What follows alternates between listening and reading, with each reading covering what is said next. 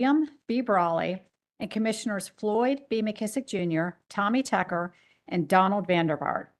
I now call for hearing docket number G-5 sub 686 in the matter of application of Public Service Company of North Carolina, Inc., doing business as EnBridge Gas, North Carolina, which I will refer to as PSNC, for a general increase in its rates and charges. Before we proceed further, and as is required by the State Government Ethics Act, I remind members of the Commission of our duty to avoid conflicts of interest and inquire at this time as to whether any commissioner has any known conflict of interest with respect to this docket. Okay. Let the record reflect that no such conflicts were identified. I now call upon the parties to announce their appearances, beginning with the applicant. Good morning, Commissioner Kimmerite, members of the Commission. I'm Mary Lynn Grigg with the law firm of McGuire Woods, appearing on behalf of the applicant, Public Service Company of North Carolina, Inc., doing business as EnBridge Gas, North Carolina. Good morning. Good morning, Commissioner Kimmerite, members of the Commission. Peter Ledford of the law firm Warden Smith, appearing on behalf of the Carolina Utility Customers Association. Good morning. Morning, Commissioner Kimmerite, members of the Commission. I am Lynn Green, appearing for the North Carolina Attorney General's Office on behalf of consumers. Good morning. Good morning. I'm Gina Holt with the public staff on behalf of the using and consuming public. And appearing with me today are public staff attorneys James Bernier Jr., William Freeman, and Thomas Phillip. Okay. Good morning. Before we get started, are there any preliminary matters that need to be addressed? Yes, ma'am. Commissioner Kimmerite, if it pleases the Commission, the company would like to make a few motions and ask that a number of items, starting with the application, be admitted into evidence. And we'll do that in just 1 minute. Are there any other preliminary matters before we start admitting testimony and exhibits into the record? No, ma'am. Okay. So let me give you some information about how this hearing will be proceeding. It is the Commission's intent to conduct this hearing in an efficient manner. And toward that end, I remind the parties that witnesses should not read their testimony summaries. Moreover, parties should monitor questions carefully and avoid asking repetitive questions of witnesses. When making motions to enter cross-examination and redirect exhibits into the record, please identify the exhibit by its potential exhibit number first. This allows the parties and the commissioners to access the hard copy or electronic copy of the exhibit. Once the exhibit has been located, I will name the exhibit for identification purposes, and the parties may make motions to have the exhibits entered into the record at the conclusion of the witness's testimony. After the commissioners have asked questions of the witnesses, the attorneys will have an opportunity to ask questions of the witnesses that are specifically related and limited to the commissioner's questions. Any attorney that wishes to ask questions on commissioner's questions will be required to first identify the commissioner that asked the question and then restate the commissioner's question before asking his or her question. This will ensure that the questions on commissioner's questions are directly related to those questions. And with that, Ms. Grigg, if you can make the motion that you were intending to make. Thank you, Commissioner Kimmerite. The company moves that PSNC's application and the associated Form G1 items filed on April 1st, 2025 be admitted into the record of evidence in this proceeding. And note that some portions of the G1, specifically items 14, 31, and 32, contain confidential information, and we request that they be treated accordingly. Okay. Are there any objection to PSNC's motion? Okay. Seeing no objection, the application of PSNC for a general rate case increase and rates and charges and the G1 form, some of which are confidential, consisting of 8 pages with 1 appendix, filed on April the 1st of 2025 will be entered into the record. Thank you. The Commission also moves that the settlement agreement and stipulation filed on September 19th, 2025, along with settlement exhibits A through L, be admitted into evidence. Okay. Are there any objections to PSNC's motion? No. Seeing no objection, the joint stipulation of settlement consisting of 18 pages with 12 exhibits filed on September 19th of 2025 will be entered into the record. Thank you, ma'am. Also note that several of the company's witnesses have been excused from appearing by commission order of September 22nd, 25, and as our understanding is that no parties have cause for them. So if it pleases the commission, I would move such testimonies of those witnesses into the record and note their associated exhibits be identified as pre-filed and admitted at this time. And I have a list of those testimonies if that would be helpful to walk through. Let's walk through the list of the testimony. Thank you. First, start with the direct testimony of D. Russell Harris. Then the direct testimony and rebuttal testimony and one exhibit as Appendix A of Warren S. Reinisch. The direct testimony, Appendix A, supplemental testimony with one exhibit. Second supplemental testimony and one exhibit, and rebuttal testimony of John D. Taylor. The direct testimony and 7 exhibits, and supplemental testimony and 3 exhibits of Amy H. Novink.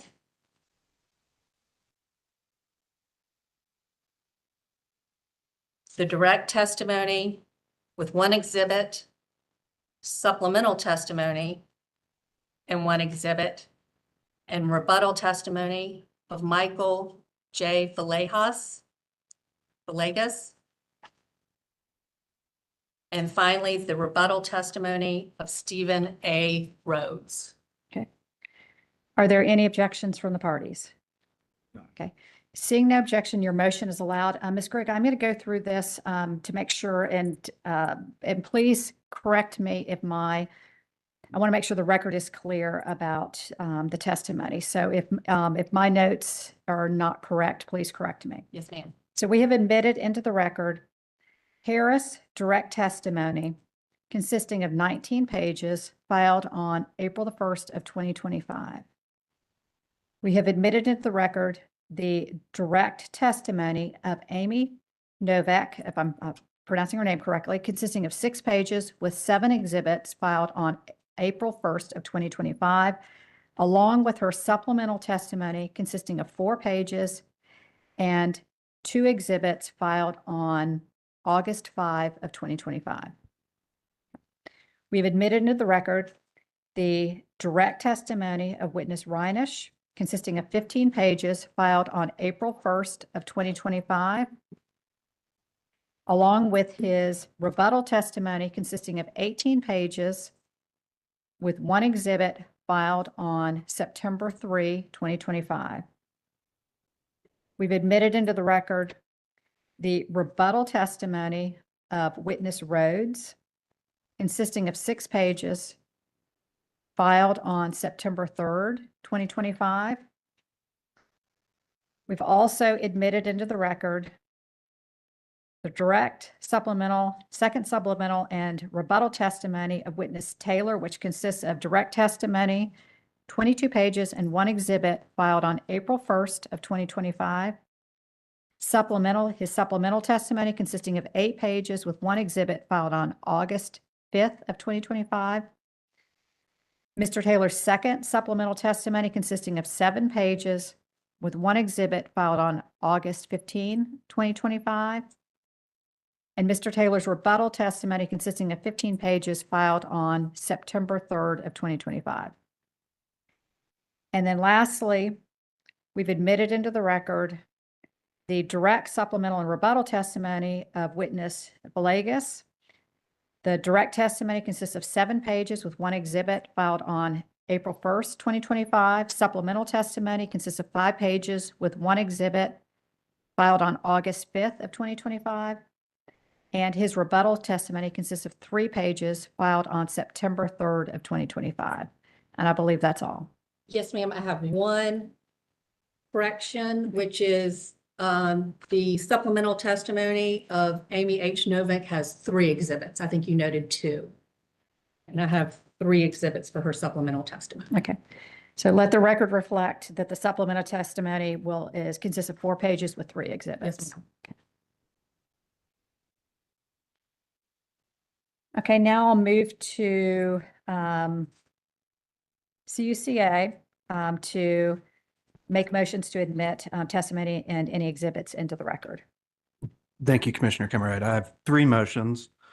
First, I would move the admission of CUCA witness LeConte's pre-filed direct testimony consisting of 44 pages to include 3 appendices and 15 exhibits, and request that it be copied into the record at the appropriate time as if given orally from the stand, and that Ms. LeConte's exhibits attached to her pre-filed direct testimony be marked for identification as pre-filed as LeConte Direct Exhibits BSL 1 through 15 and admitted into evidence at the appropriate time.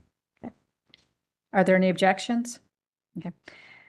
So I will allow the motion and the direct testimony of witness LeConte consisting of 44 pages with 3 appendices and 15 exhibits. The testimony will be entered into the record as if given orally from the stand, and the exhibits will also be entered into the record. Thank you, Commissioner Kimmerite. I would further move the admission of CUCA witness Lies pre-filed direct testimony consisting of 31 pages to include 3 appendices and 11 exhibits, and request that it be copied into the record at the appropriate time as if given orally from the stand, and that Mr. Lies' exhibits attached to his pre-filed direct testimony be marked for identification as pre-filed as Lie Direct Exhibits JL 1 through 11 and admitted into evidence at the appropriate time. Okay. Are there any objections? Seeing no objections, the direct testimony of witness Lie consisting of 31 pages with 3 exhibits will be copied into the record as if given orally from the stand, and the 11 exhibits will also be entered into the record. Thank you. And finally, I would move admission of CUCA witness McLawhorn's pre-filed direct testimony consisting of 12 pages to include 10 exhibits, and request that it be copied into the record at the appropriate time as if given orally from the stand, and that Mr. McLawhorn's exhibits attached to his pre-filed direct testimony be marked for identification as pre-filed as McLawhorn Direct Exhibits JSM 1 through 10 and admitted into evidence at the appropriate time. Okay. Are there any objections? Seeing no objection, the direct testimony of witness McLawhorn consisting of 12 pages will be entered into the record as if given orally from the stand, and the 10 exhibits will also be entered into the record. Thank you. And now we'll move to motions from the public staff. Public staff witness Andrew Puglisi, who's been excused by the commission from appearing today, pre-filed direct testimony and 2 exhibits on August 25th, 2025. And he filed testimony in confidential and public versions, and 1 exhibit, exhibit 1 marked as confidential.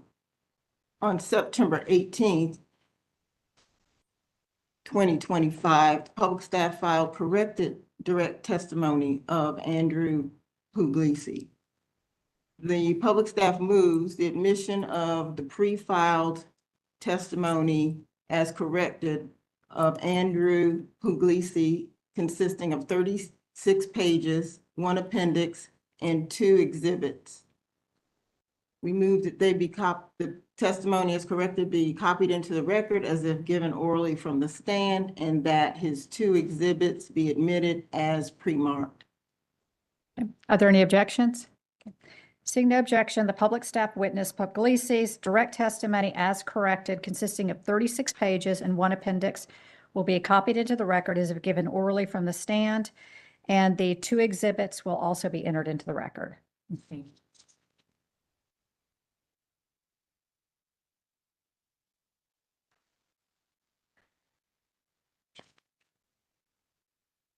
And that is the all of the testimony and exhibits from the witnesses who have been excused. Is that correct? Yes, ma'am. Okay. With that, we will proceed with the hearing. And Ms. Griggs, if you can call your first witness. Thank you, Commissioner Kimmerite. PSNC now calls James Spalding, Byron Henson, and Andrew Moore to the stand.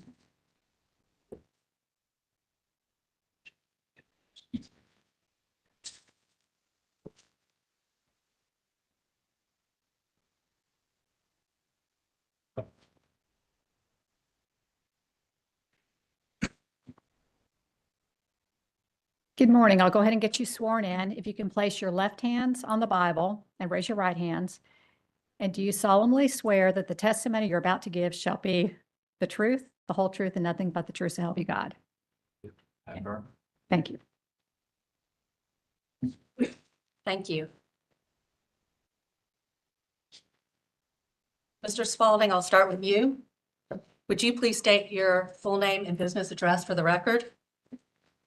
James A. Spalding, 800 Gaston Road, Gastonia, North Carolina.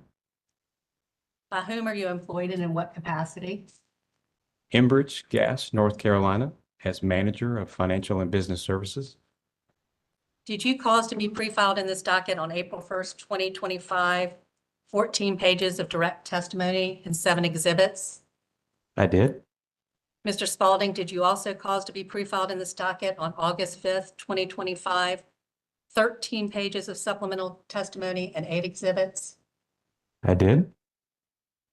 And did you also cause to be pre-filed in this docket on August 15th, 2025, 3 pages of second supplemental testimony and 4 exhibits? I did. Mr. Spalding, did you also cause to be pre-filed in this docket on September 3rd, 2025, 9 pages of rebuttal testimony? I did. And finally, Mr. Spalding, did you also cause to be pre-filed in this docket on September 19th, 2025, 5 pages of settlement testimony? I did. Do you have any changes or corrections to your direct, supplemental, second supplemental, rebuttal, or settlement testimony? I do not. If I were to ask you the same questions today that appear in your testimonies, would your answers be the same? Yes. Commissioner Kimmerait, at this time, I would move that the pre-filed direct, supplemental, second supplemental, rebuttal, and settlement testimonies of Mr. Spalding be copied into the record as if given orally from the stand, and as 7 direct exhibits, 8 supplemental exhibits, and 4 second supplemental exhibits be marked for identification as pre-filed. Ms. Grigg, would you also like to make a motion to have the summary of Mr. Spalding's testimony be entered into the record? Yes, ma'am. Okay. Thank you. Okay, are there any objections from the parties? Seeing no objection, the direct testimony of James A. Spalding consisting of 14 pages, his supplemental testimony consisting of 13 pages, his second supplemental testimony consisting of 3 pages, and his rebuttal testimony consisting of 9 pages as corrected, along with his settlement testimony consisting of 5 pages, and the summary of the settlement testimony will be entered into the record as if given orally from the stand. And the 7 exhibits attached to the direct testimony, the 8 exhibits attached to the supplemental testimony, and the 4 exhibits attached to the second supplemental testimony will be identified as pre-marked. Thank you. Okay.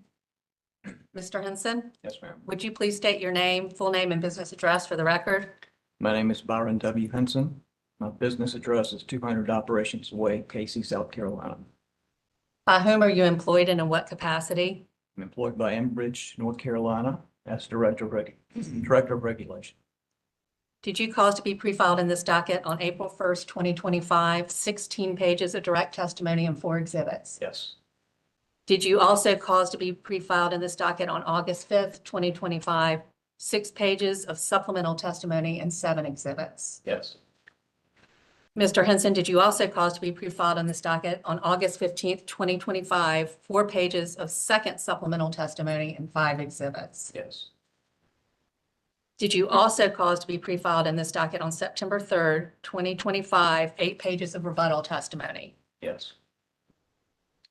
Finally, Mr. Henson, did you cause to be pre-filed in this docket on September 19th, 2025, 6 pages of settlement testimony? I did.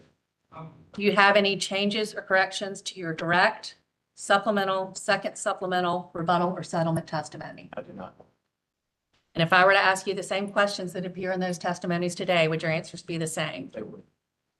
Commissioner Kimmerait, at this time, I move that the pre-filed direct, supplemental, second supplemental, rebuttal, settlement testimony, and summary pre-filed by Mr. Henson be copied into the record as if given orally from the stand, and that his 4 direct exhibits, 7 supplemental exhibits, 5 second supplemental exhibits be marked for identification as pre-filed.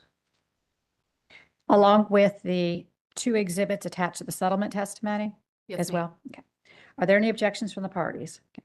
Seeing no objection, your motion is allowed, and the direct testimony consisting of 16 pages, supplemental testimony consisting of 6 pages, second supplemental testimony consisting of 4 pages, rebuttal testimony consisting of 8 pages, settlement testimony consisting of 7 pages, and the summary of the settlement testimony will be entered into the record as if given orally from the stand. The 4 exhibits attached to the direct testimony, the 7 exhibits attached to the supplemental testimony, the 5 exhibits attached to the second supplemental testimony, and the 2 exhibits attached to the settlement testimony will be identified as pre-marked. Thank you. Mr. Moore, would you please state your name and business address for the record? Yes. My name is Andrew W. Moore. My business address is 800 Gaston Road, Gastonia, North Carolina, 28056. By whom are you employed and in what capacity? I'm employed by EnBridge Gas, North Carolina. I am the Director of Construction Design and Capital Project Management. Did you cause to be pre-filed in this docket on April 1st, 2025, 13 pages of direct testimony? I did. Mr. Moore, did you also cause to be pre-filed in this docket on September 3rd, 2025, 6 pages of rebuttal testimony? Yes, I did. Do you have any changes or corrections to your direct or rebuttal testimonies? No, I do not. If I were to ask you the same questions that appear in your direct and rebuttal testimonies today, would your answers be the same? Yes. Commissioner Kimmerite, at this time, I move the pre-filed direct and rebuttal testimony of Mr. Moore be copied into the record as if given orally from the stand. Seeing no are there any objections from the parties? Seeing no objection, the direct testimony of Mr. Moore consisting of 13 pages and the rebuttal testimony of Mr. Moore consisting of 6 pages will be copied into the record as if given orally from the stand. Did Mr. Moore file a summary of his testimony? He did. Okay. Thank you. We ask that that be entered into the record as well. Okay. Are there any objections? Seeing none, the summary of Mr. Moore's testimony will be copied into the record as if given orally from the stand. Thank you. The panel of witnesses is available for cross-examination. Okay. And it's my understanding that all parties other than the Attorney General's office have waived cross-examination. Is that correct? Okay. So we will proceed with cross-examination from the Attorney General's office. Thank you, Commissioner Kimmerite. Good morning, gentlemen. Good morning. Has PSNC been constructing pipelines for decades? Yes, sir. And with that extent of experience, PSNC is capable of accurately estimating the pipeline construction costs. Is that correct? In most cases, yes, sir. Mr. Moore, in your rebuttal testimony, you testified at pages 4 to 5 that the public staff reviewed 535 PSNC construction projects, each of those being over $100,000 projects, and that the estimated construction costs by PSNC were a total of $539,966,125. And the actual construction costs for those 535 projects totaled $487,230,572, meaning that the projects were constructed for $52,735,553 less than they were estimated to cost by PSNC. Do you agree that such a level of accuracy in estimating the cost of 535 construction projects is extraordinary?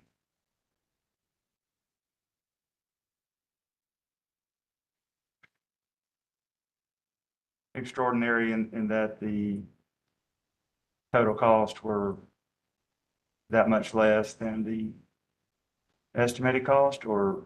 And the accuracy of the estimated cost. I wouldn't say they are extraordinary, no, sir.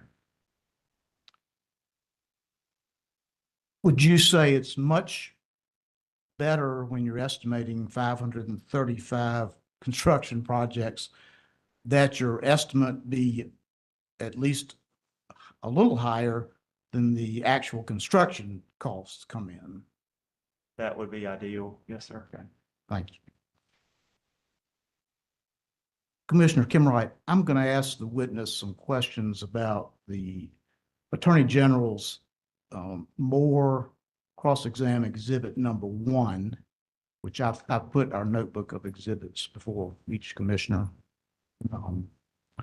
as well as one there before the witnesses. The information in this exhibit, in part at least, is marked confidential. And I talked to Ms. Grigg prior to the hearing, and she confirmed that the confidential information in the exhibit is the numbers. I'm not going to ask the witnesses any questions about the numbers. So we will, I will instruct the witnesses to not provide any answers that would go into confidential information, because if we start discussing confidential information, we will have to go into closed session. So it's my understanding that the questions on cross-examination and the answers can all be done without eliciting any confidential information. That's my intent. Okay, so then please proceed. I think that you've identified AGO cross-examination exhibit number 1 that has confidential provisions. Is that correct? That's correct. Okay. And it is, by the way, the only one of the 5 exhibits that I'm going to use that do have confidential information. So, Mr. Moore, if you will take a look at AGO exhibit number 1. This exhibit was prepared by you or under your supervision, is that correct? That's correct. To the best of your knowledge, are the information and numbers included in this exhibit accurate? Yes, sir. Do you have any changes that you'd like to make to the information or the numbers included in this exhibit number 1? No, sir. How many LNG facilities has PSNC built? The facility that's currently under construction is our second LNG facility. The first one would be the one that's in Cary. The first one is the one that was in Cary, was built approximately 50 years ago. That was going to be my next question. So the Cary LNG facility came into operation about 50 years ago. Yes, sir. Is the Mariah LNG facility being built by an outside contractor? Yes, sir. And is it a contractor that has experience in building LNG plants? It is. Do you know how many they've built previously? I don't know exactly how many they have built previously. I know in the last 5 to 6 years, I guess this would be their third LNG facility. Is it fair to say that LNG facilities are used by natural gas companies throughout the United States? Yes, sir. Has PSNC accurately estimated its cost of constructing the Mariah Energy Center? Yes, sir. It looks like in the column 1, under your response, the table, there is reference to the pre-construction cost estimate, friends with overheads and AFUDC. Is it correct that PSNC does receive allowance for funds used during construction, AFUDC, on its LNG construction projects and its pipeline projects? Yes, sir.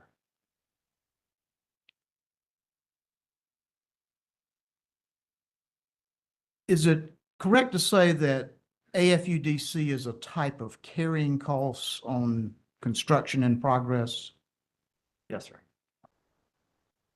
And in that role as carrying costs, AFUDC serves to compensate the utility for the time value of its money invested in construction projects. Is that correct? Yes, sir. And as such, AFUDC is a bridge between general rate cases to compensate the utility for the time value of its money that's being invested in construction projects. Correct. In a general rate case such as this, the accrued AFUDC and accrued carrying costs included become a part of the base rates. Is that correct? Yes, sir. And in essence, AFUDC, the accrued AFUDC, including accrued carrying costs, is added into the utility's depreciation expense. Yes. Yep. It's added into an account that gets included in base rates. I'll put it that way. Is that a yes? Yes, sir. All right, thank you. The stipulation includes a rate of AFUDC that is 7.47%. Is that correct? Yes, sir. It is. Turning to the M71 project, that pipeline project was completed by the end of July 2025. Is that correct? Yes, sir. So the cost of the M71 project is going to be included in the new rates that are to be set by the commission in this case. Is that correct? That's correct. What date will the Mariah LNG plant be operable and used to serve PSNC's ratepayers? We currently believe the Mariah Energy Center will be ready for operation in the March to April 2027 timeframe.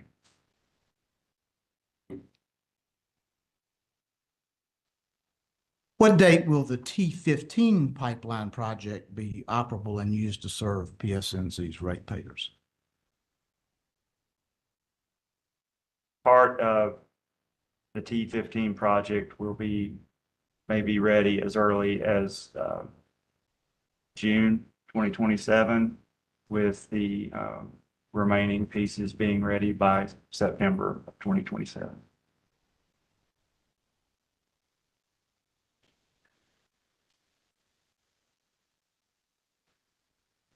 Is it correct that I guess the main purpose of the T15 pipeline project is to provide natural gas to gas turbines being built by Duke Energy Progress, DEP, in the Person County area?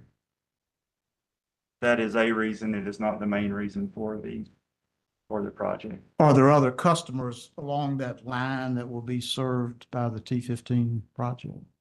The T15 pipeline is the major feed into our entire eastern region, which includes, about Raleigh, Durham, Chapel Hill, our RTP area, which, where we serve over 400,000 customers currently. Yeah. If this is not confidential, what's the estimated throughput of the pipeline once it's fully operable? Once it's fully operable, I would say approximately 1 billion cubic feet per day at full capacity. And again, if this is not confidential, what's the estimate of the portion of that throughput that DEP will use for its gas turbines? Approximately 50%. And is PSNC going to receive any CIAC, the cost of construction allowance from DEP? Yes, sir. Is that amount confidential? Yes. Okay.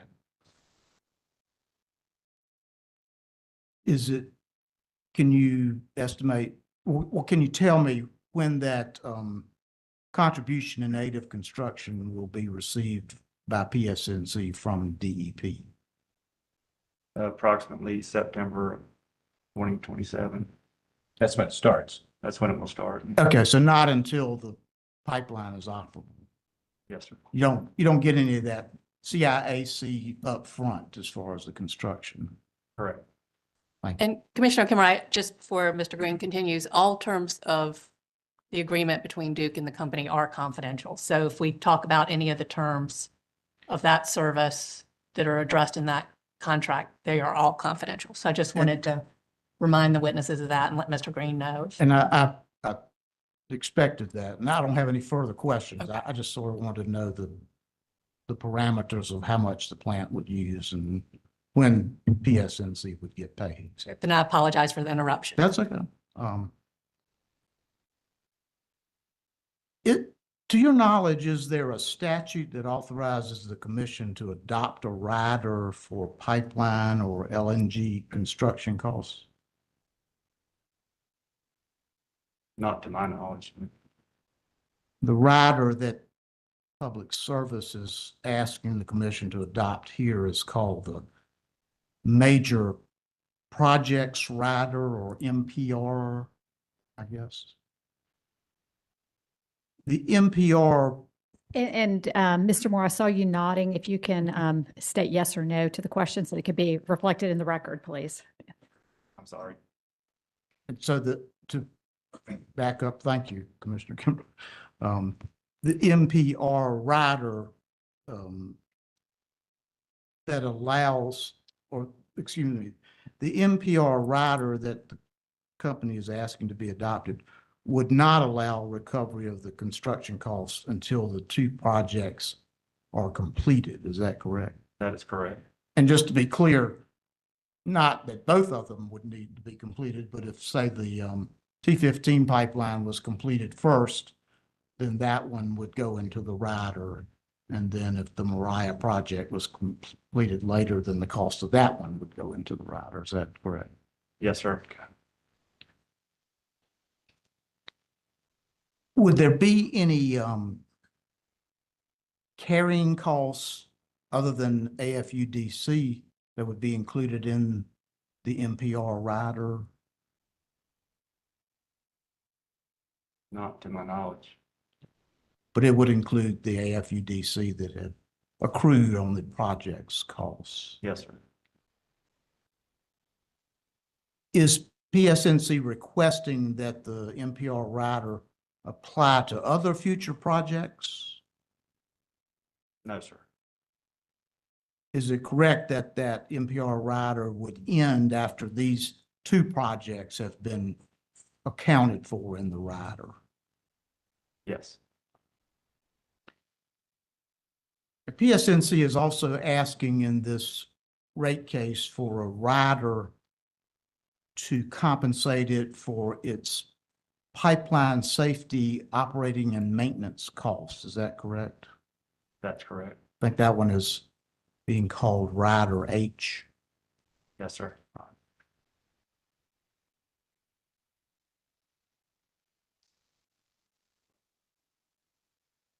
PSNC operates its pipeline safety program under the requirements of the Federal Pipeline and Hazardous Materials Safety Administration, or PHMSA. Is that correct? Yes, sir. How many years has PSNC operated a pipeline safety program? The safety programs that are included in the proposed rider they include our transmission integrity management program and our distribution integrity management program. Our transmission program has been in effect since 2004, and our distribution integrity program I'm not sure exactly when it began, but it was several years after the transmission program started. But would you accept, subject to check, that PHMSA was created in 2004? That PHMSA was created? No, sir. Okay. Well, even before PHMSA was created and its regulations went into effect, it's correct that PSNC did pipeline safety work. Yes, we do. The PHMSA regulations that we abide by are the minimum federal safety standards for the transportation of natural gas. So pretty much the regulations are designed with safety in mind. That is the primary purpose. The natural gas industry had a lot to do with adoption of those initial and ongoing PHMSA regulations. They had a lot of input into that process. Yes, sir. Okay. Because PSNC and other natural gas companies had been doing pipeline safety for many years before PHMSA came into operation. Just the nature of the business. Yes, sir. The North Carolina Utilities Commission has a pipeline safety division that inspects gas pipelines and enforces the PHMSA requirements. Is that correct? Yes, sir. And generally speaking, PSNC has a pipeline safety plan, a written plan, that describes how the company monitors and tests the integrity of its pipelines. Is that correct statement? That's correct. Yeah. And PSNC's pipeline safety plan includes a budget that projects each year's pipeline safety costs. Is that correct? We do not project our transmission integrity management expenses. Other related costs are projected. Do you not project the transmission pipeline safety capital costs? Capital costs, yes, sir. Okay, because those are included in the existing statutory rider. Yes, sir. But your testimony is the company does not project the transmission pipeline safety O&M costs. That's correct. How about leak detection costs for transmission lines? We have, yes. You have projected those for transmission. Yes. Okay. You project O&M costs for the distribution pipeline safety program. Is that correct? Yes, sir. Please explain why you can project for the distribution pipeline safety program, but not for transmission. Okay. So with our distribution and integrity management program, it is more programmatic in the way that we can anticipate the work that we're going to need to do in a given year, or new technologies that we may implement, depending on what we deem to be the biggest threats to our distribution system. So in a way, we're able to, we have an idea of what those expenses will be. We can seek information on those costs in advance, and we have historical data as to what those costs will look like. It's generally just a change in the volume that we are able to anticipate. With the integrity management, the transmission integrity management program, it specifies that we have to perform certain assessments of our transmission pipeline facilities. So, and we have to, there are certain methodologies that we are allowed to employ. And we are able to, we can estimate what the cost of the assessment will be. What we cannot estimate is what that assessment is going to find. And so we may perform an inline inspection of a pipeline, and we may get our results back. It may tell us we have 50 anomalies that meet the threshold for us to go out and perform a direct examination. So we go out and we physically expose the pipeline, try to identify what the anomaly is, and make the appropriate corrections. We don't know how many of those we're going to have. You may have 5 of those for a pipeline. You may have 300 of those. So it's highly variable. That's the reason that we don't really estimate or budget for those transmission integrity management expenses, because they are significantly different from one year to the next. Those costs have previously been included in PSNC's base rates, is that correct? The O&M That is, transmission pipeline safety. yes, sir. That means that at least in a general rate case, you had to make some estimate of those transmission pipeline safety costs in order to put them into base rates. Isn't that correct? Those would be just the historical costs. That's correct. So we're not projecting into the future. Those are just the historical actuals.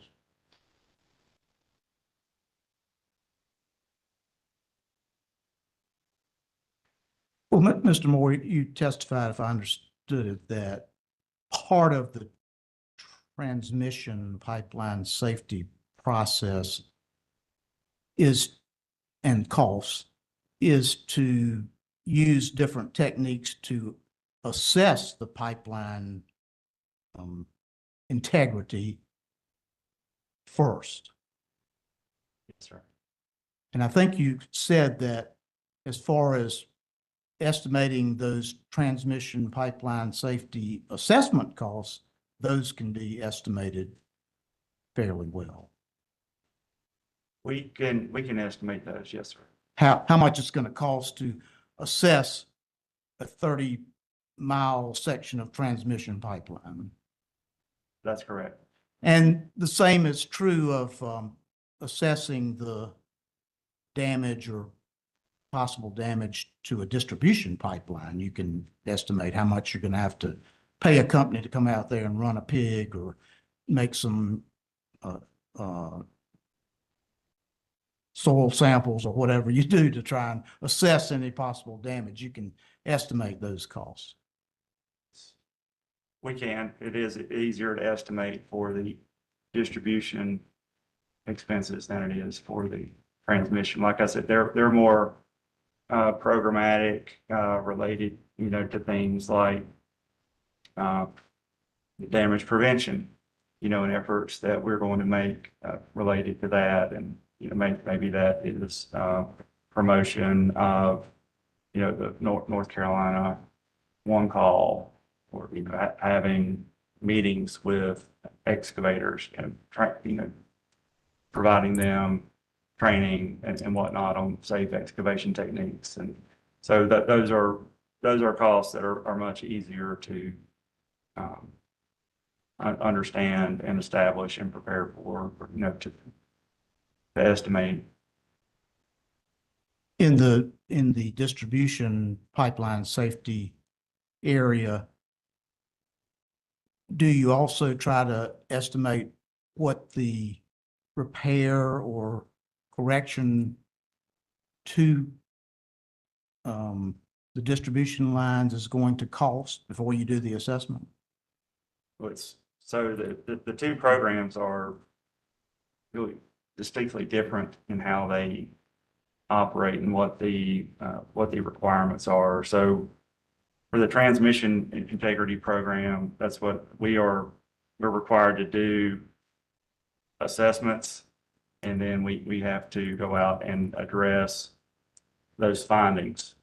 With the distribution program, it's different. We don't do pipeline assessments in the same form and fashion that we do with the transmission program. It's more, I guess, preventative in nature than it is where we're trying to verify the integrity of the existing asset with transmission.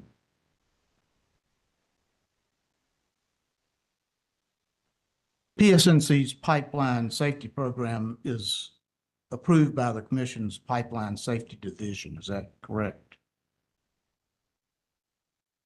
Yes, sir. And the PSNC pipeline safety program is periodically audited by the Commission's Pipeline Safety Division. Is that correct? Yes, sir. In your opinion, is PSNC's pipeline safety program efficient and effective? Yes, sir. I believe it is. Has PSNC been cited or fined for any pipeline safety violations in the last 5 years? No, sir. Not to my knowledge.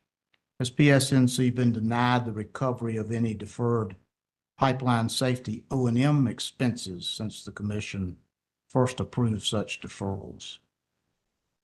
No, sir. Not to my knowledge. Does PSNC receive any carrying charge on its deferred O&M expenses?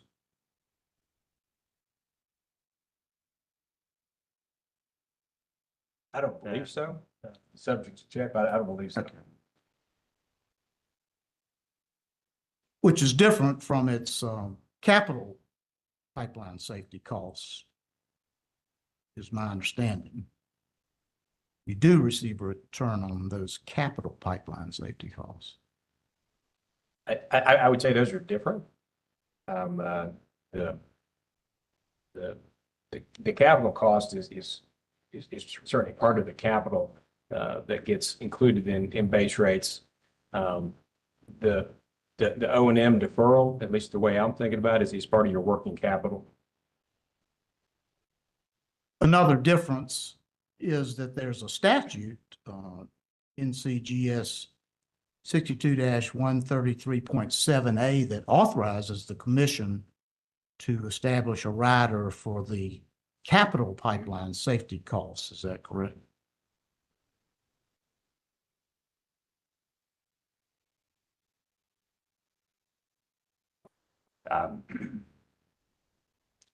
You know the rider number is? I think it's rider E. Subject to check by your counsel for the Yes. capital pipeline safety costs. Yes, sir. Thank you.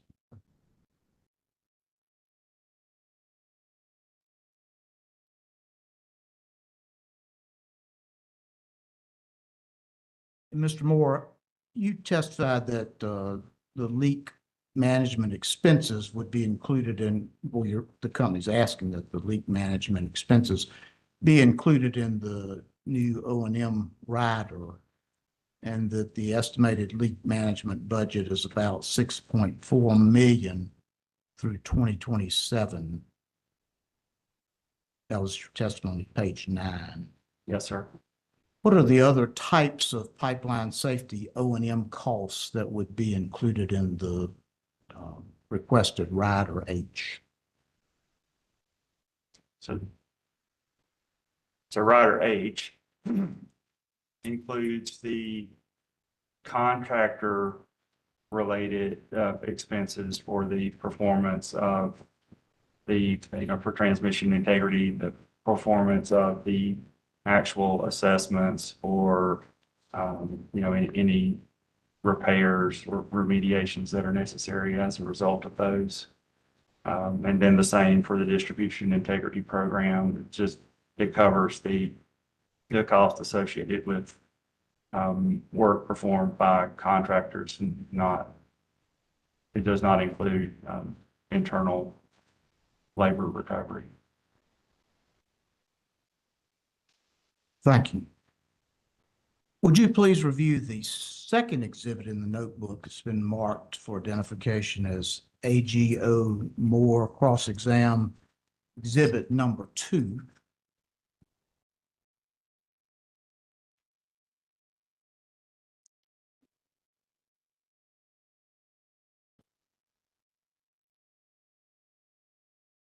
Was this exhibit prepared by you or under your supervision? Yes, sir. And to the best of your knowledge, are the information and numbers included in this exhibit accurate? Yes, sir. Do you have any changes that you would like to make to the information in exhibit number 2? No, sir.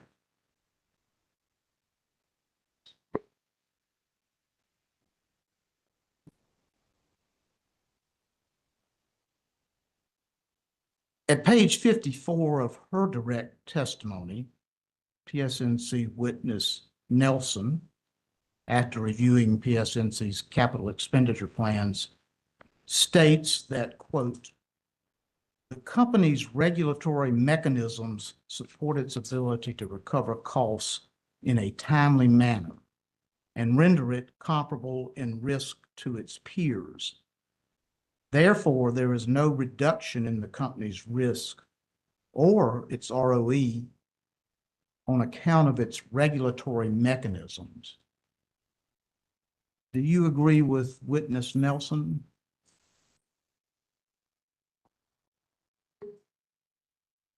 Yes, I do. I'm not well versed in the calculation or development of ROE.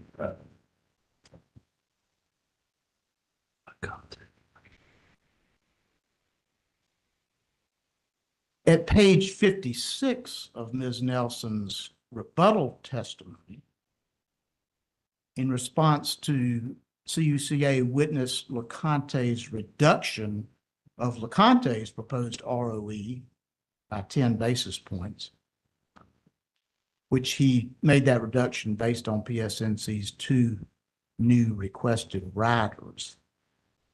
Witness Nelson disagrees that the 2 new requested riders would reduce PSNC's level of risk. She testifies, quote, "PSNC is no less risky than its peers on account of its regulatory mechanisms. As such, any reduction in ROE due to these proposed riders is inappropriate." Do you disagree with witness Nelson?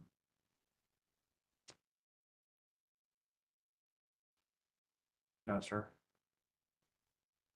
Would you please examine or look over what has been marked for identification as AGO Moore cross-examination exhibit number 3?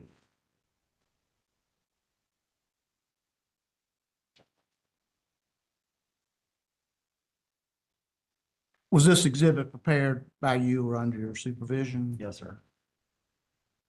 To the best of your knowledge, are the information and numbers included in the exhibit 3 accurate? Yes, sir. Do you have any changes that you would like to make to that exhibit? No, sir.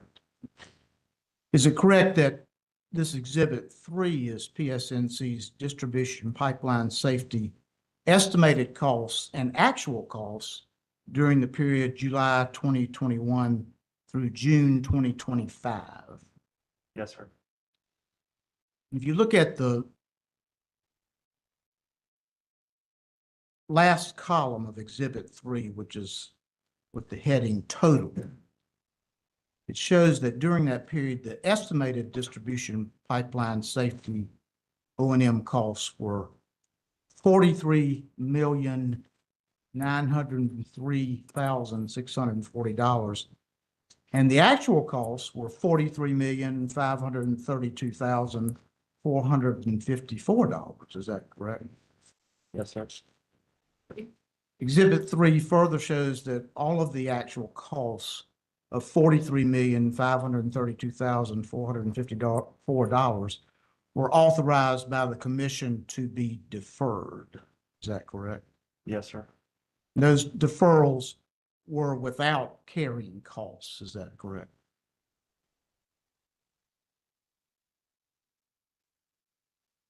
They do not carry a PDC, if that's what you're asking. I wasn't asking about AFUDC because that's only capital costs. I was asking about an interest rate or some carrying cost that those deferred costs would be authorized to accrue while they were being deferred. Does that apply? I will defer to my finance expert here. Subject to check, I'm not aware of any carrying costs associated with this program. Thank you. Please review the fourth exhibit in the notebook. It's been marked for identification as AGO Moore Cross-Exam Exhibit number 4. Was this one prepared under your supervision, Mr. Moore? Yes, sir. To the best of your knowledge, are the information and numbers included in this exhibit accurate? Yes, sir. Do you have any changes that you would like to make to the information or numbers included in this exhibit? No, sir. Exhibit 4 is a table showing PSNC's annual transmission pipeline safety costs for the past 9 years. Is that correct? Yes, sir.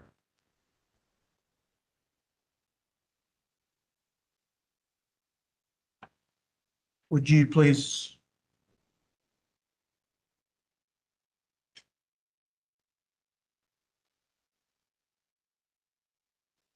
review the fifth exhibit in the notebook that's been marked for identification as AGO Moore Cross-Exam Exhibit number 5.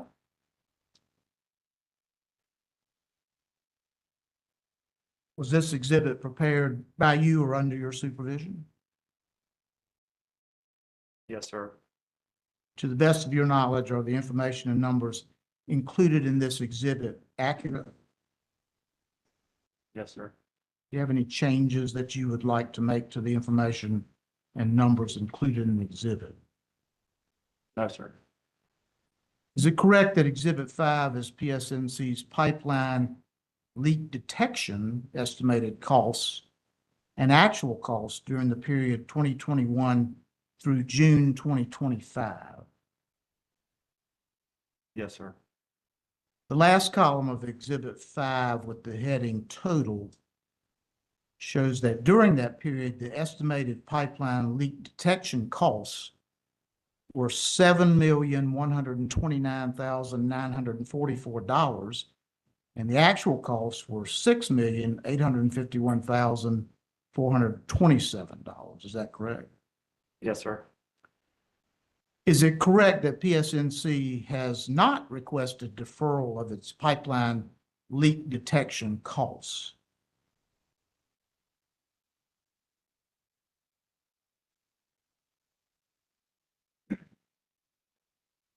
That is correct.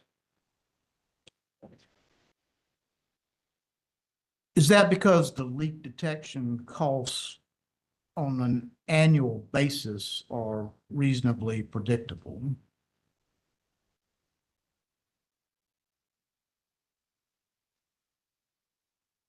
Traditionally, I would say yes. Is it also because the leak detection costs are not substantial enough in amount annually to meet the commission's test for cost deferral?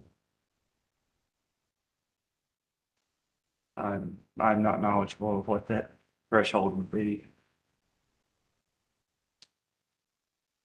Thank you. Those are all my questions. Ms. Grigg, do you have questions on redirect? Yes, ma'am, just a few. Mr. Moore, just going to ask you a few questions about your responses to Mr. Green. At the beginning of his questions to you, he asked you about the accuracy of estimating pipeline projects and the Mariah Energy Center. Is estimating projects an iterative process, in your opinion? There are multiple levels or types of estimates. Within the construction industry, there are estimate classifications or levels, like usually starting at a level 5, working its way all the way down to a level 1 estimate. Level 5 being more of just a very high level ballpark, back of the napkin type estimate. A level 1 estimate being where you have all of the information necessary for a project. You've got all of your, what your cost for all of your materials are, what all of your contractor costs are. And actually you're well into the project and, have a good understanding that there won't be any unexpected changes occur. So does a first estimate vary from a final estimate usually? Generally, yes. Mr. Green also asked you some questions about AFUDC for the 2 projects, which are to be the subject of the major projects rider. You remember that line of questioning? Yes, And does AFUDC end when a project is in service? it does. And he also asked you about when those 2 projects were going to come into service. And you said M71 is projected to come in service when? M71 is in service. I mean, I'm Went in sorry. service in July, I'm sorry, the Mariah Energy Center. in March or April of 2027, And T15? from June to September of 2027. So both of those projects are currently slated to come in service in 2027. That's correct. Is PSNC planning to have a rate case in 2027? At this time, as part of the stipulation agreement, no, we are not. So did PSNC agree to not have a rate case until in 2027? We agreed to not have a rate case in 2027 if we were allowed to have the major project rider. Thank you. He also asked you some questions about witness Nelson's testimony regarding the return on equity. Are you a return on equity expert? Not at all. He asked you some questions about on Exhibit 3 about the DIMP, Distribution Integrity Management projects.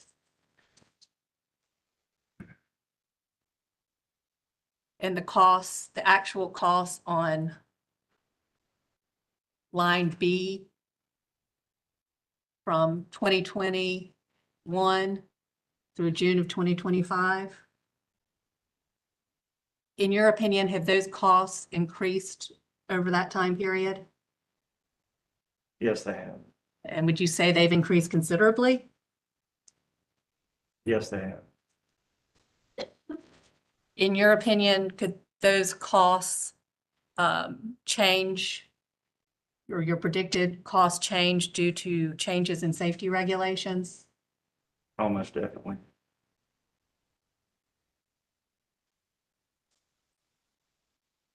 Last question. Mr. Green asked you questions about leak detection costs. Does the stipulation in this case provide for a rider for leak detection survey costs? Yes, it does. That's all the redirect I have, Commissioner Kimmerite. Okay, thank you, Ms. Gregg. Good morning again, gentlemen. I have a number of questions, and I think my fellow commissioners do as well.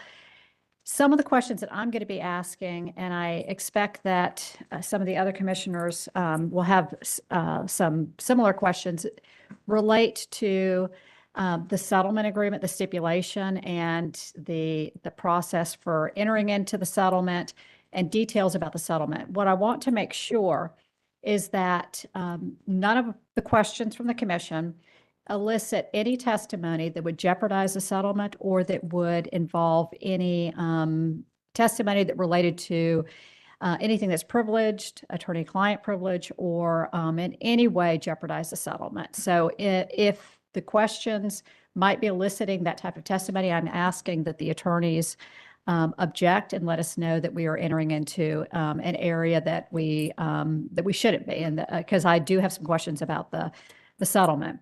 And to give you a preview of the questions that I have, I'm going to start off by asking questions about the settlement process.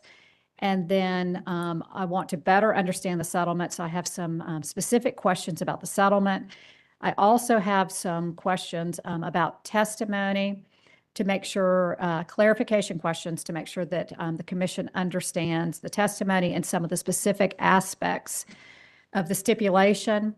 And then I have a number of questions about the portion of the settlement relating to the CAP program.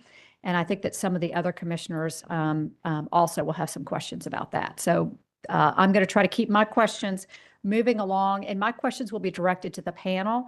So whichever witness as a panel chooses to or thinks that they are best equipped to answer the question is, from the commission's perspective, is fine with us.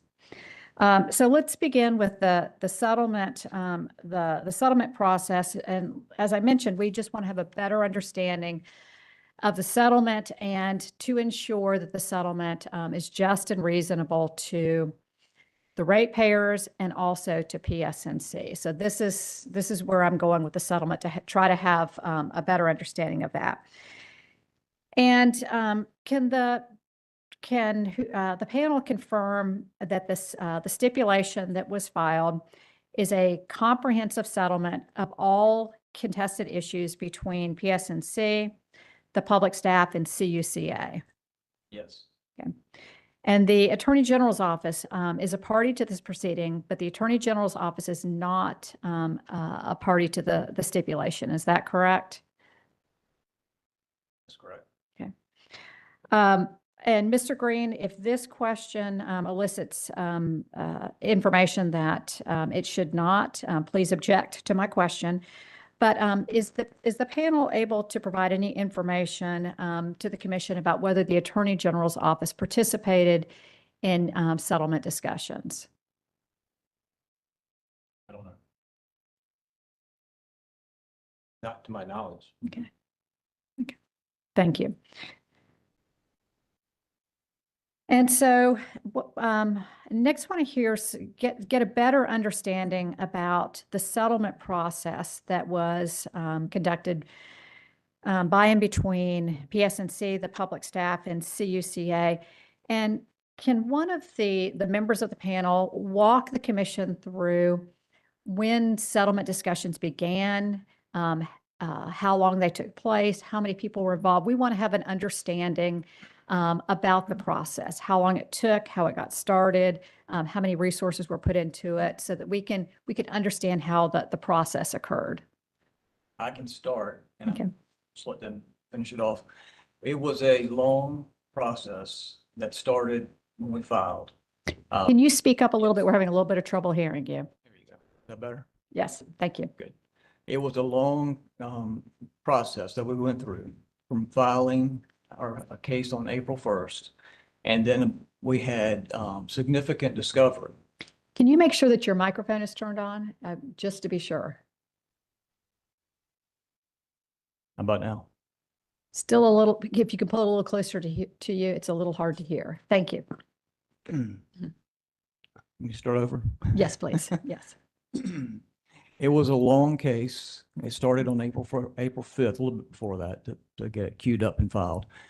After that, we got significant discovery, as we would expect from the public staff, and they asked a lot of hard questions, and we answered every one of them, which we enjoyed doing. Partway through the process of. Can I interrupt you? When you talk about significant discovery, can you give us a better sense? Because I think the commission understands that the discovery process that the public staff provides is extensive in their investigation, but can you provide any more detail so we can understand in this particular case? From memory, I think the total discovery, including some questions and subparts, I think it was 1,800 questions, including some subparts. So that was a lot. So we, halfway through the process of discovery, the public staff wanted to come to our campus. We allowed that. There was wonderful discussion back and forth. You get to ask questions. They ask questions of us, so it's collaborative. They ask a lot of questions on campus too. And so we went through that. And then we got more discovery. And so it's been a long process. So it wasn't a 2-day process. Right. And let me interrupt you again. You mentioned the public staff came to PSNC's campus. And if you don't know the answer to this, I will ask the public staff witnesses. Did they do any on-site tours of, for example, the Mariah Energy facility, or did they inspect any of PSNC's facilities during their investigation? We took them on a 3-hour tour of M71, which was a great tour. Okay. Thank you. Yes, ma'am. I was going to say, I think the public staff came to PSNC twice. That's my recollection. Okay, thank you. I interrupted you and may have gotten you off target. So and then you started some settlement discussions, and if you can proceed with any additional information about the settlement process.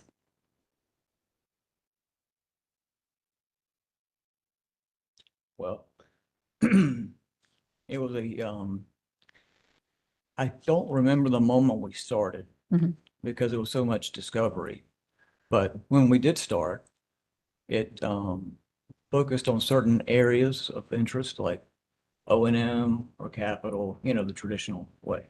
And it took us a while to get to where everybody seemed a little more comfortable where we were.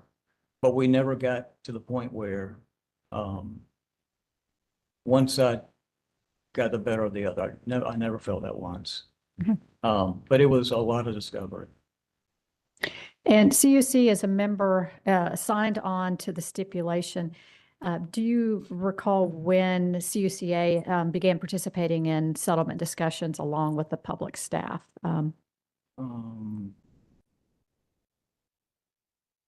Maybe a couple months before. A couple months before the stipulation was entered into? Subject to check, yeah. Okay. That's right. Okay. And so in your settlement testimony, you state that the stipulation and PSNC's opinion is just and reasonable. And so can you provide some information so that the commission needs to, I want it on the record, and we need to understand how and why the stipulation is just and reasonable to both PSNC and to the customers. So at a high level, can one of the witnesses just walk the commission through the just and reasonableness of the stipulation? Yeah. I can speak a little bit to why I think it's reasonable for the company. And I'll interrupt to say that I'll be asking the public staff the same question about why it's just and reasonable to customers. So whatever you can tell us from the company's perspective will be helpful. So since the last rate case, in the previous rate case, we had about 1.7 billion of rate base. Since then, we have that number has increased to 2.4 billion.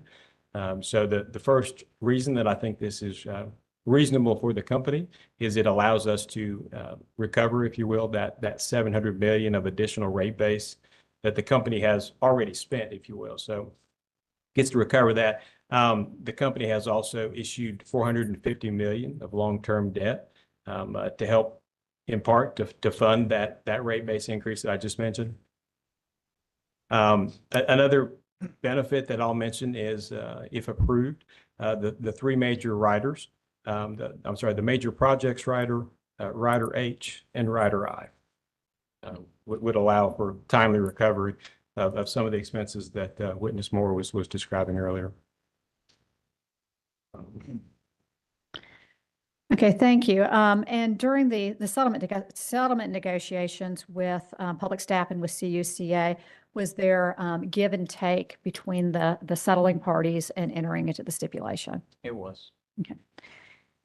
And then this is directed to any of the witnesses, but this is provided on page 2 of Mr. Henson's settlement testimony. But he testified that the settlement that was entered into as part of the stipulation results in an overall customer increase of about 4.3%. And in his settlement testimony, Mr. Henson stated that that is 1/3 the rate of inflation of 13% over the last rate case in 2021. And he mentioned that he provided information that the settlement would increase the average customer's bills by about $2 per month.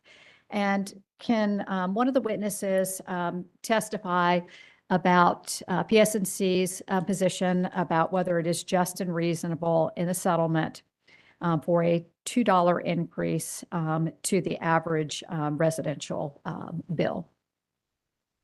Are you asking about the BFC calculation? I believe it was $2, an additional $2 to the, so your settlement testimony, I believe, stated that the average customer's bill would increase by about $2. And assuming that I have understood your settlement testimony correct, I just like for the record some information and testimony about PSNC's position about whether that $2 increase is just and reasonable and should be approved by the commission.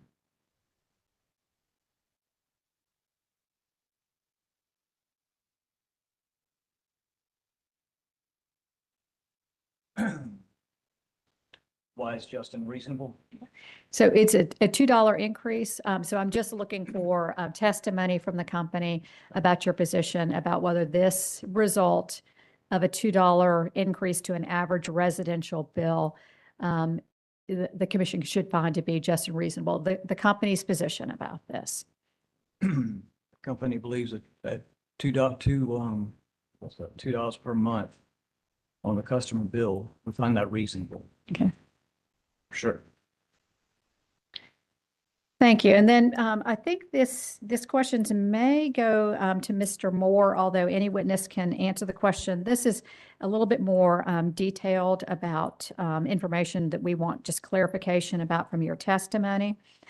So public staff witness Puglisi made an adjustment, and I think that we're having some interference from one microphone. I'm not sure which one it is. Okay, that may help. Okay, thank you. So, Mr. Moore, I'll go back and start my question again. Public staff witness Puglisi made an adjustment, and I believe that it's adjustment number 2, and that's related. Let me refresh your memory about what this is, but it's related to a renewable natural gas producer's costs connecting to a system. Are you familiar with that adjustment? Yes, ma'am. Okay. And then we just want some information for the record to make sure that we understand that adjustment. Can you confirm that all of the costs of the renewable natural gas interconnection facilities are paid for by the developers and that they are not included in the rate base? That's our understanding, but we would like clarification. That is correct. Okay, thank you. And then I believe I have a couple of questions that may relate to some questions that Mr. Green asked earlier about estimated costs and cost overruns. And one of the concerns from the public staff, and I believe it was from witness Puglisi. And again, we have some interference. Let's figure out which microphone that is.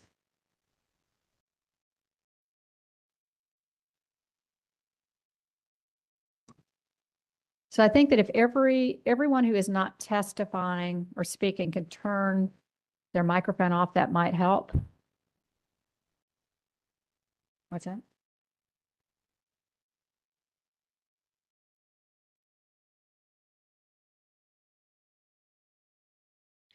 That's much better.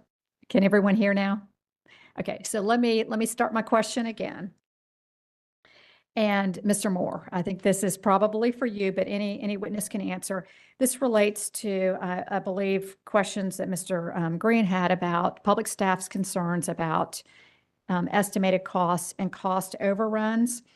And so what I want to specifically ask you about is the facilities for a large industrial customer. And are you familiar with that estimate and the cost overrun that I'm referring to? Yes. Okay. And you address that in your rebuttal testimony. I don't think you need to review your rebuttal testimony, but it was on page 1. And you talked about the estimated cost for that industrial customer was about $1 million, when the actual cost ended up being about $1.14 million. And again, the public staff expressed concern about the cost of the project.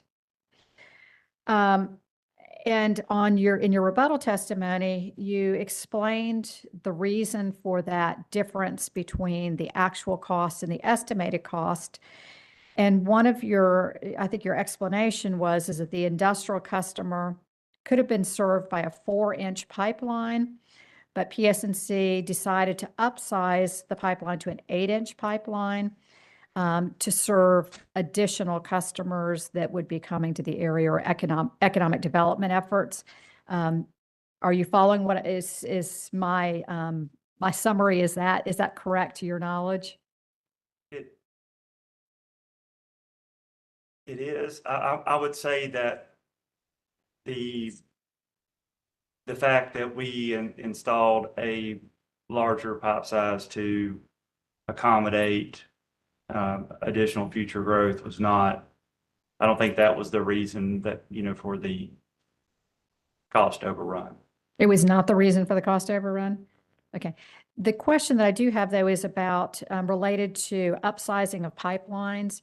And if you have information about this, I think the commission is interested in better understanding the process that the company goes through in making the decisions to upsize pipelines to accommodate economic development or future growth, if you're able to speak to that. Sure. It's very common for us to include in our projects an element of additional capacity to support future growth. And I'll try to give you an example. So, especially in areas where we are experiencing a lot of growth, anticipating new growth, maybe we have a new subdivision that we need to extend 2 miles of pipeline to in order to serve. We may be able to extend a 4-inch pipeline to serve that neighborhood. But we would probably, if it's a growing area, we're probably going to install an 8-inch pipeline, knowing that with pretty high likelihood there will be additional growth downstream of that where we will be extending that line even further to serve additional customers. If we were to only install the minimum pipe size needed to serve that customer, then when the next customer downstream needs gas, we have to install another pipeline or replace that pipeline that we had just installed. So the decision is that you can actually save costs or money if you anticipate the future growth and install the size of pipeline necessary to accommodate that additional growth, and that will ultimately save costs for customers. That is correct. It's much less expensive to increase the size of a pipeline than it is to have to come back and install another pipeline. Okay, thank you. And then I have a question about the Moriah Energy Center. And my question relates to your direct testimony on page 13, but I'll tell you what you've said in your direct testimony so that you may not need to refer to it. But in your direct testimony, you described the Moriah Energy Center, and you, as part of your description, you've stated that it'll be capable of liquefying and storing up to about 2 billion cubic feet of liquefied natural gas, and that it will have a withdrawal capability of 2,000 decatherms per day for about 10 days. And so what I think the commission is interested in is having a better understanding about how that amount of LNG, that storage amount and the ability to withdraw it, how that can help the reliability of the system, especially for extreme events such as Winter Storm Elliott. Okay.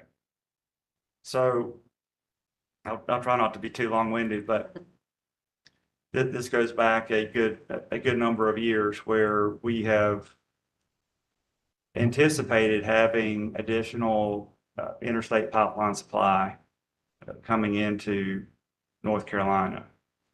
And this goes back to all the way, if you're familiar with the Mountain Valley pipeline, it was expected to be completed around 2019 or 2020. It wasn't. It finally went into service in 2024.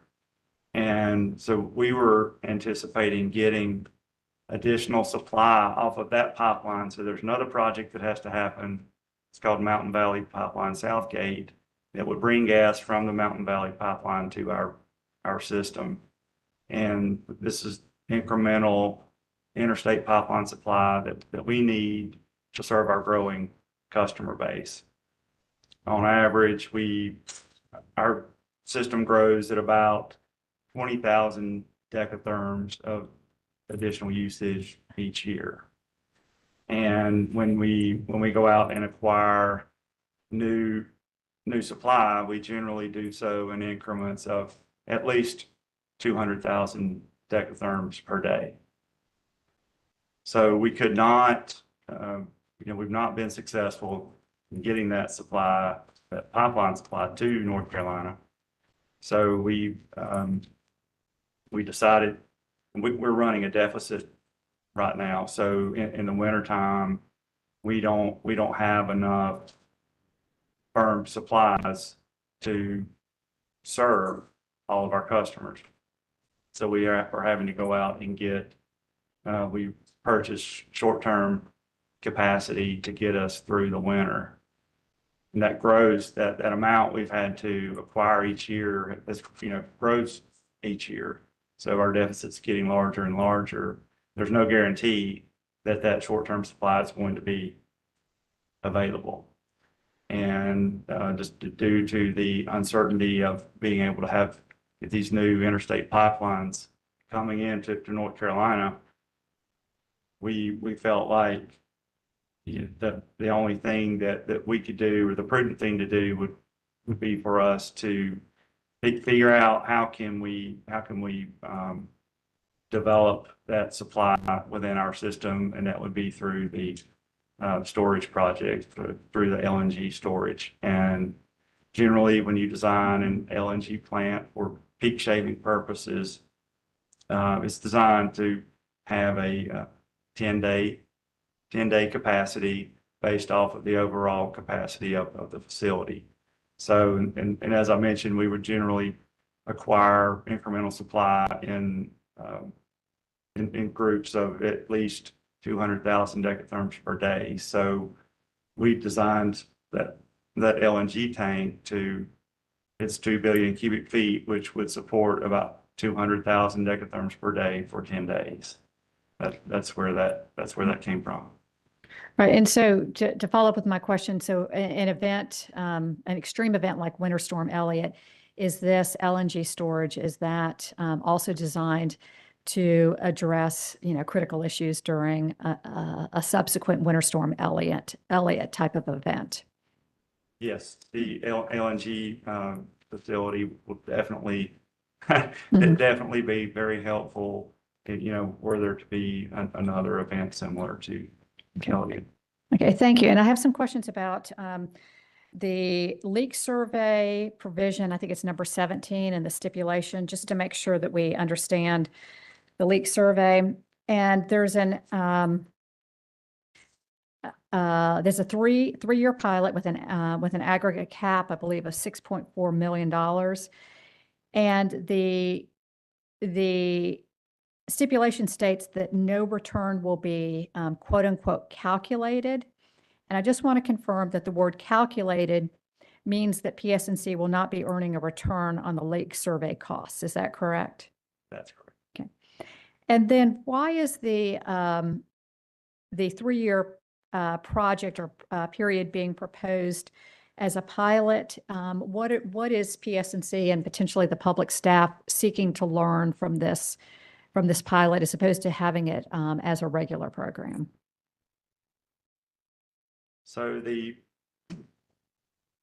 3-year pilot will allow us enough time to implement, really understand how we're going to be using a new leak survey technology. So it's just known by advanced methane leak detection, but what it does is it's a technology that is much more sensitive to identifying leaks than a lot of the historic technology we have used. It is the technology that will help eliminate the need to do a lot of the walking surveys and will enable us to do surveys via vehicle where we can drive by following our pipeline facilities. This technology will identify, help pinpoint, or it will identify areas where leaks are present. And then we will go in and actually probably perform a walking survey in those areas where the leaks have been identified in order to pinpoint exactly where they are. From our experience with the small pilot that we run, we ran it in parallel with our existing leak survey process. The technology works, and it found more leaks than our existing technology does. So we anticipate that we think we'll see something similar across the remainder of the system, but we need more time to test that and exactly see how that's all going to work out. And we feel that over a 3-year period, we'll be able to assess enough of our system to sort of establish a baseline forward. So if PSNC determines that the leak detection technology is effective and accurate and that it provides cost savings, then this could be a program that would be considered as something more than a pilot down the road, but PSNC is looking to obtain more information. Is that correct? That's correct. Okay. So I've got a couple of questions about the basic facilities charge. I'll have questions for the public staff about that as well. But there is a provision in the stipulation about an increase to the basic facilities charge for certain rate classes, including the residential rate class. And when I reviewed PSNC's application, PSNC did not request in its application that the basic facilities charge be increased. It's my understanding that this is a request that came from the public staff. Is that correct? That's correct. Okay. But in the stipulation, can one of you just briefly describe, just for the record, what a basic facilities charge is? Sure. Mhm. So in my mind, there's 2 major components to what customers pay each month. The basic facilities charge is the same amount every month. For a residential customer under existing rates, that's $10 per month. So they pay that $10, if you will, regardless. In my mind, and I'm not a rate design expert, most of the company's costs are relatively fixed and don't vary that much from month to month. So that's the basic facilities charge. The rest of the way that we collect our revenue is through a volumetric charge. So based on how many therms that customer uses in a given month. From my perspective, that doesn't necessarily represent how our expenses come in. Here again, our expenses are relatively steady and static, but our collections are largely volumetric. Mm-hmm. Does that help? It does. And so correct me if my understanding is not correct, but if you increase the basic facilities charge, then the volumetric charges could be less, what is charged to the customer. So is that correct? It is correct here. Again, I'm not a rate design person, but I think our overall increase is roughly $2. And I think that the BFC going up $2 for a residential customer would cover the vast majority of that increase. And one of the public staff recommended the increase in the basic facilities charge, but the public staff also provided some concern in its testimony about if you increase the basic facilities charge, which would also decrease the volumetric charge, that there might be less incentive for conservation from customers. Is that a concern? And is there any way to offset that if you know about any potential loss of conservation because of the volumetric charge being less? I'm not aware of that. You're not aware of that? Okay. And I'll ask the same question to the public staff, but can you describe any benefits to PSNC? And I'll ask the same of the customers for this change that's of the basic facilities charge that's included in the stipulation. From my perspective, just kind of echoing what I said earlier, it makes our revenues a little bit more static and reliable, which I think better matches the profile of our expenses. So from the company's perspective, I like the idea of something that's more static and predictable and matching our expenses. Okay. Thank you.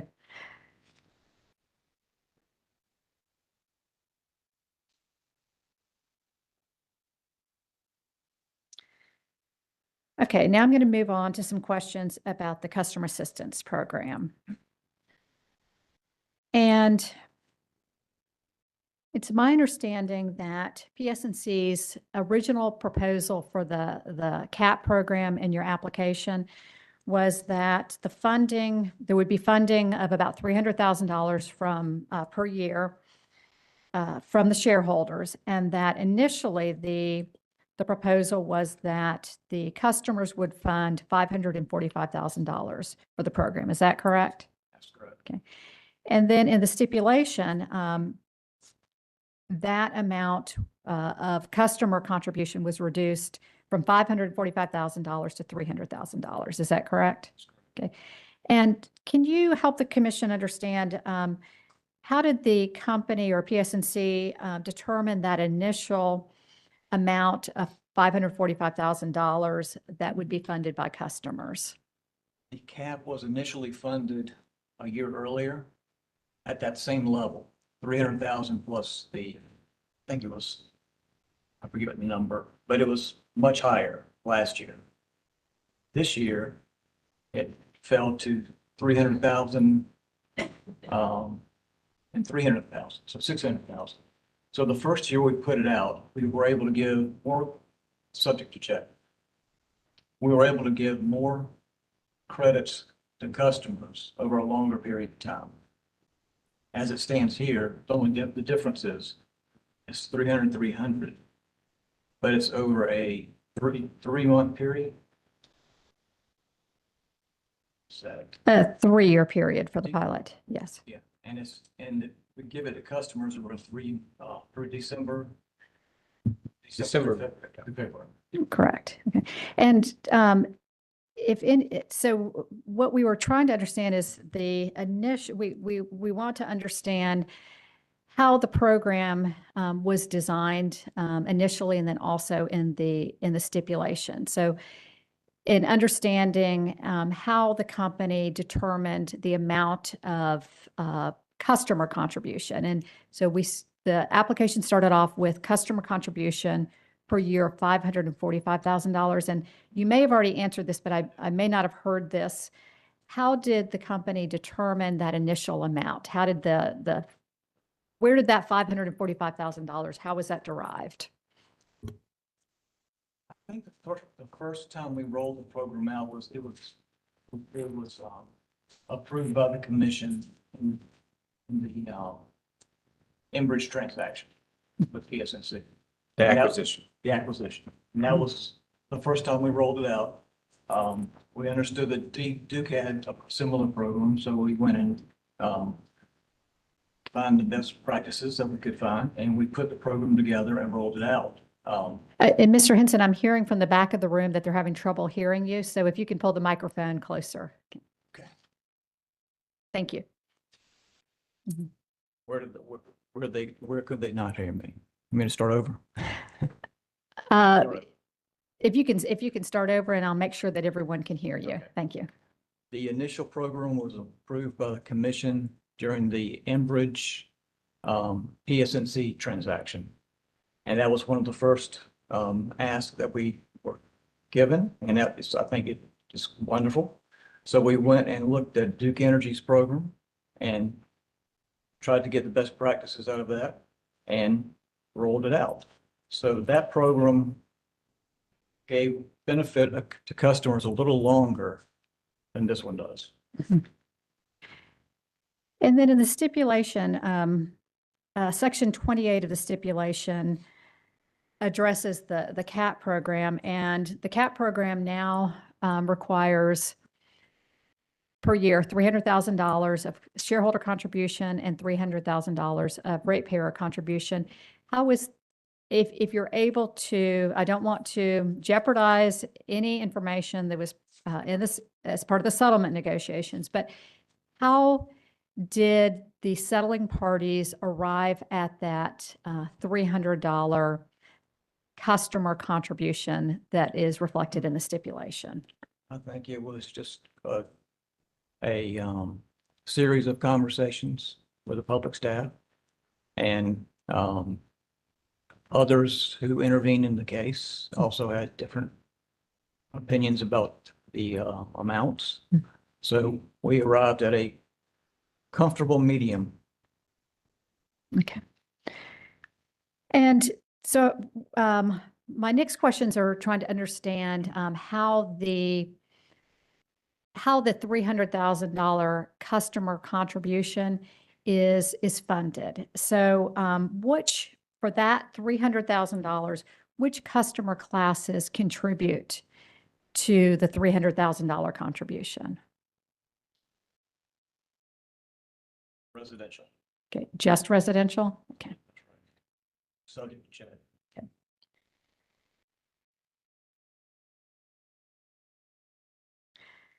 Okay, and I'm going to quote on page 12 of the stipulation related to section 28, which is the CAP program. And it states, and I'm going to quote, if the total bill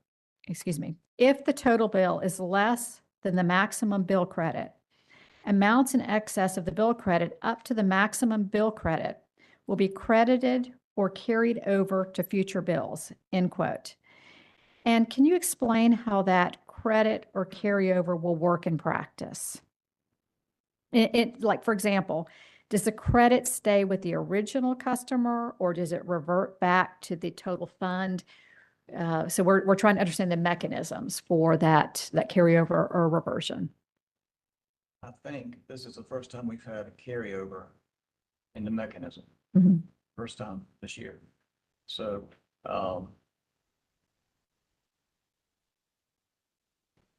I'd hate to say something else wrong. Well, what I can do is if your counsel can note this question, and I would ask for a late filed exhibit with details of this, Yes, information so we can understand it. yes, ma'am. I was going to volunteer to do that. Okay, thank you. And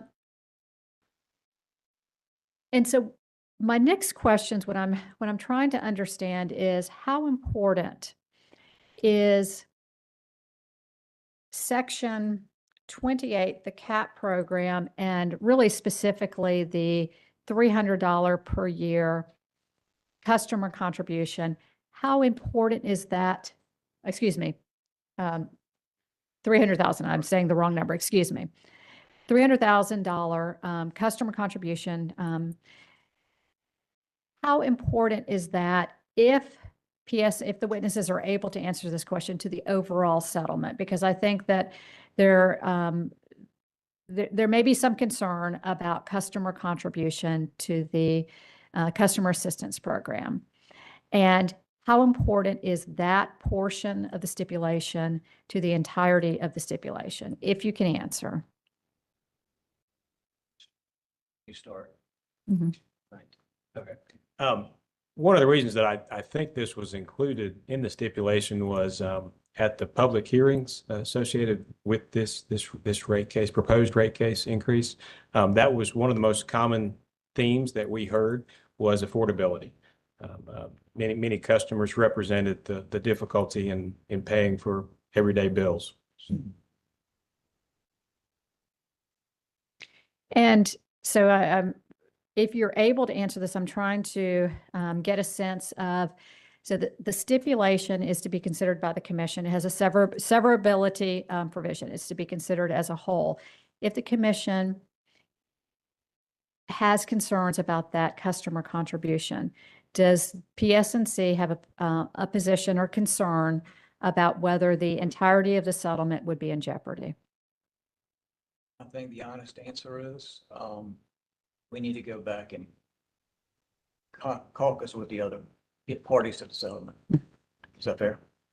Yeah, thank you. It's my understanding that there is a provision for this situation. I think it calls for a 5-day meeting period between the parties. So I don't think we can speak for the other parties at this time. Okay.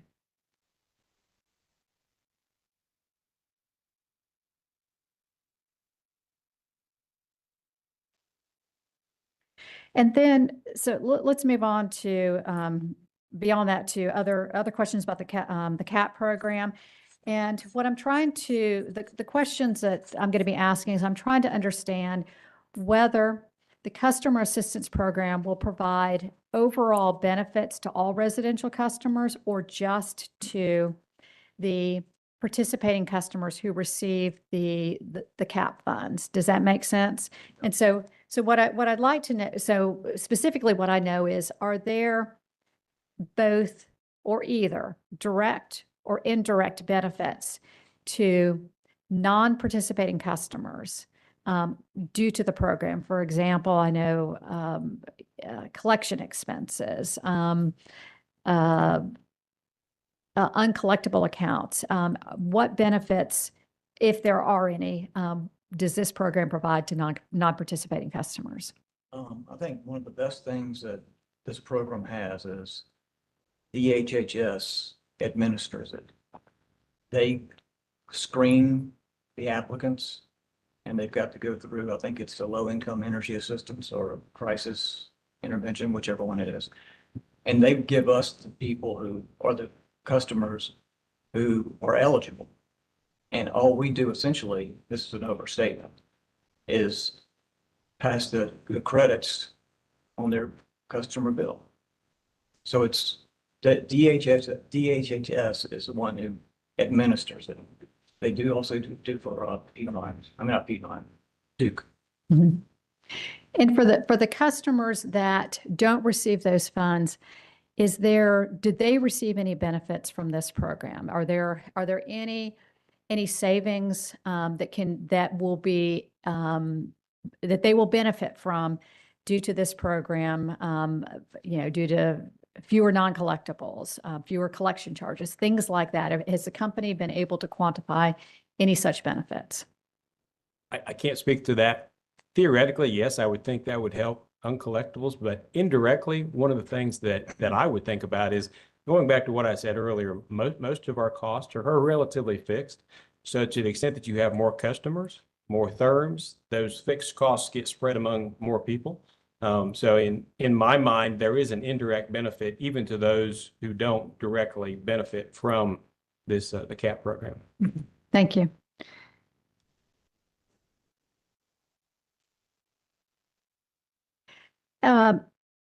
So my next question is something I did not find in the testimony. We're interested in the cost of administering this program.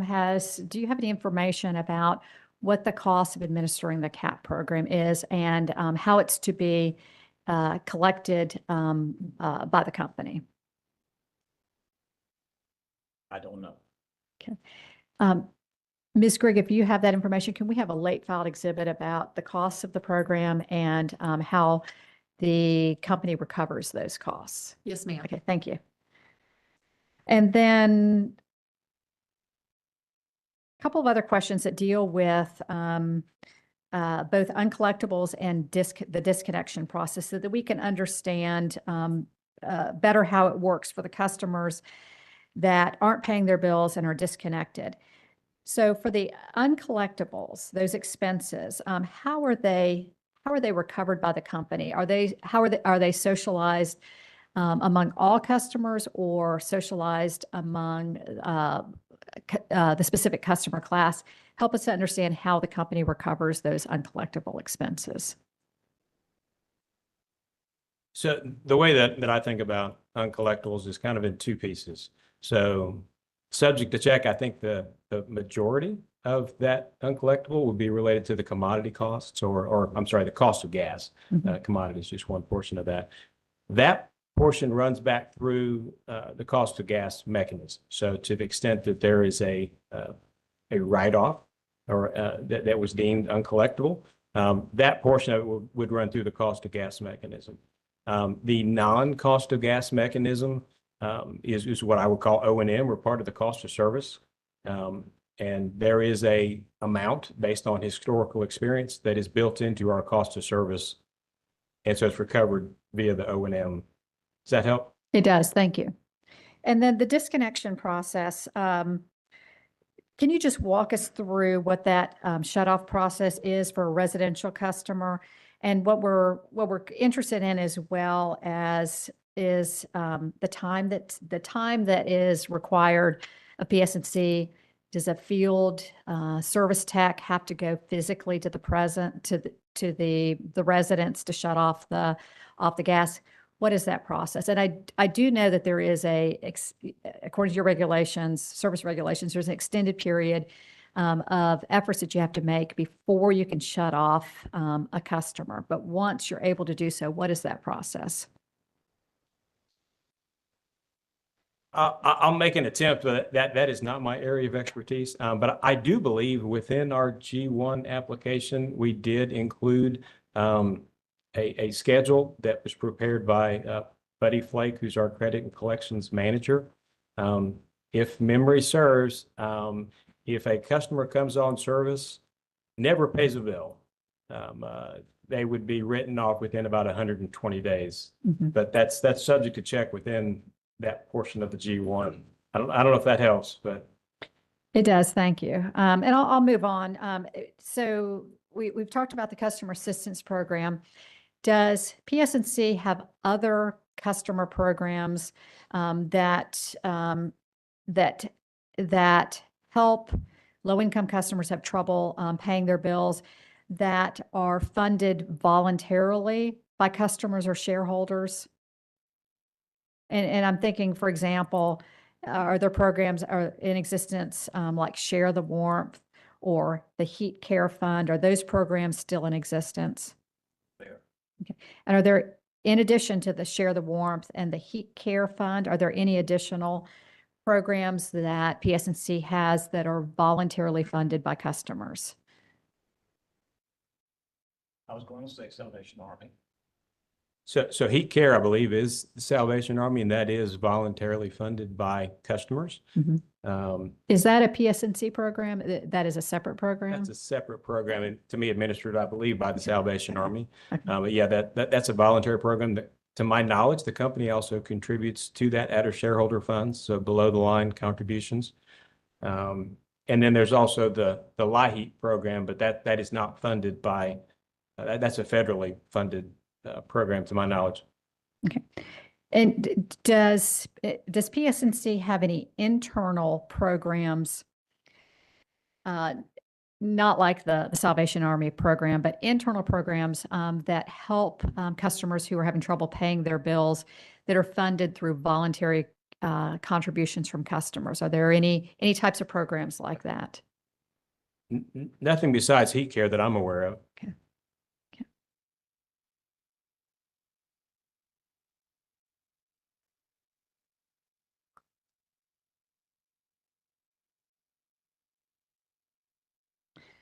That's all the questions that I have. So I'm going to turn to, and thank you very much for all the answers. I'm going to turn to my fellow commissioners, beginning with Chair Brawley, if he has any questions. I'm going to defer for a few. Excuse me, I'm going to defer for a few minutes if you don't mind. Okay, Commissioner McKissick. Thank you, Presiding Commissioner Cameron. I have a few questions. I think Commissioner Cameron did an excellent job of covering some of those questions I had in my mind relating to the CAP program that's proposed. But it's my understanding that in the original merger agreement, there was about $1,020,000 established for a CAP program. Would that be consistent with your recollections? It does. That was, I think, the initial kickoff. If you could bring that mic a little closer. I think that's right. And that was the initial kickoff of CAP. And as I recall from just reviewing the testimony, that type of CAP program would have run for 5 months from November through March, which is different than what's proposed in the current settlement agreement that's before us. Is that correct? Correct. Yeah. All right. And as I recall, there was a maximum of up to $30 per month that would benefit customers. That's about right. All right. And under that original agreement, do you have any estimate about how many persons would have probably benefited annually from that program? Subject to check, I think it was about 6,000 people. About 6,000. That'd be consistent with the Yeah. math I did. Yeah. Okay. Now, I guess it brings me to what was proposed in the application that's presently before us for consideration, which, we have a stipulation in connection with this customer settlement program. I think PSNC originally proposed 545,000 be contributed in what I call ratepayer funds. Right. And an additional 300,000 from shareholder contributions. Correct. Now, if my math is correct, that comes to about 845,000. That sounds right. And if my math is correct, if you would subtract that from the 1,020,000 of the existing CAP program, it will leave a shortfall of about 175,000. Is that consistent with your recollections? I have not done that math, but that sounds correct. That sounds correct. But currently, it's proposed that the program run only 3 months. Correct. So that would only be for December, January, and February. Is that right? Correct. Yes. And currently, what we're looking at is a $300,000 shareholder contribution and an additional 300,000 coming from ratepayers. Is that right? As proposed. That's right. Okay. Now, it's my understanding that looking at the settlement agreement that's before us, that there is a qualification for the program through North Carolina Department of Health and Human Services through the 2 programs that they administer. Is that correct? What was the last part of that? Through 2 programs that they Right. administer. I believe one of them is commonly known as LIHEAP, Right. and the other one's commonly known and referred to as CIP. FIP. Yep. So there would not be any qualification except for what data comes to PSNC through the Department of Health and Human Services. That's correct. Now, under the current proposed program in the settlement agreement, I believe that results in about 4,200 people or so, but maybe you can correct that math if it's incorrect, that would benefit annually. I did the back of a napkin approach and estimated 4,300 customers without any basis really. Right. Just a feel. And assumed a $46 per customer. Just as a bogey to look at. Yeah, in fact, I see in my note here, it's about 4,307, I believe was estimated. Right. Now, in terms of the impact that that $46.44 would have. On average, do you know how much that would reduce or percentage-wise either a LIHEAP or CAPS recipient's bill during those winter months of, I'm going to say December, January, and February? I don't know if we have access to that information, but we can try to get it. If you could get that out, would be appreciated. Okay. And perhaps we could get a late file exhibit that specifies that.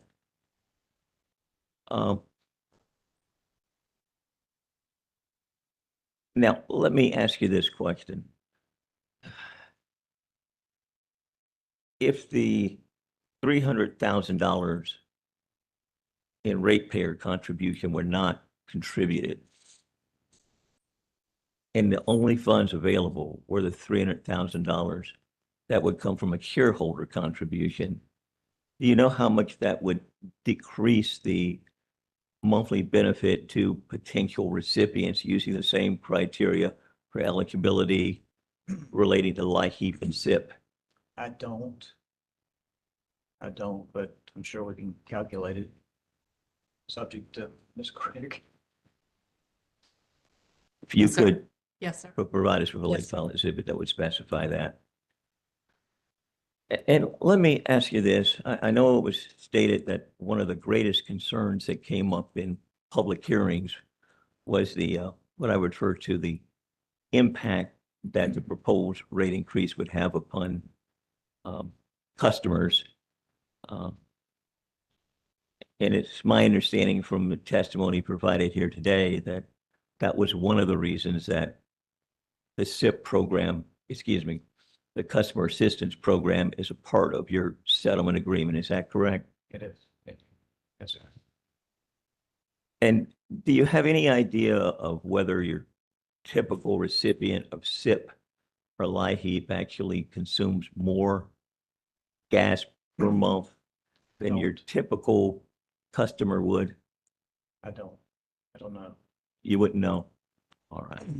We can match that up. I may ask somebody with the public staff about that. Okay. So we might be able to get that into the record. Would anybody else know whether that burden would typically be, say, perhaps that they might use 10% more gas, or has that figure or that information been discussed at all? If not, then we can address that later. Okay. I'm not seeing any heads nod. Okay.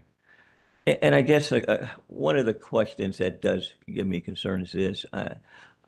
I know that it's important for PSNC to be able to go to the market and borrow funds and compete and obtain the best rates that they can obtain in the ordinary course of business. Is that correct? And is one of the factors that go to your credit matrix the amount of bad debts that you have or charge-off that occurs?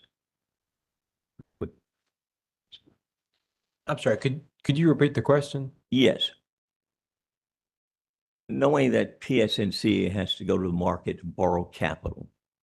Correct. And among the factors that lenders would look at would be the amount of bad debt or charge-offs that you might have. Would that be a factor? I mean, is that something you think lenders, creditors would look at in terms of giving you PSNC the very best rates that might be available to it?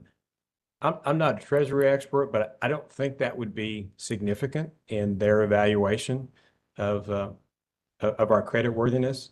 My limited amount of knowledge of kind of what they look at is specific credit metrics, whether or not a company's investment grade. There's 3 rating agencies that determine the ratings, and of course, somebody who is investment grade is going to get a lower interest rate than somebody who is not considered an investment grade.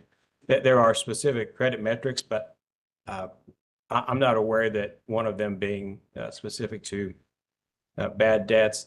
Like I say, on a percentage basis, I would think that would be insignificant. Okay. Well, let me ask this. If there was less write-off of bad debt, would that decrease amount of debt that was being written on benefit PSNC and likewise benefit other ratepayers if it resulted in perhaps lower rates because there wasn't as much bad debt? Yes, that would reduce your cost of service. Okay. And would a cap program potentially result in less bad debt and write-offs of accounts as being uncollectible? That would be my expectation. Okay. And during the course of discussions and negotiations with those that were part of this settlement, at any point did you look at other potential sources of funds that could go toward a cap program other than the shareholder funds and other than the ratepayer funds, other sources of incomes that might be available to fund it? We did not. Okay.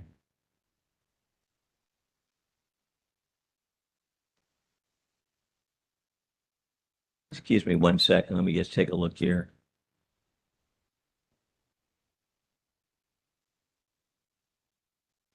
I think that addresses the questions I have at this time. So we've gone beyond the time I should have allowed before taking a break. We're going to take a very quick 10-minute break, and then we're going to continue until 1 o'clock, and then we'll take a lunch break at 1 o'clock. So we will go off the record and come back on the record at 12:20. Thank you.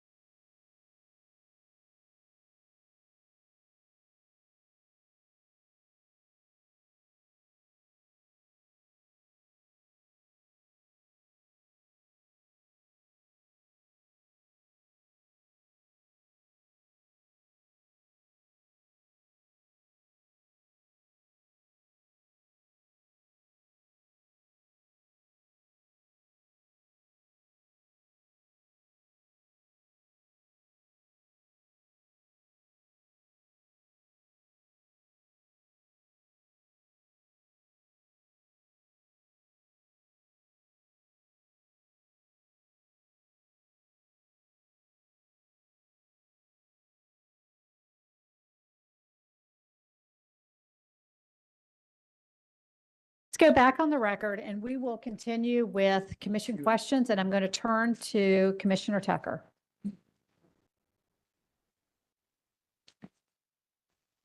Thank you, Commissioner Kissick. Gentlemen, thank you for being here today. Closer? Okay. Okay, all right, thank you, Mr. Chair. Just some questions, primarily probably going to be directed to Mr. Spalding on the financial side of it, some of it. Mr. Spalding, was there any cost to the ratepayers for the merger between EnBridge and PSNC?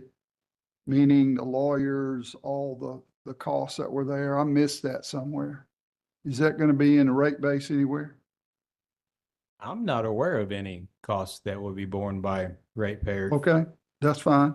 Byron, do you have any recollection? None to our knowledge. Right, okay, that's fine. Yes or no is fine.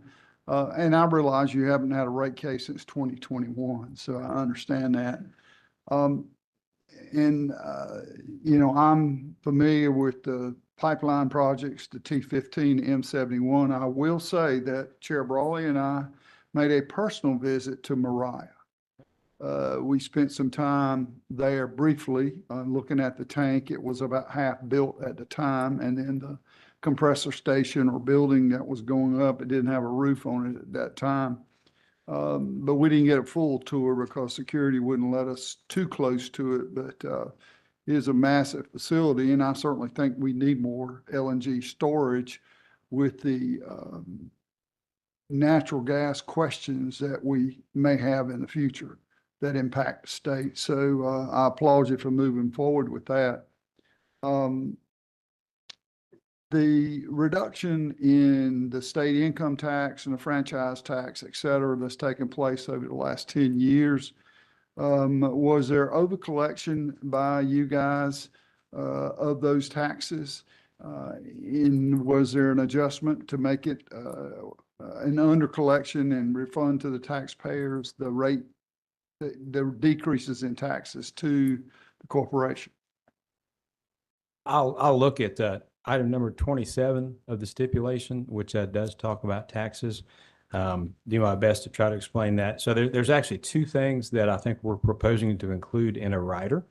One of them is an overcollection related to the state deferred income taxes. So when the state income tax rate went from 2.5% to 2.25% effective January 1st of this year, that results in a change in the deferred income taxes, which results in an overcollection. I believe that's about almost 4.1 million.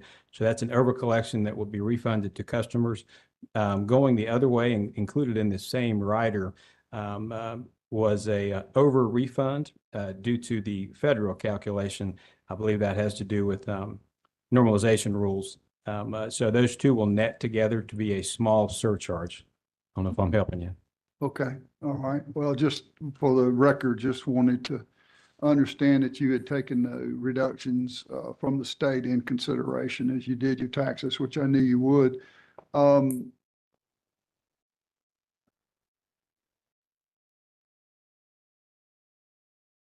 I've got to ask this question. Just, my fellow chair is an accounting major and has a degree in that, and I do not. I just have a degree at the University of Hard Knocks, having run a business of my own for 20 years, but numbers are always important. How do you, and share with the public here, because that's where we are on record, that you come up to ask for $93 million and then settle in this settlement for 39?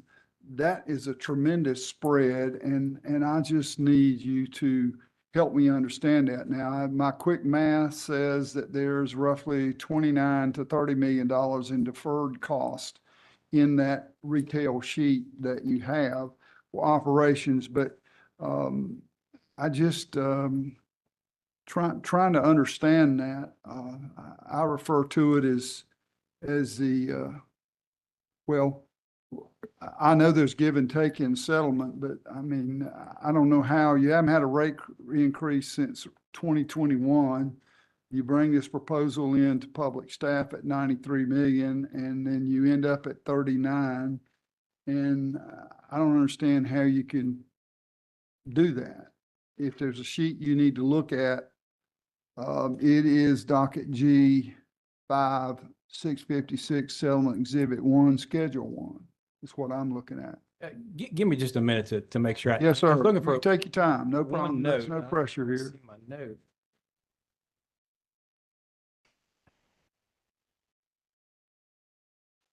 Let's see.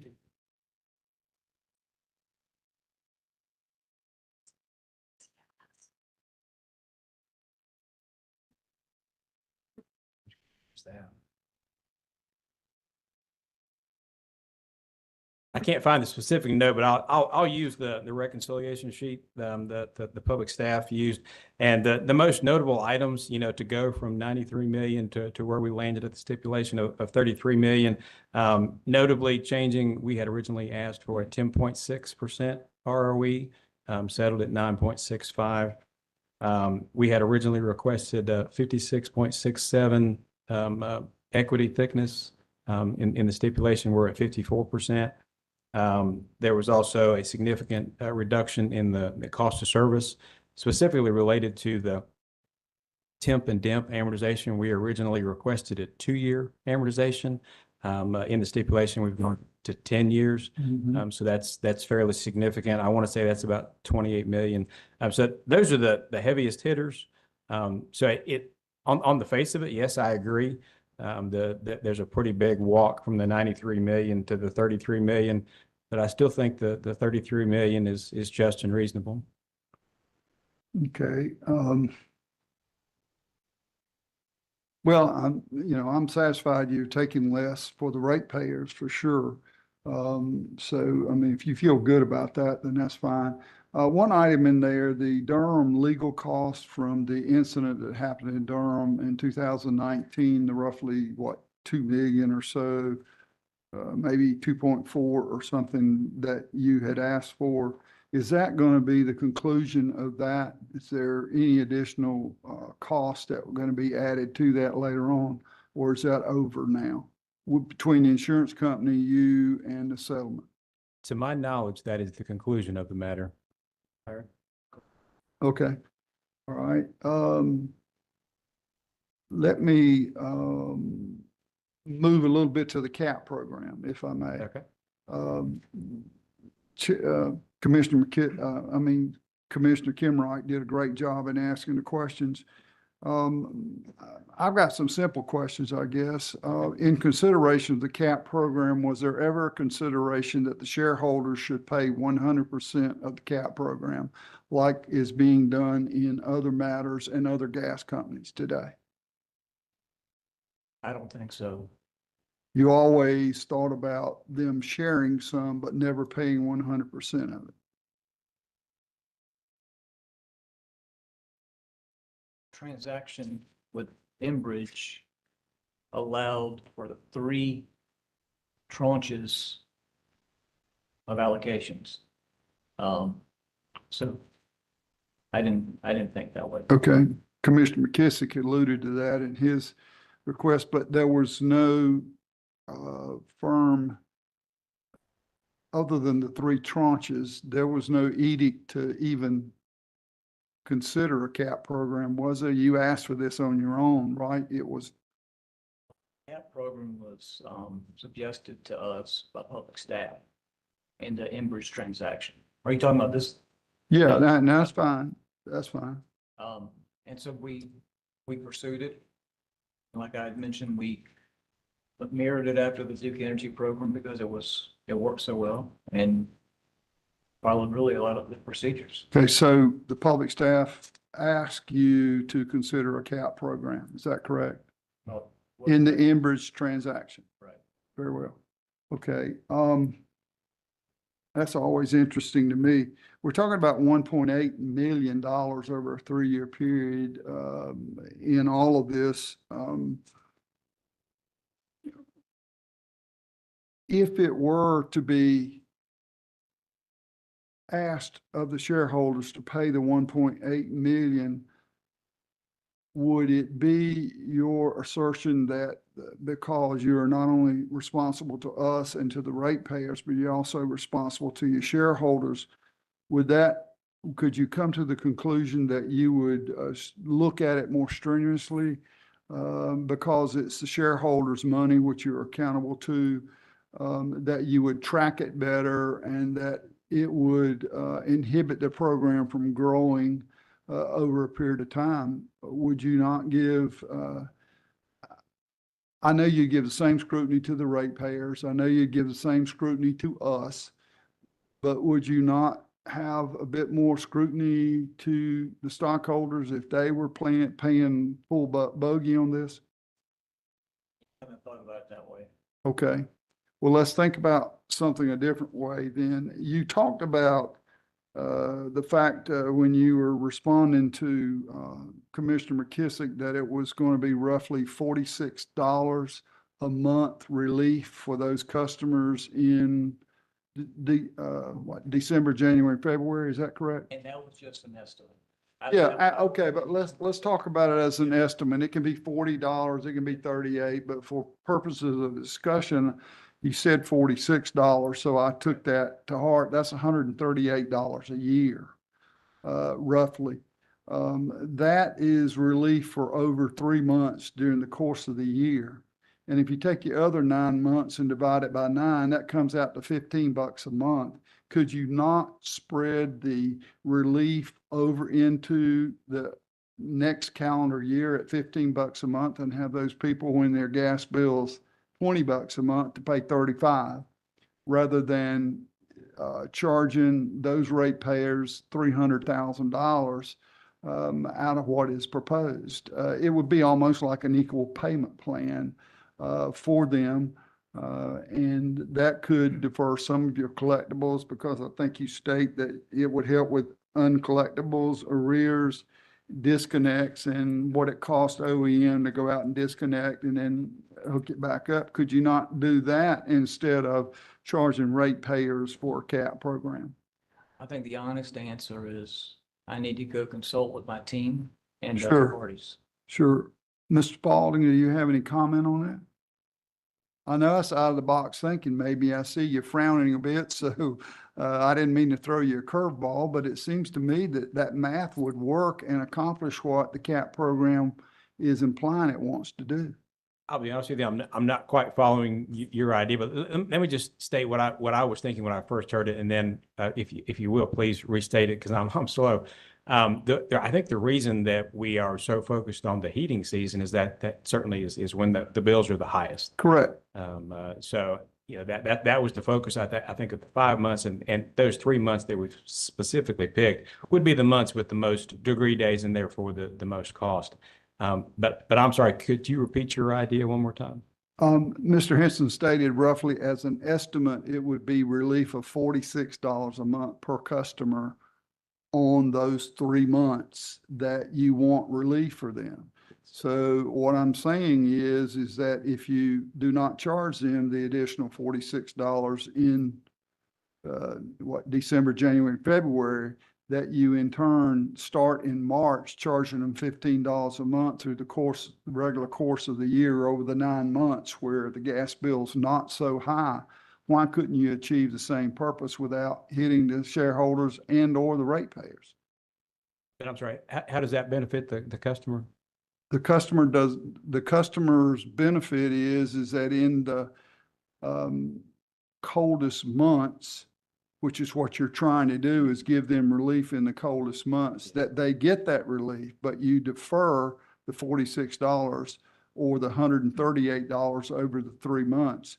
You would defer that into the 9 months left in the calendar year at the rate of $15 a month to achieve the recovery of the $46 a month, which you're asking taxpayers and shareholders to pay. Is your suggestion something akin to the equal payment plan?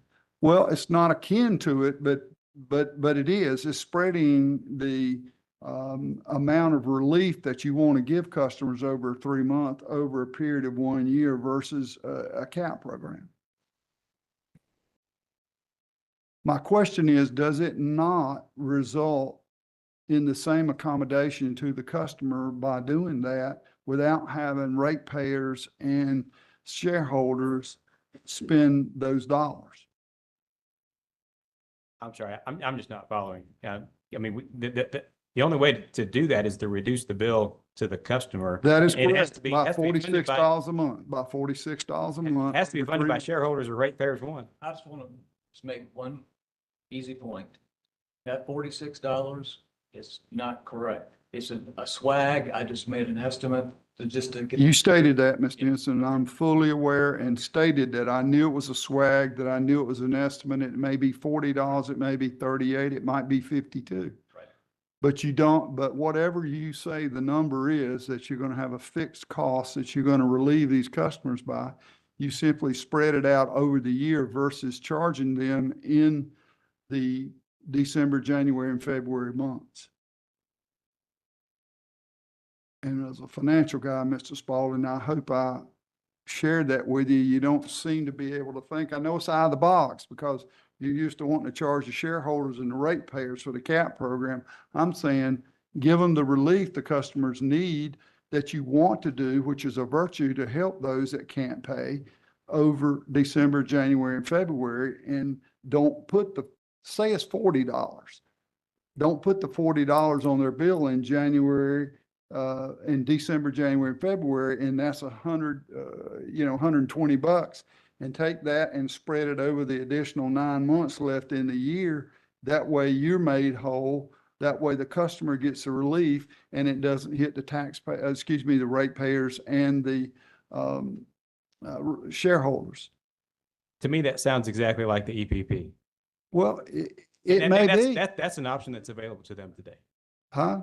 The EPP is available to customers today. Well, I know it's available to customers, but these customers can't participate in that. And I'm saying that you can give them the relief you need over the 3 months and spread it over 9 months, if that's what you want to do to give them relief.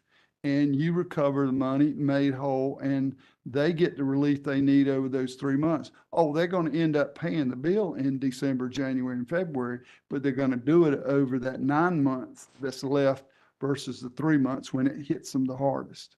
That makes sense to you? And if it doesn't, I'm sure It we does can- make sense to me, but that's the same as the EPP program. That's available today. As far as. Okay, so you're saying that a customer in December, January, and February that can't pay their bill can call up and say, we can't pay the bill and don't cut us off. And if you give us this $40 or $46 a month relief, that they can, that you have a program set up that they can do that? Or are you saying, no, Ms. Jones, Mr. Jones, your bill's been $600 a year. We're going to divide it by 12 and that's going to be your monthly payment, which is what you're thinking about Yes. doing. Yes. Right. I'm saying take the $150 that you were going to give them relief on and spread it over 9 months and make them pay it at a rate of $15 or $18 a month versus a full heavyweight winter gas bill in the 3 months that you're talking about. I still think the customer would benefit from a reduction in their bill overall, whether it's spread over 3 months or 12 months. They would what, sir, about reduction? I think the customer would benefit from their bill being reduced, whether it's over 3 months or 12 months. Okay, well, I guess I don't quite understand you not understanding, but that's okay. That's why settlements are made. Okay, so the stockholders were not, the idea of the stockholders entertaining paying 100% of the bill, like in other situations that I've been involved in since I've been here. So you didn't entertain that idea. You won't entertain spreading $150 that you plan to relieve the customers over 3 months and make them pay in 9 months. Why is it that ratepayers, I'm not so much concerned about the ones that you entertain helping from DHHS and or those programs. The one that is right above that doesn't qualify, his bill's going to be hit.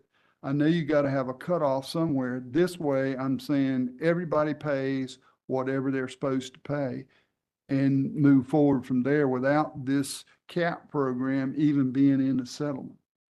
Was there ever a consideration of that?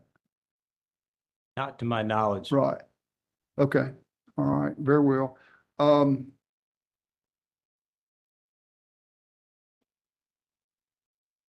Commissioner Kim Wright, I'll wait and preserve my questions for public staff.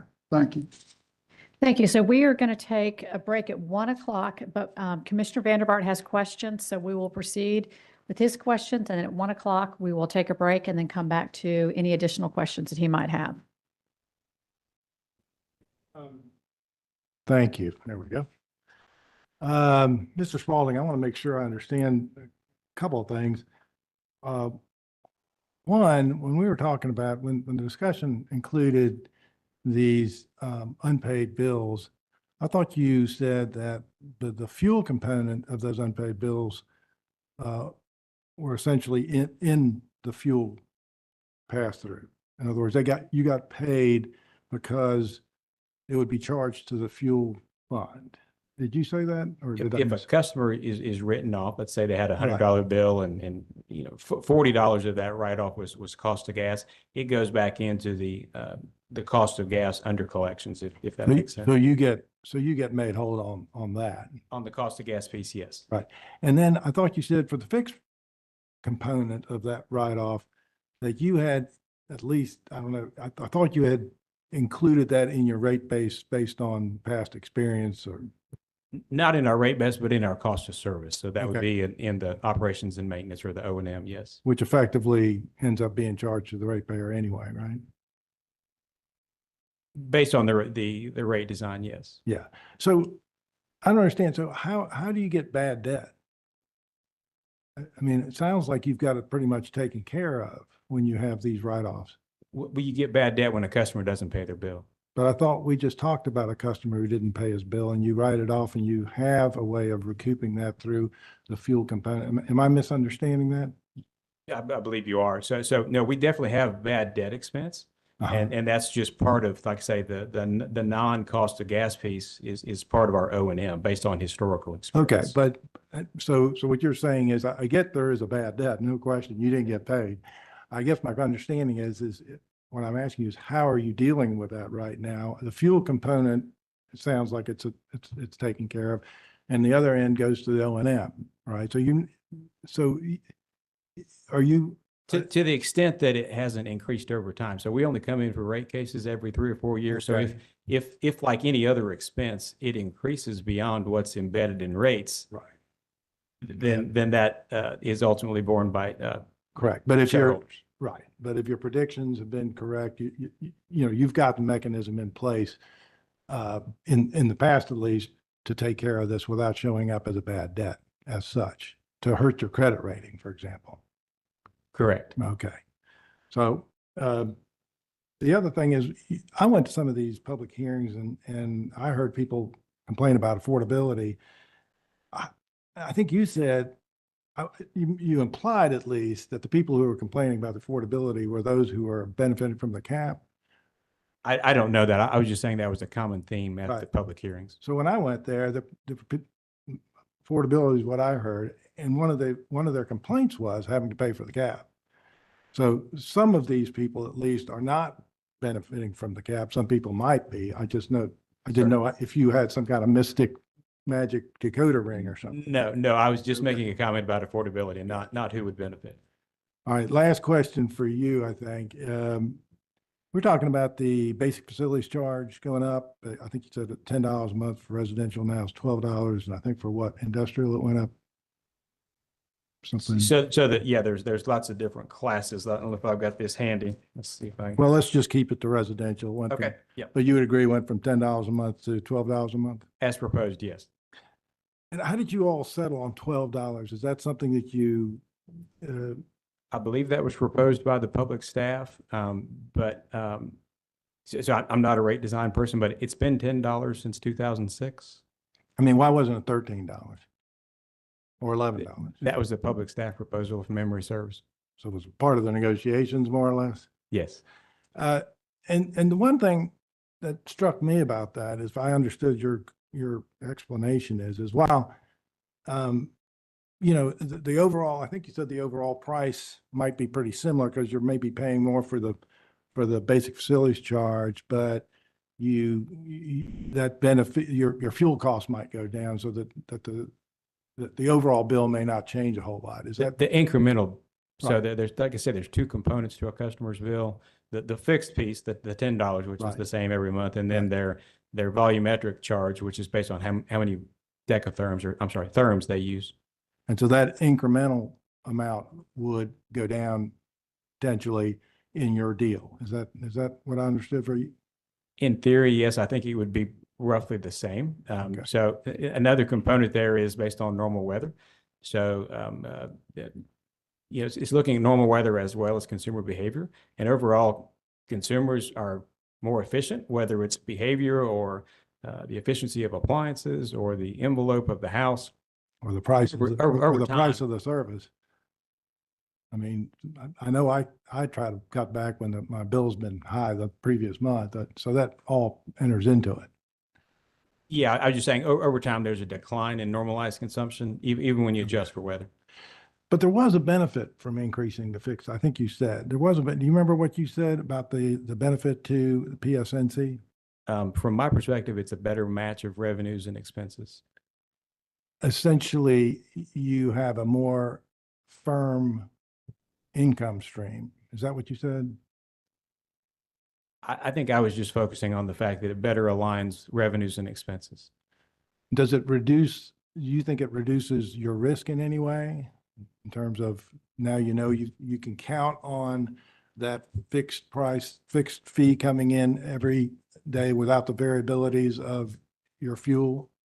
I don't see how it reduces risk. I'm sorry, but I'm not a risk expert, but I'm not sure. I don't see how it I reduces. thought you said something like that, and that sort of made sense to me because you're increasing a constant stream of revenue, right? You're going from $10, $12, you're going to get every month no matter what.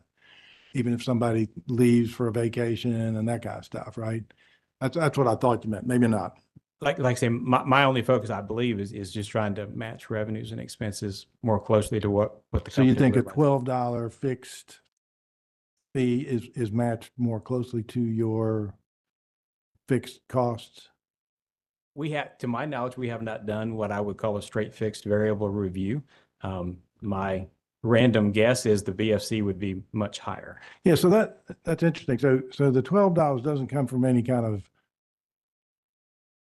analysis of what the fixed costs to you Correct. are. You're just saying that it's better than it was. Correct. I Okay. think it more closely aligns, I but got you're right, it doesn't exactly align. We have not done an analysis. That's interesting. Okay. Now, Mr. Moore, I was very interested. I got a little time. I'm very interested about I'm going to call them your temp and your dimp. Is that all right? Yes, sir. First of all, I am sure that you didn't need the federal government to tell you to make safety checks on your pipelines prior to 2004. Is that accurate? That's correct. Do you think, so prior to 2004, you were already doing distribution safety checks and transmission line safety checks? Much as you are now, or? Not as much as we are now. So you think the federal government taught you to do it better, it was a more stringent standard? It is definitely a more stringent standard. Okay, so we're safer since 2004? Yes, sir. Okay. Now, the DIMP you said is pretty predictable. The TIMP has the problem of once you do the assessment costs themselves are quite predictable, but is it that when you find something, it could be really expensive, and so you have some risk there? Yes, and even though it is more predictable that we're able to estimate what those costs are going to be. What costs, the assessment costs or the fixed costs? Well, I'm talking about The DIMP. talking about DIMP. Okay. The distribution integrity. It doesn't have the same type of assessment requirements that TIMP does. So, but with DIMP, even though we're able to more accurately estimate what our annual costs are going to be, they're not consistent from one year to the next. So there's still variability, that we're experiencing in those costs. So it's. Okay, so what was it that there was something that you said about TIMP, distinguishing temp as being more unpredictable, I thought you said. That's correct. And so in some sense, having the ratepayer handle the temp charges helps you manage that risk better. Is that right? It's my understanding that temp, as part of this settlement, is going to be paid up by, it's going to be covered by the ratepayer, rather than you having to manage those costs entirely internally. Am I mistaken on that?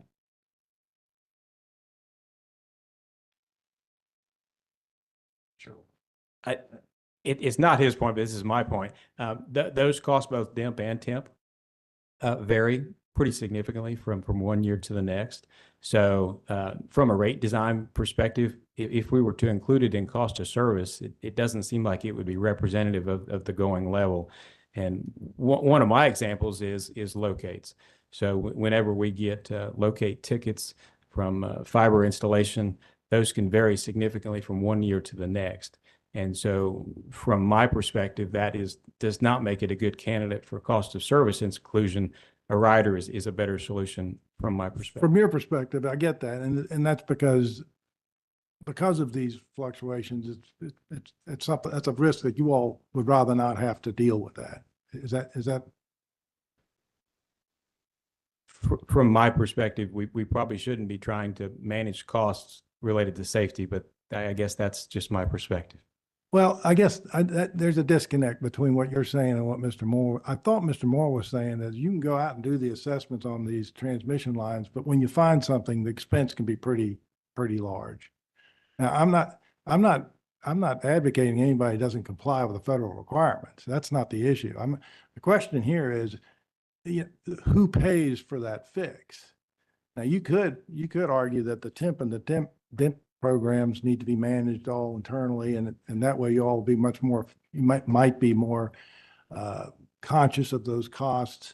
But I could see that if those costs of fixing these things and doing the compliance with temp and DEMP can be handled by the ratepayer, that helps me, if I were y'all, in managing risk to my cash flow. In other words, if I have a year where it's really expensive, I'll get reimbursed, right?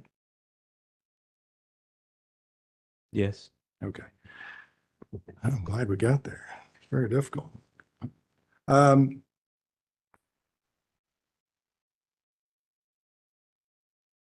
That's all for me. Thank you. Okay, so we have come to our lunch break. It is about 12:56. Our aim is to complete the hearing by 5 o'clock and no later than 5 o'clock. So we will be back on the record at 1:55. So we'll take about an hour lunch. Okay, we'll go off the record.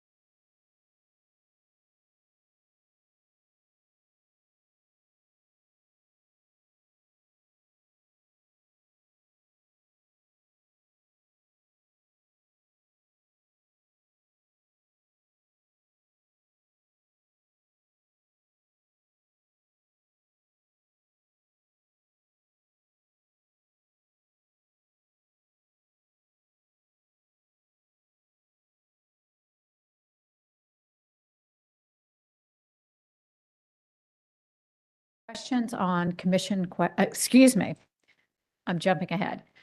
We will continue with commissioner questions, and Chair Brawley has some questions. Thank you, Commissioner. Good afternoon, gentlemen. I hope you enjoyed your long leisurely lunch. I had a couple of questions on the change in the equity ratio. And I know that y'all had proposed 56.67. It was finally set at 54. And of course, that would have impact on the average weighted cost of capital. Was your number based on the actual amount of common stock versus long-term, short-term debt according to your books? It was based on the actual equity percentage. Yes. Okay, and just to make sure my understanding is correct, by shifting to 54% equity and 46% debt, that's actually going to change the average weighted cost of capital, since your weight of return is just calculated on your equity. Is that correct, sir? So the overall rate of return would reflect all three components. Okay. Y'all agreed to not have a rate case in 2027 if you've got the major projects rider? Because that would prevent you from having to delay recovering projects that are not included in the current rate case, but will be coming online in the meantime. Is that a fair statement? Yes, sir. All right. Wanted to make sure I understood correctly. The base facility charge, I'm implying from the discussion that that might tend to impact the lower using residential customers the most.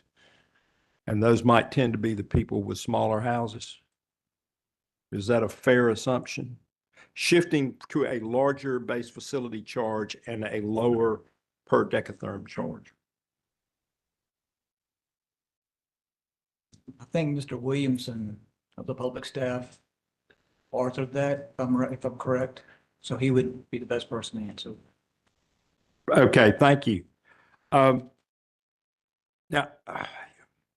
the cap, it's an interesting conversation. I was involved in commercial real estate for a number of years and was involved in helping people get affordable housing and did work with Habitat, was on builder teams for a number of years. One of the things that we would always try to do is measure the effectiveness of programs, and I'm not sure how well we measure cap, and I wondered how many customers were not disconnected who would have been if they weren't on the cap over the last 3 years. Do y'all know that number?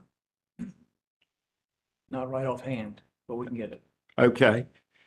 How many customers were disconnected who were not on the cap? I don't know. Was there any program that would support those who were about to be cut off, that they could be moved to or do something that would prevent them from being cut off?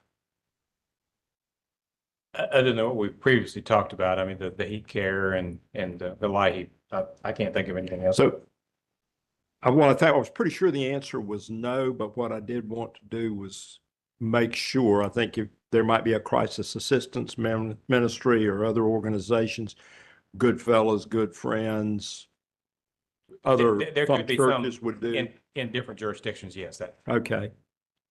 That's it. Thank you. Okay. First, Chair Brawley, were you asking that counsel for PSNC provide a late filed exhibit to provide the information you requested? I would like that if you can. I wasn't even sure if they were generating this statistic.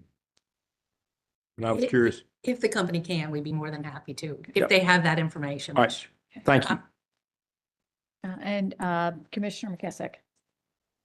I just had one or two follow-up questions. And I believe when you look to the proposed settlement agreement on page 12, under 28, where it talks about the CAP program.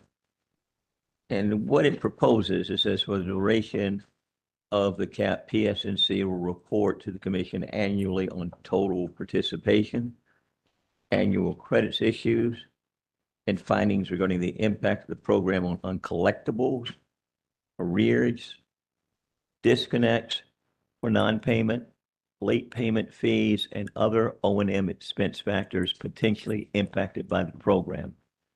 Do you believe that that language would allow you to evaluate the program of the CAP program moving forward?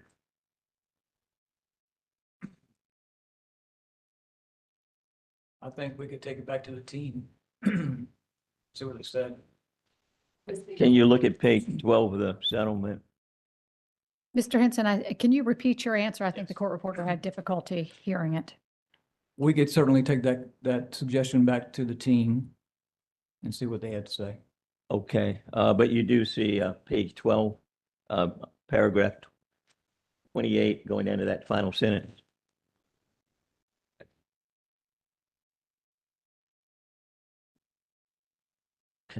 And it looks as if that's language that's already been agreed to and stipulated to by the parties to the stipulation. So parties would need to caucus. Oh, you need the caucus, I see. I believe the intent was to help measure the impact of the program. That's what I thought from reading it. That's my understanding as well. Okay, thank you. And I guess the only other thing I just wanted to make sure of my math is right. Now, currently, under the original merger agreement, there's a $1,020,000, which is going toward a cap. Is that right? Sounds right. Sounds right. Okay. And PSNC originally proposed $845,000 for the cap in this proceeding. Is that right? I believe that's correct. All right. And of course, what's been stipulated to is $600,000, which is, of course, substantially less than what the cap is today. Correct. All right. Now, if, of course, it's proposed that $300,000 come from ratepayer funds and $300,000 from shareholder funds. But if the full amount of $600 was paid from shareholder funds, it looks like if you compared it to the $1,020,000 that's paid today, there'd still be a $420,000 savings to PSNC. That's the way I would see it if you were even covering the full 600,000. Is that right? I'll speculate. If I understand correctly, the $1,020,000 that you referred to was, I think that was more of a one-time deal as part of the acquisition stipulation. Sure, but it still would represent, if you're paying $1,020,000 compared to, say, even if you covered the full 600,000, it would seem like that would be a $420,000 savings in its totality. And at the same time, it would be a sum that's less than the $845,000 that was proposed by PSNC in with the original application and supporting documents and affidavits.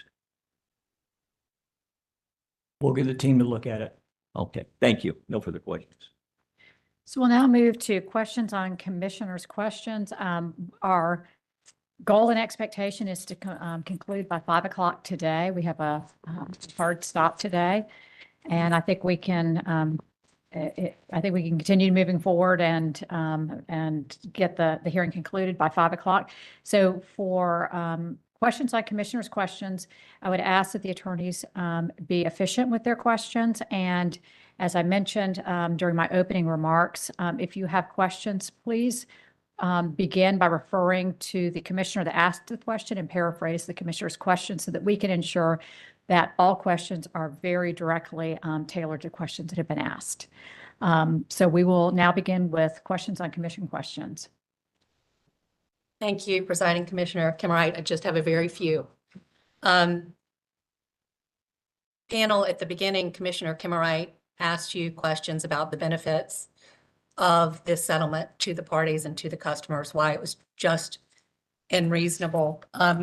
Witness Spalding, you gave a couple of reasons why the settlement was just and reasonable.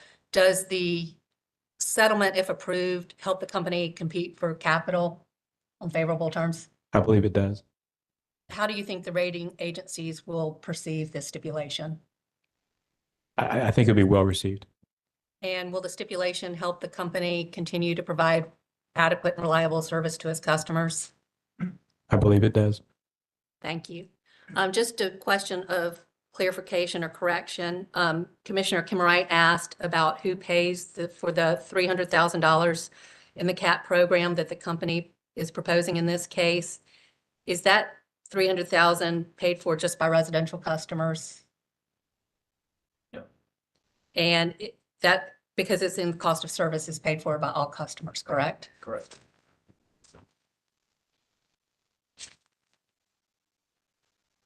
Commissioner Tucker asked a question about the EnBridge transaction and the transaction costs of the EnBridge acquisition.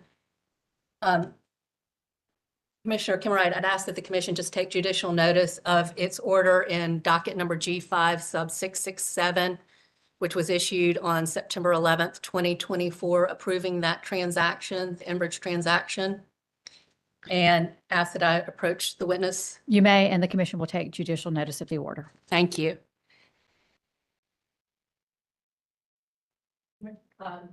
Mr. Spalding, I'm handing you the regulatory conditions that were adopted in that order. Would you please read the highlighted piece of section 4.13 and those regulatory conditions? Transaction-related expenses associated with the transaction will be excluded from the regulated expenses of PSNC for commission, financial reporting, and rate-making purposes. Thank you.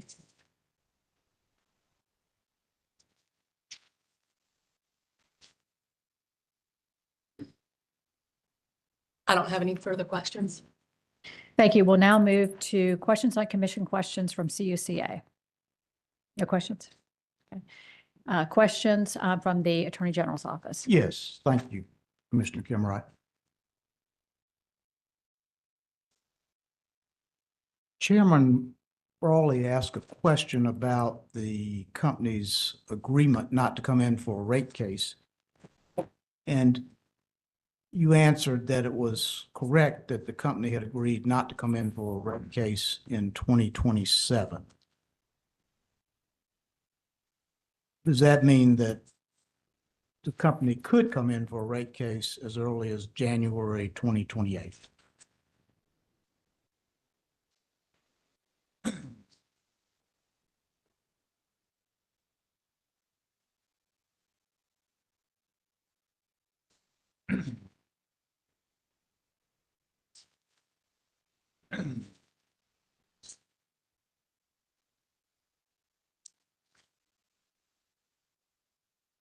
I'm just reading it.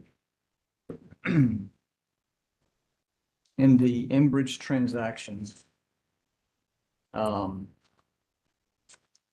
the EnBridge transaction, the major project rider was authorized in G5 sub 667. And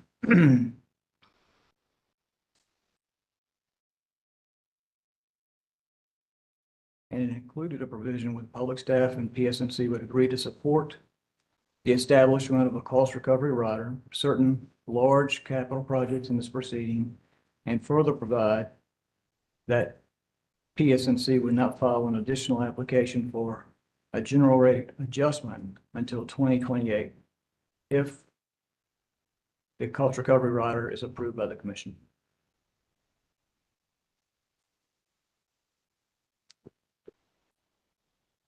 And you stated there that the NPR was authorized. It actually was agreed upon between the company and the public staff. It was not authorized or approved by the commission in the EnBridge transaction docket. I don't know if that's true or not. I know that the commission approved it. The commission approved the stipulation. It didn't approve the NPR rider, I don't believe. Is that your understanding? It's my understanding. That they did not approve the NPR rider in the merger. They approved the stipulation, not the rider. But that's all the question. Questions from the public staff? No questions. Okay. Thank you. So we've come to the end of questions on commission questions, and I will now hear motions from the parties in regard to the exhibits. Thank you, Commissioner Kimmerer. I move that Mr. Henson's 4 direct exhibits and 7 supplemental and 5 second supplemental exhibits be moved into evidence.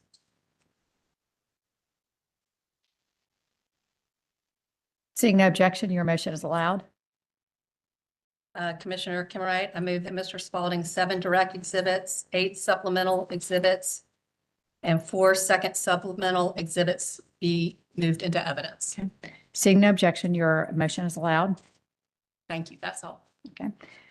Any, believe motions from the Attorney General's office in regard to the exhibits that you identified? Yes, thank you, Commissioner Kimmerer. I would move that the 5 exhibits identified as AGO more cross-examination exhibits 1 through 5 be admitted into evidence. Okay.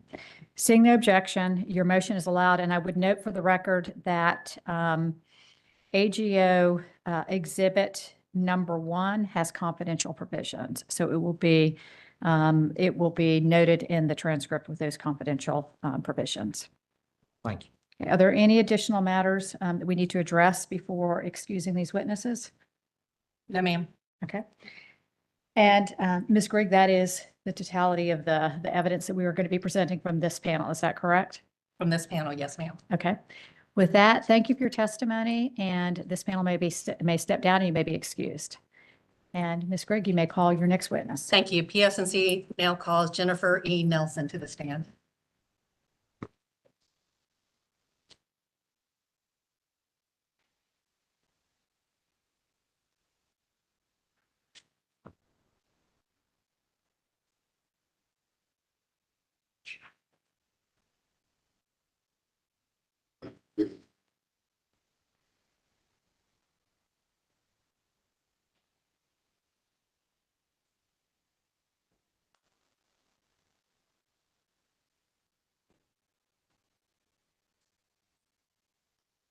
Good afternoon. If you can place your left hand on the Bible and raise your right hand.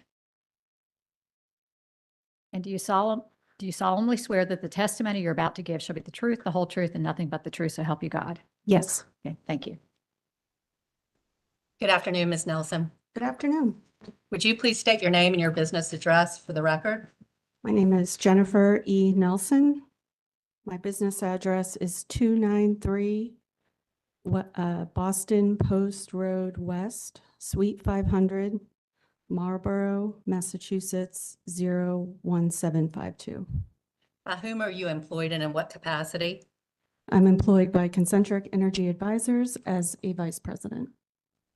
Did you cause to be pre-filed in this docket on April 1st, 2025, 79 pages of direct testimony with 10 exhibits, and Exhibit 7 was marked confidential? Yes, I did. Ms. Nelson, did you also cause to be pre-filed in this docket on September 3rd, 2025, 63 pages of rebuttal testimony and 8 exhibits? Yes, I did. And finally, Ms. Nelson, did you cause to be pre-filed in this docket on September 19th, 2025, 8 pages of settlement testimony and 2 settlement exhibits? Yes. Do you have any changes or corrections to your direct, rebuttal, or settlement testimony? No, I do not. If I were to ask you the same questions that appear in your direct, rebuttal, and settlement testimonies today, would your answers be the same? Yes, they would.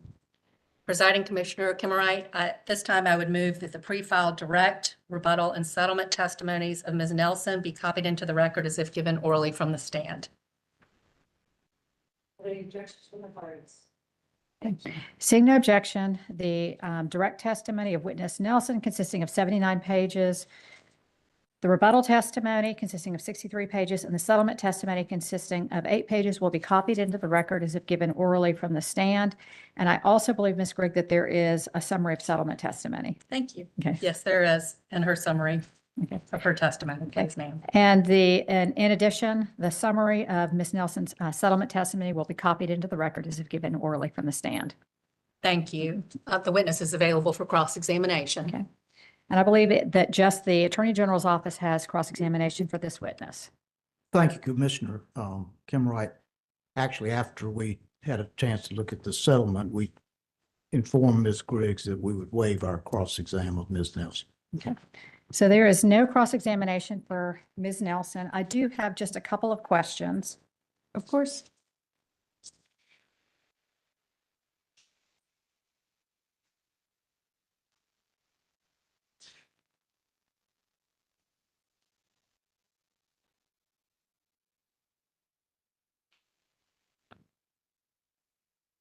So Ms. Nelson, I have just a couple of questions about the capital structure that has been agreed to in the stipulation. And just first of all, just to set the stage for the questions, the public staff's witnesses made statements in their testimony that common equity is more expensive than debt. Do you agree with their statement? That is true. Equity is riskier than debt. So yes, the cost of equity is greater than the cost of debt. And in the stipulation, the parties agreed to a capital structure of 54% common equity and then 44.17% long-term debt. Is that your understanding? Yes.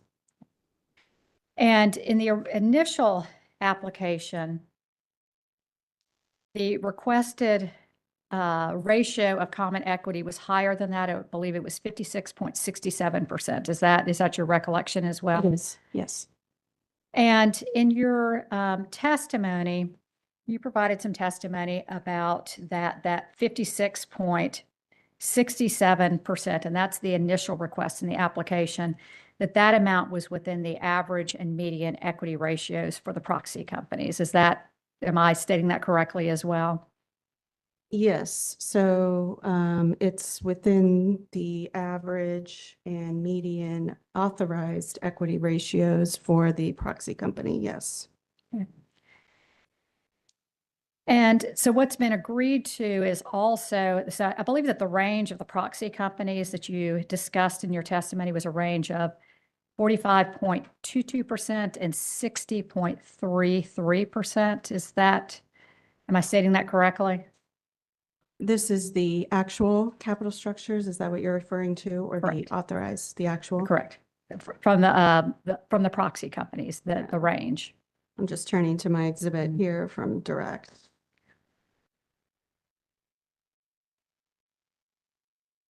Yes, so the range was 60.03% common equity, and that's a 3-year average that I look at, a 3-year average for the proxy group.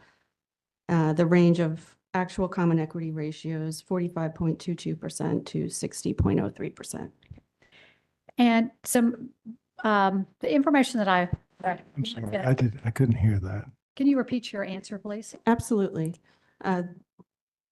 When I reviewed the actual capital structures for the proxy group, I took a 3-year average, and the range of actual common equity on the books for the proxy group companies was 45.22% on the low end to 60.09% on the high end. Okay.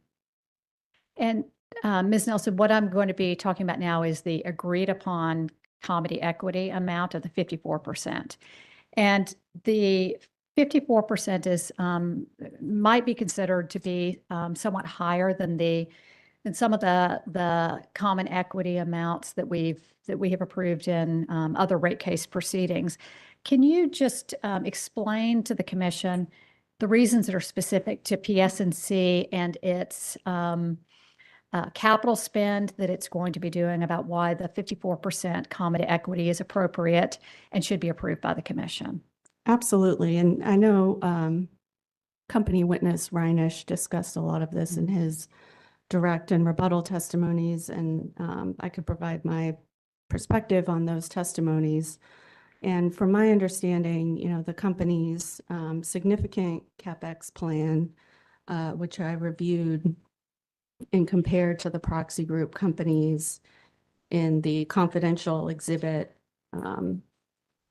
7, the company's planned CapEx as a ratio of its net plant is the second highest of the proxy group companies, and will require more equity in order to help fund that CapEx over the course of that CapEx, and to help maintain its credit metrics and credit rating. Okay, thank you. And I recognize that we have excused witness Reinisch. So if I want to just quote what he stated in his testimony to see if you can respond to it or indicate whether you agree or elaborate. But on his testimony, he stated on page 2, this is his rebuttal testimony, and I'll quote, that PSNC is making a significant capital investment over the next few years, and that the capital investment is, quote, putting a strain on PSNC's credit metrics, end quote. He stated that, quote, ensuring that PSNC maintains its current credit rating through this important investment cycle is driving the need for incremental equity above that which would otherwise be required. Do you agree with his testimony, and is there anything that you would like to add to that? I do agree. I think, witness Reinisch had explained that the company has a BBB plus credit rating, or Baa1, I believe, for Moody's, which is pretty average for the utility industry. And given its heightened level of capital expenditures, in order to maintain that average credit rating, more equity will be needed over the course of that CapEx plan. And I understand witness Reinisch in his rebuttal testimony also explained that going forward, when the CapEx plan perhaps reduces to a more typical level that it would typically undergo, that less equity may be needed in the future. But at this time, certainly more equity is needed to support its credit metrics. Okay. Thank you. That's all the questions that I have. Let me check to see if my fellow commissioners have any questions. Do you? Okay. Commissioner Vanderburg. Yeah, so explain a little bit about these proxy companies. My understanding is that every gas company is in a different regulatory environment.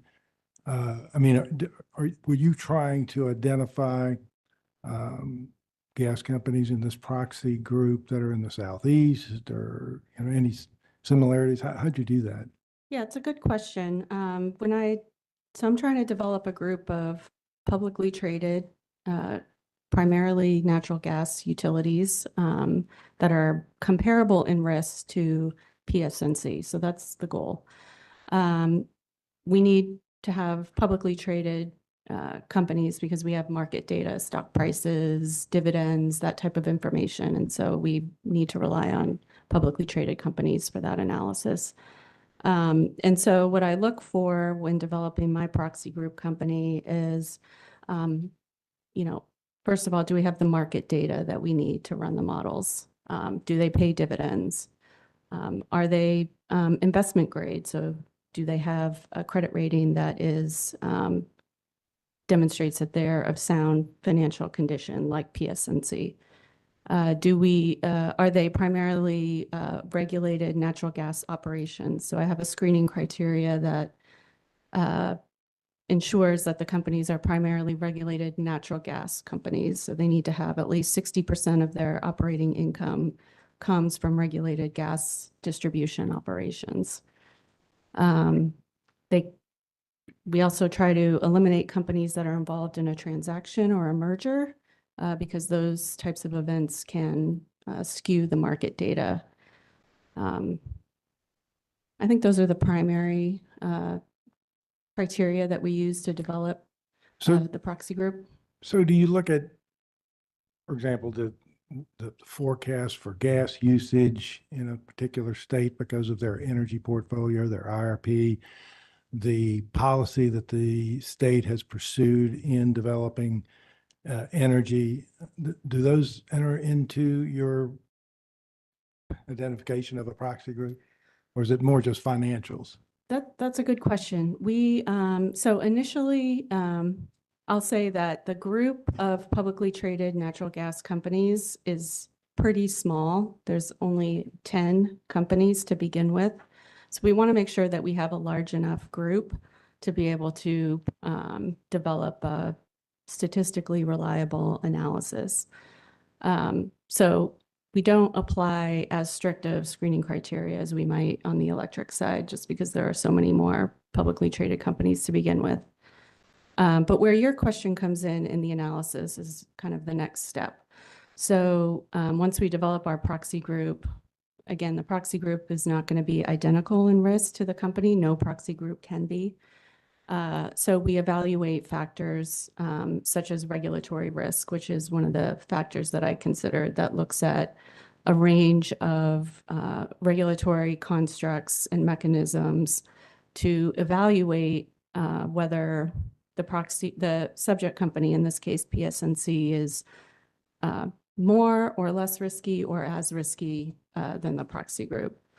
So once you've kind of developed your group, you can look to a number of risk factors and evaluate those against the proxy group as kind of a second step.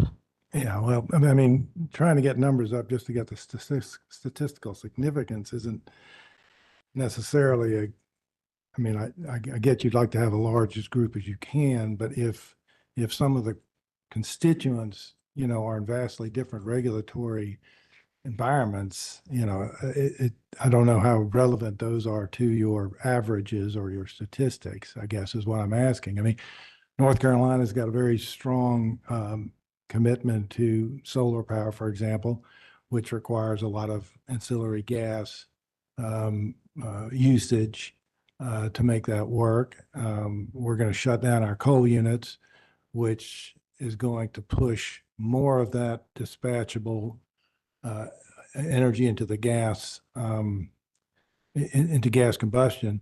But those are not kind of considerations that you didn't get to that granular. Is that right? Well, I think the proxy group on balance represents a range of both legislative and regulatory constructs and commitments and policies.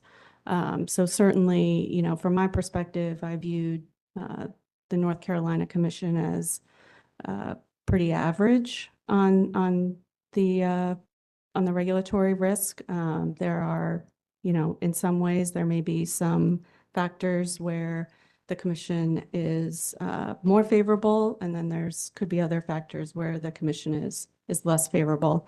Certainly, there are gas utilities, and when I look at my proxy group, I look at all the jurisdictions that those companies operate in. So, for example, you have Atmos Energy, which is one of the larger gas proxy groups. They operate in many of the southern states like PSNC. They operate in Mississippi, Tennessee, Kentucky, I believe, Louisiana, other states that are similarly growing in gas usage. They also operate in Colorado, which is a little bit more restrictive. They are pursuing a more aggressive electrification type policy. So, but it is a very small service territory for Atmos. So I try my best to look at all the different jurisdictions that are going on. Again, I think there's going to be a balance there. So you weren't party to the settlement negotiations, or were you? In this proceeding? No. So with your methodology, is 54% equity ratio, is that the right answer? I think it represents a good balance and a good compromise. One of the When you say compromise, is that between your equity and your debt ratio, or you mean compromise in the context of the settlement? Primarily the context of the settlement, especially if you look at the rate of return, the stipulated ROE that was agreed to. So the company agreed to a below average ROE, recognizing that the equity ratio, while a little bit lower than what it asked for was, is above average. So I think that strikes a good balance. And if you look at my exhibit 10, which was the exhibit I was alluding to with Commission Kemmerai, the authorized equity ratios for the proxy group companies in each of the service territories that they operate in, the average and median is about 55.5% equity. So pretty close to that average, slightly below. Did they have higher ROEs? Some do, some don't. So, It's I mean, a really- good balance. So really, it's you have to consider both, right? I mean. You do, right. And so that was part of my stipulation, my settlement testimony was evaluating the overall rate of return of 7.47% that was stipulated to, and that it was right in the range of the average, median, and midpoint of recent authorized rate of returns. And what was the range for that? You gave the ranges, you gave us the ranges of the equity ratio, but I didn't get the ranges of the weighted average cost of capital.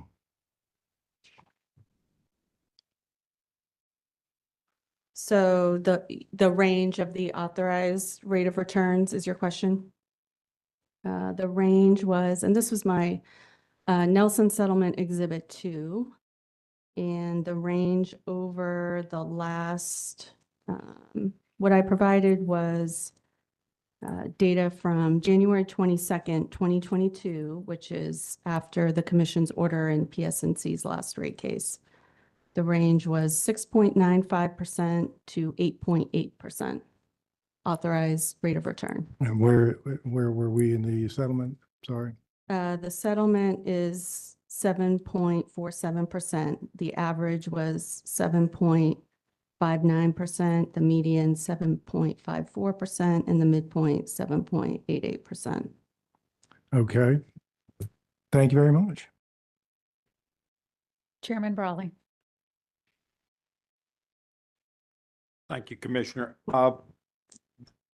It seems to me that the numbers we're using are constructs based on what happens with different commission orders. And the question I wondered why we're not using the actual equity of the company, which was 56.67. And I played with the numbers a little bit. If I calculated something off this, is that considered testifying? Should I not do that? I can ask the question. If you recalculated the average weighted cost of capital using the actual numbers that EnBridge stated were the real numbers for their equity, 56.67, and I subtracted the difference from long-term debt, have you considered what the impact that would have been on the average weighted cost of capital and how it might compare with your chart in Figure 2? So let me see if I understand your question. Is your question, what is the difference, the impact and the change in the equity ratio? Yes, I mean, in your Figure 1, you've laid out how you got to a weighted cost of capital using 44.17% long-term debt and the 54% common equity. If that had been recalculated at 56.67 and taking the difference out of the long-term debt, how that would have impacted the average weighted cost of capital. And is that assuming the 9.65% ROE as well? Yes. I don't have my calculator with me, but I could do that calculation for you. It would probably be, well, your weighted cost of equity would go up a bit. Maybe, I don't know, 0.2% maybe, but your long-term debt would go down. So on balance, it might go up a few basis points.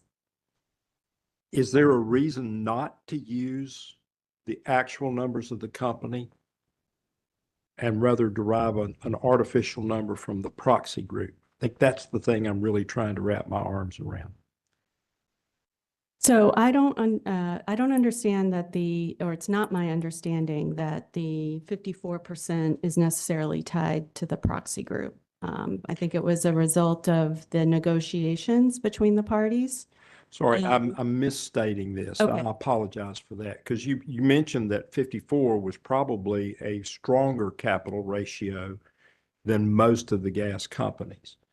And 54 was used, and there was a discussion of having a higher equity percent would present more strongly to the market, to the investor community. If their equity is actually 56.67, why aren't we recognizing that and presenting that even stronger number to the investment community, which should also improve their ability to borrow? And it's, at least if I'm understanding the testimony today, that's actually founded in the reality of the company's books. And I don't understand why we're not using the real numbers. I think I understand your question. I agree. I think it's, best to use the equity ratio, the actual capital structure that actually funds the company.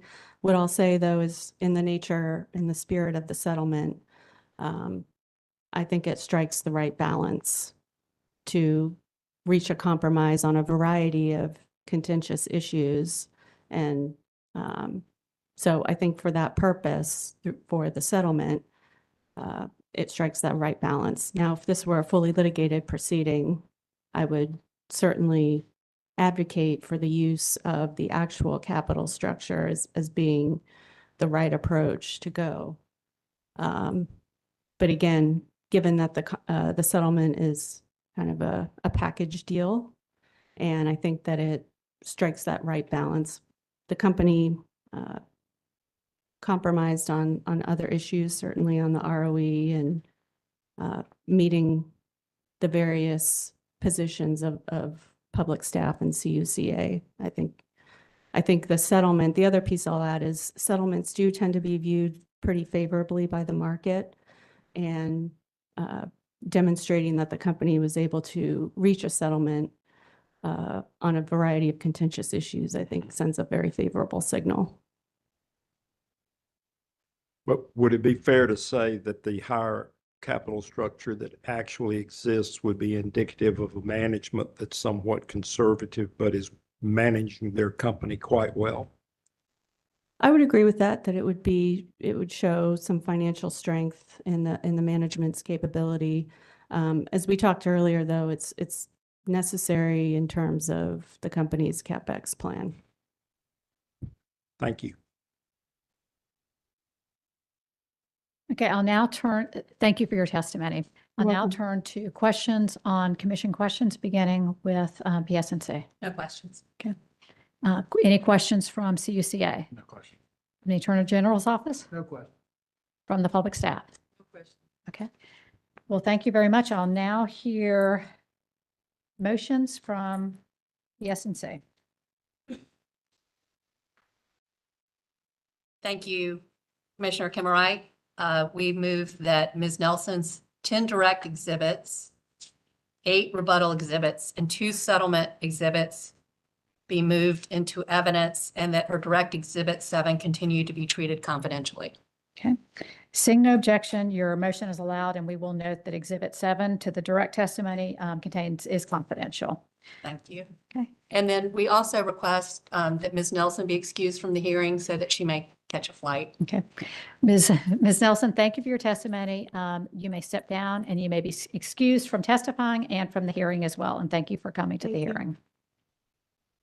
That completes the company's direct case. Okay. Are there any additional motions that you need to make in regard to your case? I think that you have admitted all testimony and evidence into the record. Is there anything in addition? I believe we have everything entered at this point. Thank you so Thank much. you. Okay, now we will move to the public staff. Thank you. Public staff calls to stand David Williamson, and Jordan Nader.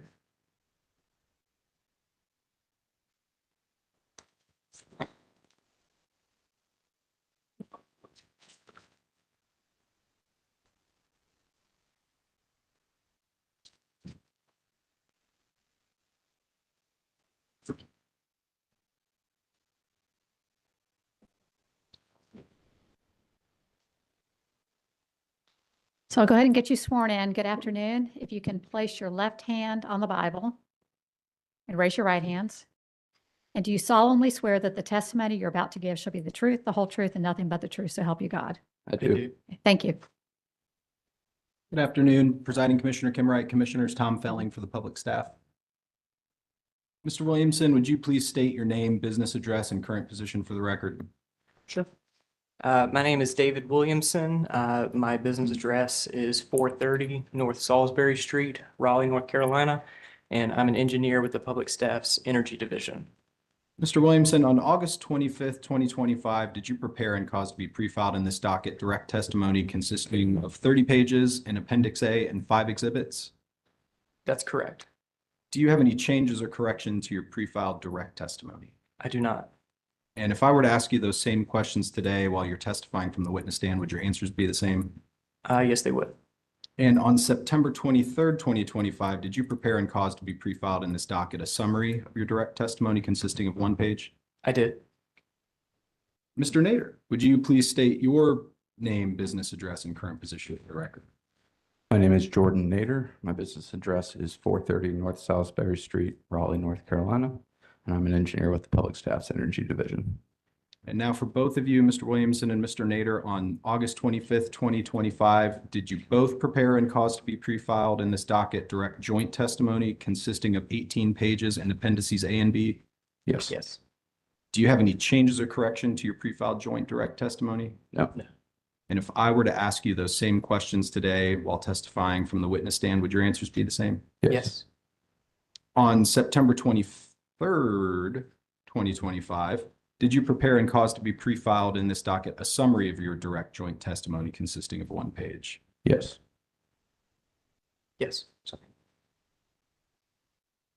Presiding Commissioner Kimwright, at this time I would move that the pre-filed direct testimony of public staff witness David Williamson consisting of 30 pages in Appendix A and 5 exhibits in the summary of Mr. Williams' direct testimony be entered into the record as if given orally from the stand, and that Mr. Williamson's exhibits 1 through 5 be marked for our identification as pre-filed.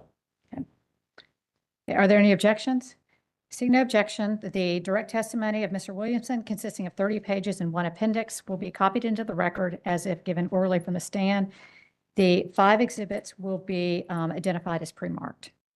And Presiding Commissioner Kimwright, I would also move that the pre-filed direct joint testimony of public staff witnesses Nader and Williamson consisting of 18 pages in appendices A and B and a summary of witness Nader and Williamson's direct joint testimony be entered into the record as if given orally from the stand. Okay. Are there any objections?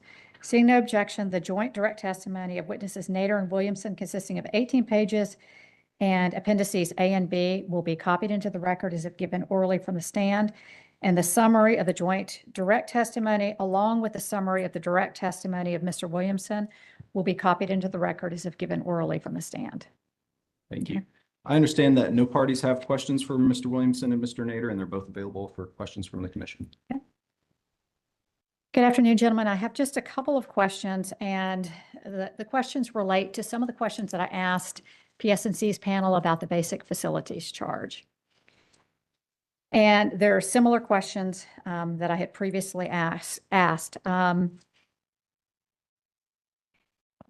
So as I had asked the PNC panel about how the recommendation or proposal to have the basic facilities charge be increased, and I think what I asked is that was not included in their application that came at the request of the public staff. Can you elaborate on why the public staff made that request of Duke? Excuse me, of PSNC. Thank you. So when the case was filed, we, like with the many other topics, started to look into what was asked for, what wasn't asked for. trying to assess, where our investigation might take us. And as we dove into the cost of service a little bit, as I talk a little bit in my testimony, my direct testimony, there were some so the cost of service essentially alluded that the theoretical maximum that the basic facilities charges for the residential and small general service were a little higher than what they currently were. I think we had a table in there that kind of described the relationship between all 5 rate classes and where they stood with their current basic facilities charge. And so that started our thought process on is this something that we would want to dig into? And ultimately, what drove us to make the decision to pursue this was how do we help customers in the wintertime? I think our testimony, it talks about how the winter months, it's about 5 or 6 months, and the other 6 or 7 months are classified as summer months. But in those classified winter months, roughly 80 to 85% of the therms for the residential class are basically consumed over that period, with the vast majority of that 85 or so percent being consumed over the January, February time period. And so you have the majority, a vast majority of the total annual therms occurring for this one rate class over the course of a couple months, meaning that rate changes that occur are primarily being recovered during those months if rates are recovered during a volumetric period. And so by looking deeper into the basic facilities charge specifically for the residential class and small general service, we were trying to think of a way to gradually make improvements for those rate schedules so that winter bills specifically wouldn't be so peaky compared to the remainder of the month. I don't know if Mr. Nader has anything else to add to that.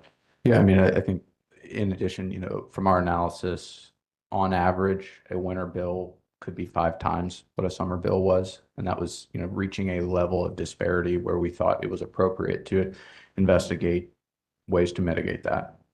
And I think there's also just a cost causation principle here that the basic facilities charge are fixed costs that will be incurred on a monthly basis. And so to place all of that emphasis on volume, on a volumetric rate, and not touch the base facilities charge at all would be less just and reasonable compared to making a change to the basic facilities charge at this time. And I think you're in the room when Commissioner Vanderbart asked some questions about a cost of service study. Has your testimony about how this can better align with cost of service, and is that borne out by any of the studies that have been performed to your knowledge? Yeah, so I think the component of the rate case filing would be G1, Item 3, Schedule 2, where it details the unit cost.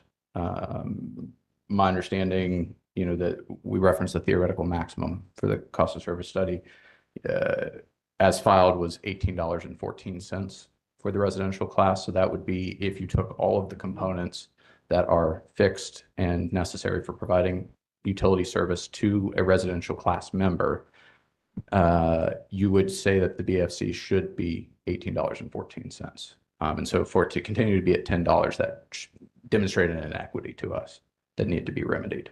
Okay. And then when you talked about increasing the basic facilities charge would provide some benefits to customers during the winter months when there is more, there's a large disparity between the amount of bills in the summer months and the winter months.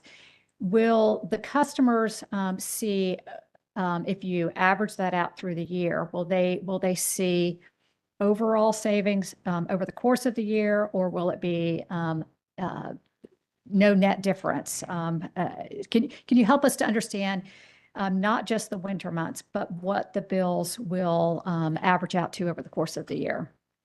Yeah, so I think it's important to think about what lens we're viewing these customers with. If we take the entirety of the residential class, this is a revenue neutral proposal.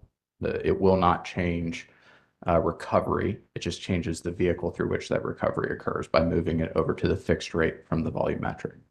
If we look at the average customer would see on an annual basis the same bill. Their winter bill will be reduced by a similar amount that their summer bill would be increased. A user that is 25% above the average would typically see their winter bill reduced by more than their summer bill is increased. And going off memory here, but a user who is 25% below the average would see their winter bill reduced by about 60 cents per month, and their summer bill would be increased by about $1.60 per month. So a 25% below the average would see a net increase of $1 per month for those summer months, or $1 per month annually. But on average, when we look at the entire rate class, it is revenue neutral. Okay. And then just to make sure I'm clear about your earlier testimony, so this slight increase in the basic facilities charge will bring, based upon a cost causation analysis and the cost of service study and analysis, this will start bringing it into closer parity with the cost causation for the charges for the basic facilities. Am I stating that correctly? I would agree with that. And that is correct? Yes, That's right. Okay.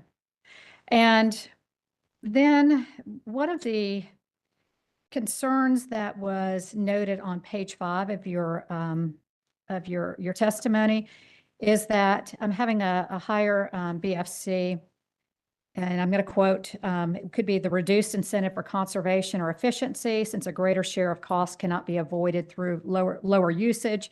I believe your testimony is that in this situation, you're not particularly concerned about that. And can you explain why the concern about efficiency and conservation is really not something, in your opinion, that the commission can be concerned about with this increase in the basic facilities charge? Yeah, so it's my understanding that the CUT, the customer usage tracker, which is the kind of the decoupling for natural gas for public service, that threshold or baseline is established in a general rate case. And so the CUT mechanism over every 6-month period is getting updated compared to that value. And so I think the conversation that we were having here was until usage gets above that threshold, then the utility will be made whole to that baseline minimum. I don't know if that answers your question or not, but that was kind of the relationship that we were viewing with the CUT. Right. And I guess just from a very kind of practical, general perspective, is this, I think somewhat modest increase to the basic facilities charge should we be concerned about customers not attempting to conserve their usage, or being less efficient and not trying to conserve?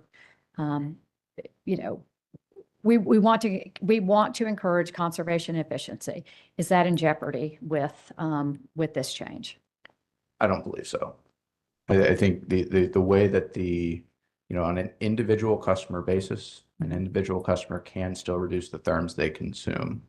When we look at the class as a whole, because of the existence of the CUT mechanism, as the class as a whole reduces their consumption, that still will be made whole through the customer usage tracker. And so I think individual customers will still have an incentive to use utilities efficiently. This is primarily focused on the delta between a winter month and a summer month. the cost causation of there is utility plant in service that will be in service regardless of whether a therm is consumed at your premises. And you can still not use a therm. This does not completely, this in no way jeopardizes the incentive towards efficient utility consumption. Okay. Thank you. That's all the questions I have. Let me check to see if my fellow commissioners have questions. Okay, Commissioner Vanderbilt. Thanks very much. I really just want to have sort of follow up on your cost causation argument, because I believe we heard from, I hope you all were in here when the folks from PSNC talked about this issue, and I'd written down in a kind of a scratchy note that I think he said similar to you, that while going from 10 to 12 is a step in the right direction in terms of actually trying to charge the fixed costs to what they really are. And that he said we hadn't actually done the analysis as part of the settlement. I think you said 18. That's probably sort of in the direction he was talking about. So I guess my question is why did you all, what's 12? What's significant about 12 versus 18 or 13 or, you know? Yeah. So, I reference a table, or we reference a table towards the end, I think, in our testimony that kind of shows that breakdown of what the cost of service showed as the customer related costs for each rate class. And that's what's generally used to determine what could be charged. And so that doesn't necessarily mean that a basic facilities charge has to be that. I think that in the spirit of gradualism, just trying to make the right direction, a little bit of a slow and steady to get there type approach. We believe that $12 was at this point in time reasonable as a starting point. Now, in the next rate case, we might have another situation where we'll take a look at this and start to consider whether or not the basic facilities charge needs to be adjusted again. But that would be the case for the next general rate case. But for this one, I guess I'm trying to understand who is opposed, who doesn't want it to go to something more accurate. I mean, what is the disadvantage to going to, say, 18, if that's the right number? I think from our perspective, the concern was that rapid of a change would violate a theory of gradualism. I think it would also potentially, I don't throw around the word rate shock or the words rate shock lightly, but I think that would be something where consumers would be, that it would be so immoderate in kind of the approach that we propose that it would result in kind of potentially confusion with the consumers. I would not feel comfortable recommending 18, an 80% increase. Okay, so you all were resisting maybe going to 18 for those reasons. Was somebody else wanting to go to 18, or no? Is there To my anybody knowledge, there's arguing? no proposal to go to 18. So why go from 10 to 12? Right. I think 10 to 12 is in this theory of gradualism. We should make progress towards, based on your conversation earlier, I went back and looked at the last rate case. And at that time, the unit cost for the residential class was $15.13. Right. So over the intervening 4 years, it has increased by about $3. Right. So I think that there was a, it's one of those things that we wanted to look at. We check and adjust. And so at this time, $2 is an appropriate moderate increase to kind of balance between a fixed charge and a volumetric charge. There could be reasonable arguments for a different value, but based on the evidence that we weighed, that was our recommendation that was accepted as part of the stipulation. Okay, thanks very much. Okay, we've come to the end of commissioners' questions, so I'll now turn to questions on commission's questions. Okay. None from the public staff. Okay. Okay, no questions. So I'll hear motions from the public staff.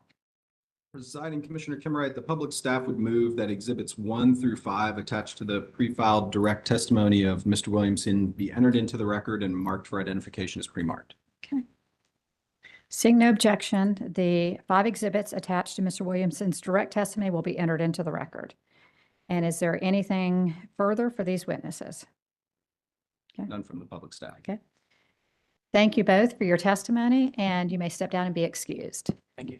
And the public staff may call the next panel of witnesses. Public staff calls witnesses Michelle Boswell, Gregory Reager, Patrick Fehee, and Neha Patel.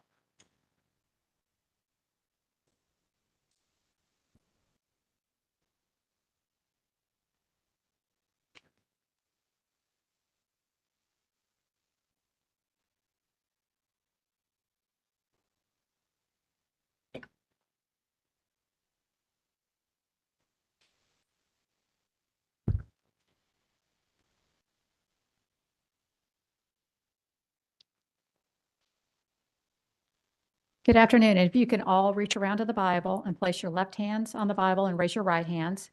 And do you solemnly swear that the testimony you're about to give shall be the truth, the whole truth, and nothing but the truth, so help you God? I do. Okay. Thank you. Ms. Patel, would you please state your name, business address, and current position for the record? I'm Neha Patel with Public Staff's Energy Division. Business address is 430 North Salisbury Street, Raleigh, North Carolina, 27603. On August 25th, 2025, did you cause to be pre-filed in this docket a public and confidential version of direct testimony consisting of 12 pages and an Appendix A? Yes. Do you have any changes or corrections to that pre-filed direct testimony? If you were asked those same questions today while on the stand, would your answers be the same? Yes.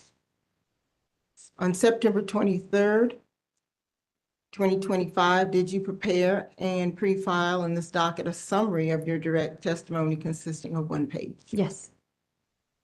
Presiding Commissioner Kimmerer, at this time, I move that the pre-filed direct testimony of public staff witness Neha Patel, consisting of 12 pages, and Appendix A, and the summary of witness Patel's direct testimony be copied into the record as if given orally from the stand. Are there any objections? Okay, seeing none, the direct testimony of public staff witness Patel consisting of 12 pages and 1 appendix and the summary of her direct testimony shall be copied into the record as if given orally from the stand. Ms. Boswell, will you please state your name, business address, and position for the record?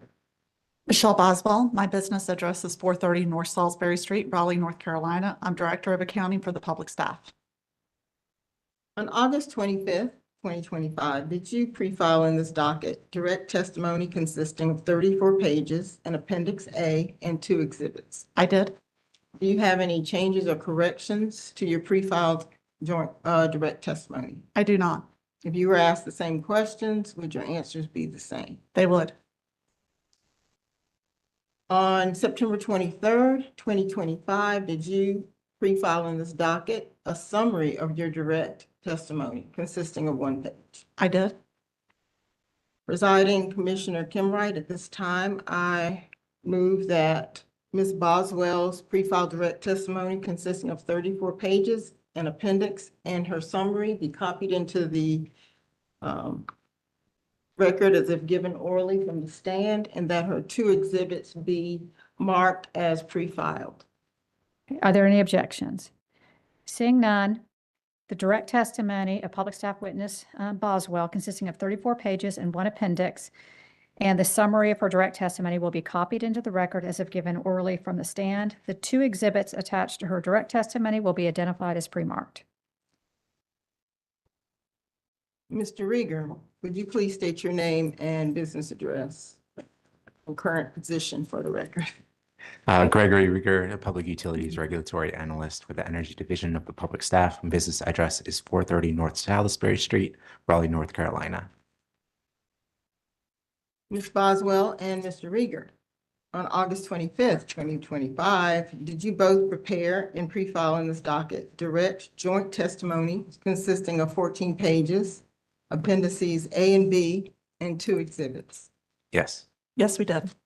Do you have any changes or corrections to your pre-filed joint direct testimony? No. No, we do not. If you were asked those same questions today, would your answers be the same? Yes, I would. Yes.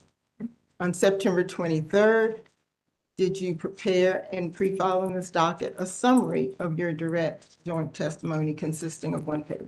Yes, we did. Yes. Presiding Commissioner Kim Wright, at this time, I move that the pre-filed direct joint testimony of public staff witnesses Reager and Boswell, consisting of 14 pages, appendices A and B, and the summary of witnesses Reager and Boswell's direct joint testimony be copied into the record as if given orally from the stand, and that their exhibits be marked as pre-filed. Are there any objections? Seeing none, the joint direct testimony of public staff witnesses Boswell and Reager, consisting of 14 pages and 2 appendices, along with the summary of their joint direct testimony, shall be copied into the record as if given orally from the stand. The two exhibits attached to the joint direct testimony will be identified as pre-marked.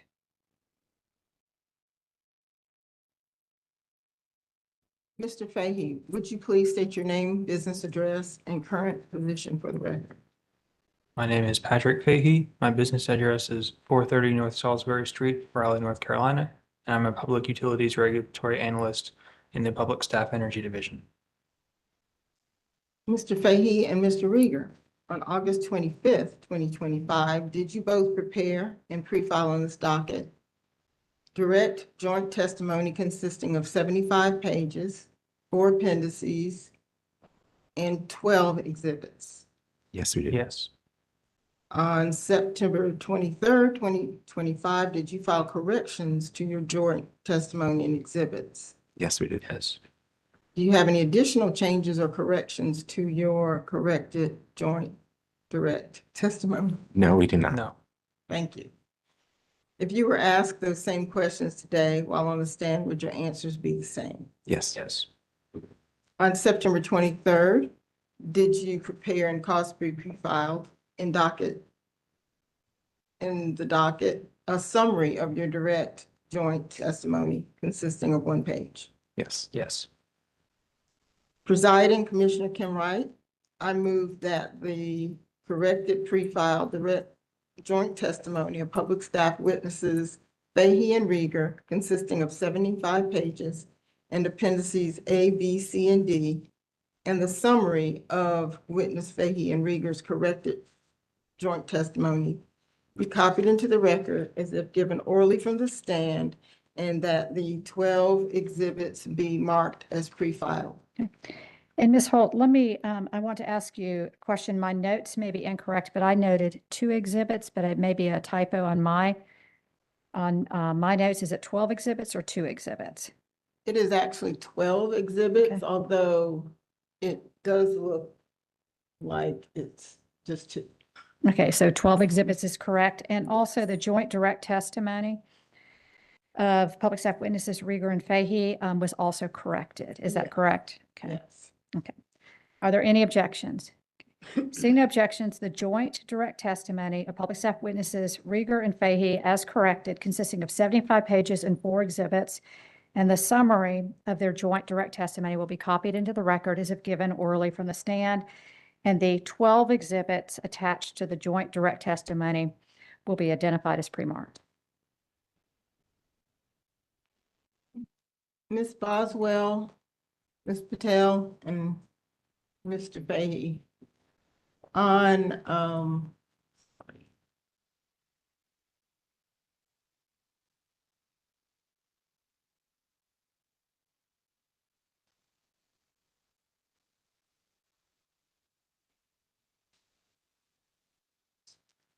on September 22nd, did you cause to be pre-filing this docket? I believe it's September 19th. Sorry.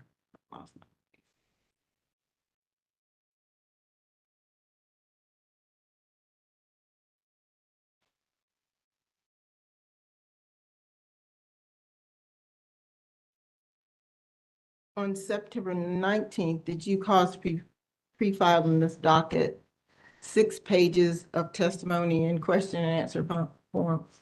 Yes. Do you have any additions, corrections or changes to that testimony? No. And did you also file 2 exhibits with that settlement testimony? Yes. Yeah. And on September 23rd, did you pre-file in this docket a summary of your direct joint testimony? Yes. Yes. I'm sorry, on September 22nd? Yes. Yes. And on September 23rd, did you file corrections to settlement exhibit 1 of your joint settlement testimony? Yes. Commissioner Kim Wright, at this time, I move that the pre-filed joint settlement testimony of witnesses Boswell, Fehee, and Patel,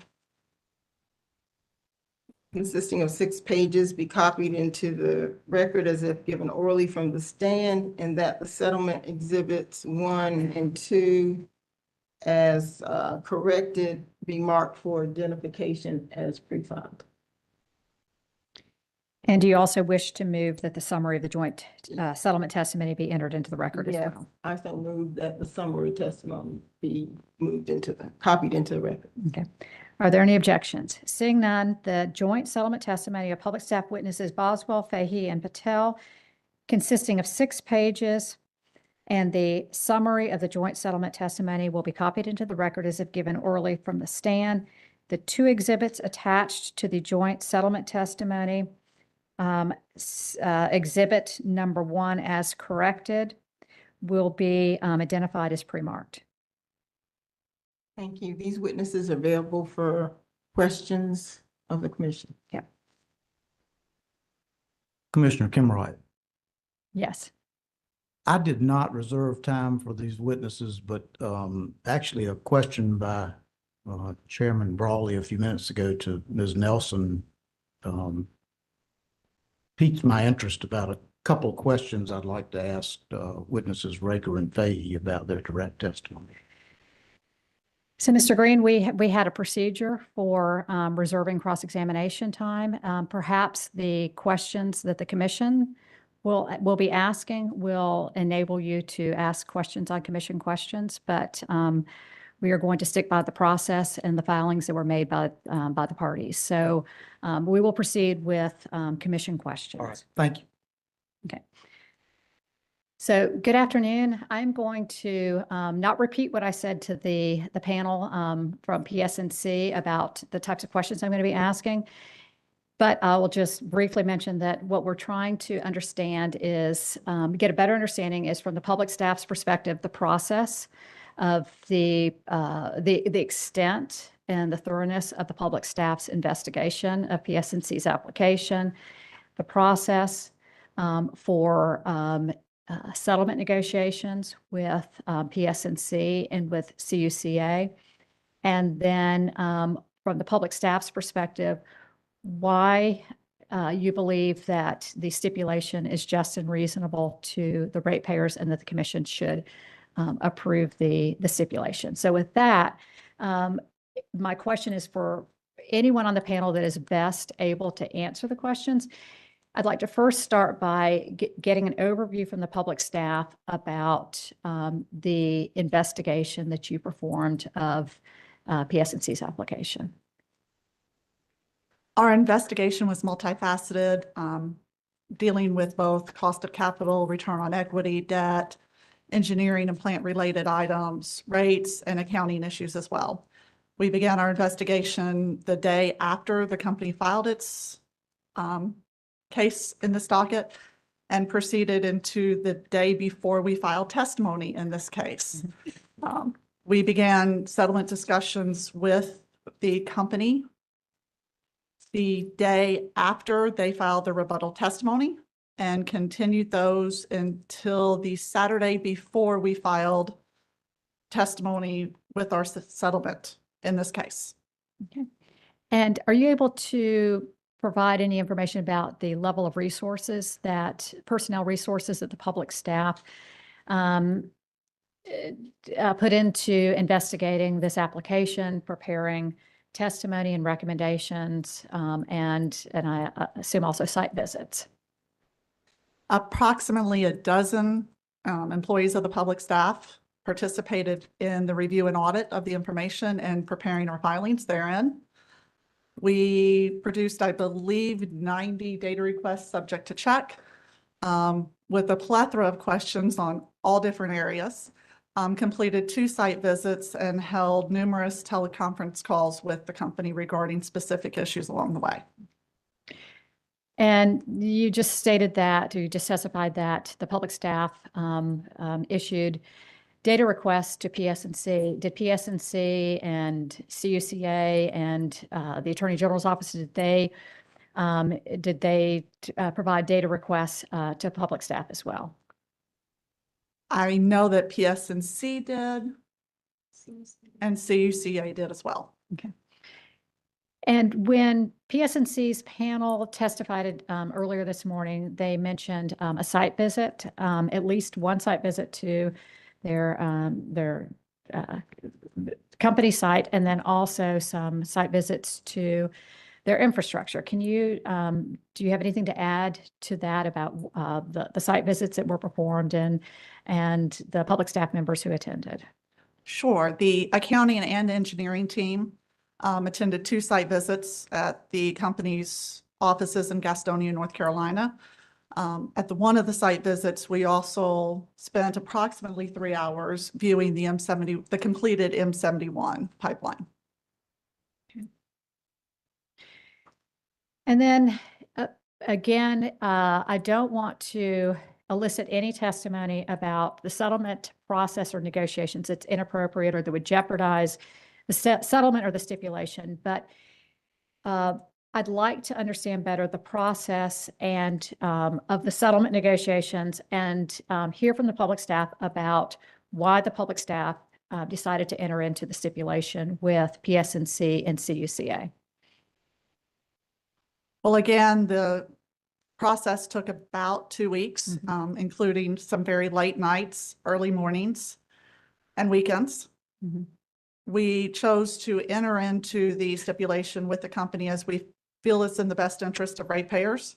It reflects the prudently incurred and properly accounted for cost and balances the needs of the company and the ratepayers. Okay.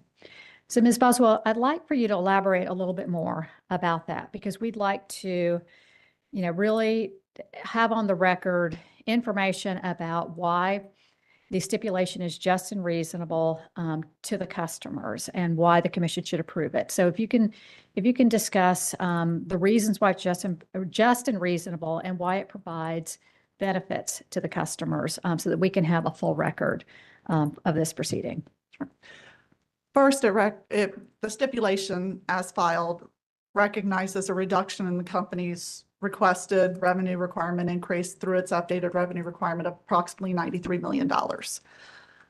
We feel as though, and the company, I believe, feels as though that the capital structure associated therein allows the company to earn an appropriate return while allowing the ratepayers not to overpay for any given resources that the company may need.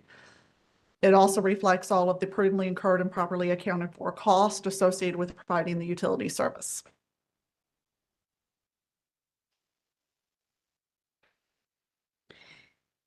And I asked this question of PSNC's panel, but in Mr. Henson's settlement testimony on page 2, and I don't think you need to turn to it, but I'll state it again for his testimony, but he stated that the settlement results in an overall customer increase of about 4.37%, which is 1/3 the rate of inflation of 13% since the last rate case in 2021, and that the settlement would increase the average customer's bill by about $2 per month. Is that your understanding as well? Subject to check, yes. Okay. And from the public staff's perspective, do you believe that that approximately $2 increase is just and reasonable to the customers in light of the capital expenditures by PSNC? We do. We believe it reflects the prudently incurred and properly accounted for expenses in order to provide service to the ratepayers.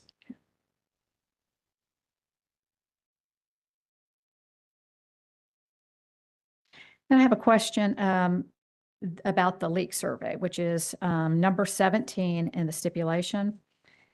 And for the leak survey, the public staff wanted a rider for the leak survey costs to be in a separate rider and separate from, I believe, the PIMD O&M costs. Is that your understanding as well? Separate from the PIMT and PIMD O&M costs, yes. Oh, PIMT and PIMD. Yes, right. ma'am. Okay. And what is the public staff's rationale? Why is it beneficial to create a separate rider for the leak survey costs? Why did you feel like that was appropriate and necessary? In this case, it is because we are giving a time-defined period for which the leak survey costs should exist. And it is easier for all and more transparent if it's a separate rider than being embedded in an additional rider. Okay. And I asked PSNC's panel this question as well, but what's been proposed is a 3-year pilot. And I'd like to hear the public staff's perspective of why it should be a pilot rather than a regular program, and what learnings the public staff and PSNC are hoping to glean from this pilot that could be perhaps that could be useful to the company and to the public staff. So the company previously had just been walking the lines and not performing the advanced methane leak detection survey that the company has proposed. This process is just being piloted. That's in the learning phase. So any information that the company receives, that the public staff learns from now until the 3-year period, will help make a decision going forward on that rider. Okay, thank you.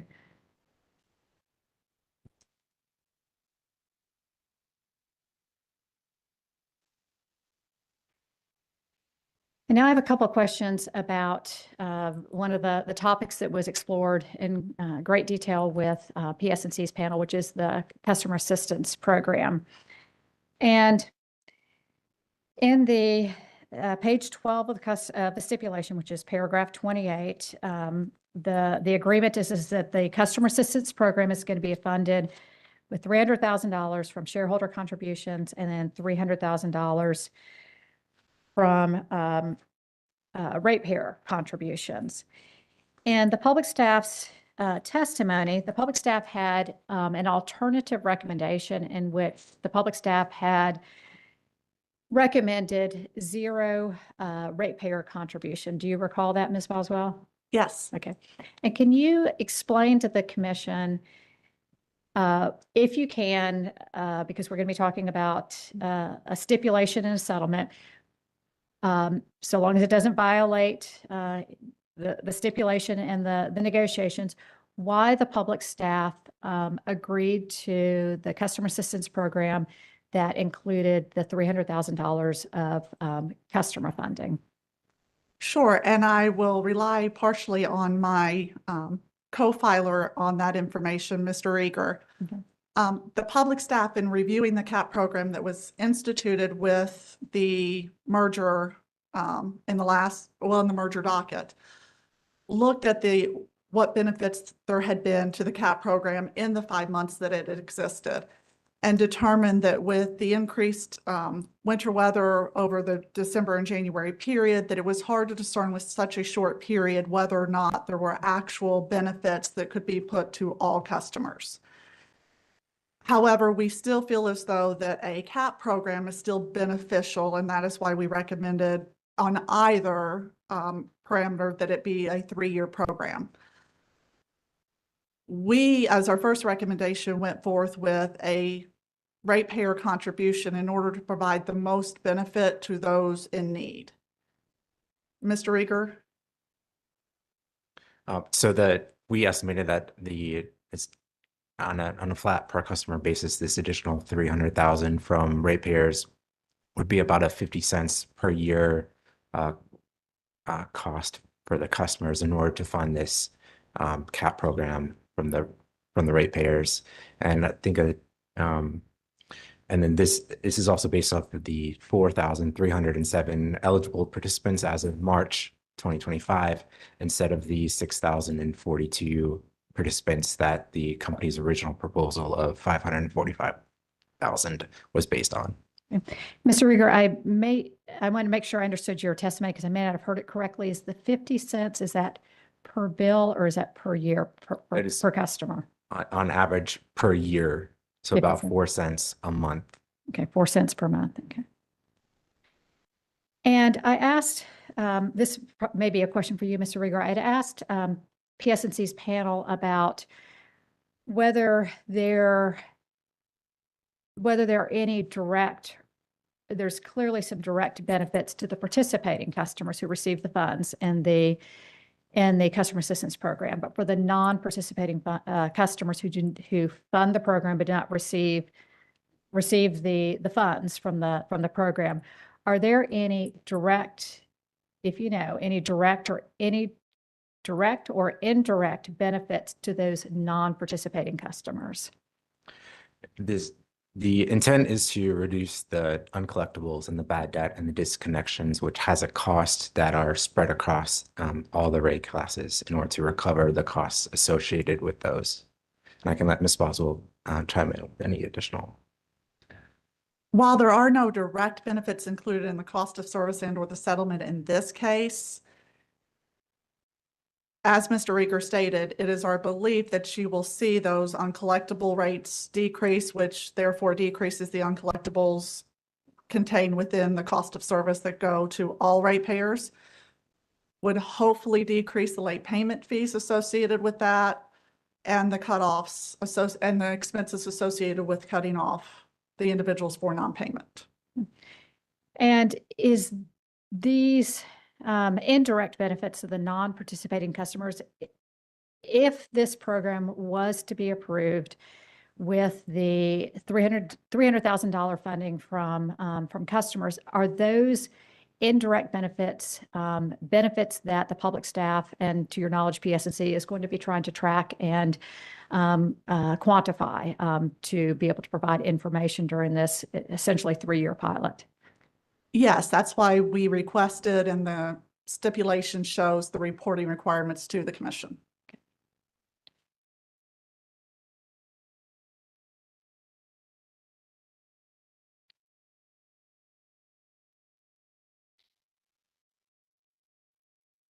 And can you confirm whether, we heard some testimony about which customer classes, if you know, contribute to the funding for the customer assistance program? Do you have any additional information about whether all customer classes contribute to the funding, the ratepayer contribution funding for the cap? It is all customers. That's included in the overall revenue requirement that was spread across to all customers. Okay. And then my last question is the same question I asked PSNC is if there were concerns from the commission about the $300,000 portion of funding from ratepayers, if the public staff is able to provide any information about whether that aspect of the stipulation is a critical aspect that could or could not be potentially carved out of the stipulation. We would reconvene with the other stipulating parties to discern that within that 5-day period for which the stipulation allows. Okay, thank you. That's all the questions I have, and I will now turn to I'm sorry, Commissioner McKissick. Just a few questions, and my questions will primarily relate to the joint testimony of Mr. Riker, Ms. Boswell, filed on August 25th. And I guess I'll pick up where Presiding Commissioner Kammerite kind of left off in terms of discussing what kind of reporting might be done dealing with the effectiveness of the program moving forward, assuming the cap is approved. And as I recall on page, oh, sure, I'm sorry, as I wasn't speaking as directly as I thought. And I'll point your attention to the settlement agreement, stipulation agreement, provision number 28 dealing with the cap, at the bottom of page 12. where it reads, finally, for the duration of the cap, PSNC will report to the commission annually on total participation, annual credits issues, and findings regarding the impact of the program on uncollectibles, arrears, disconnects for non-payment, late payment fees, and other O&M expense factors potentially impacted by the program.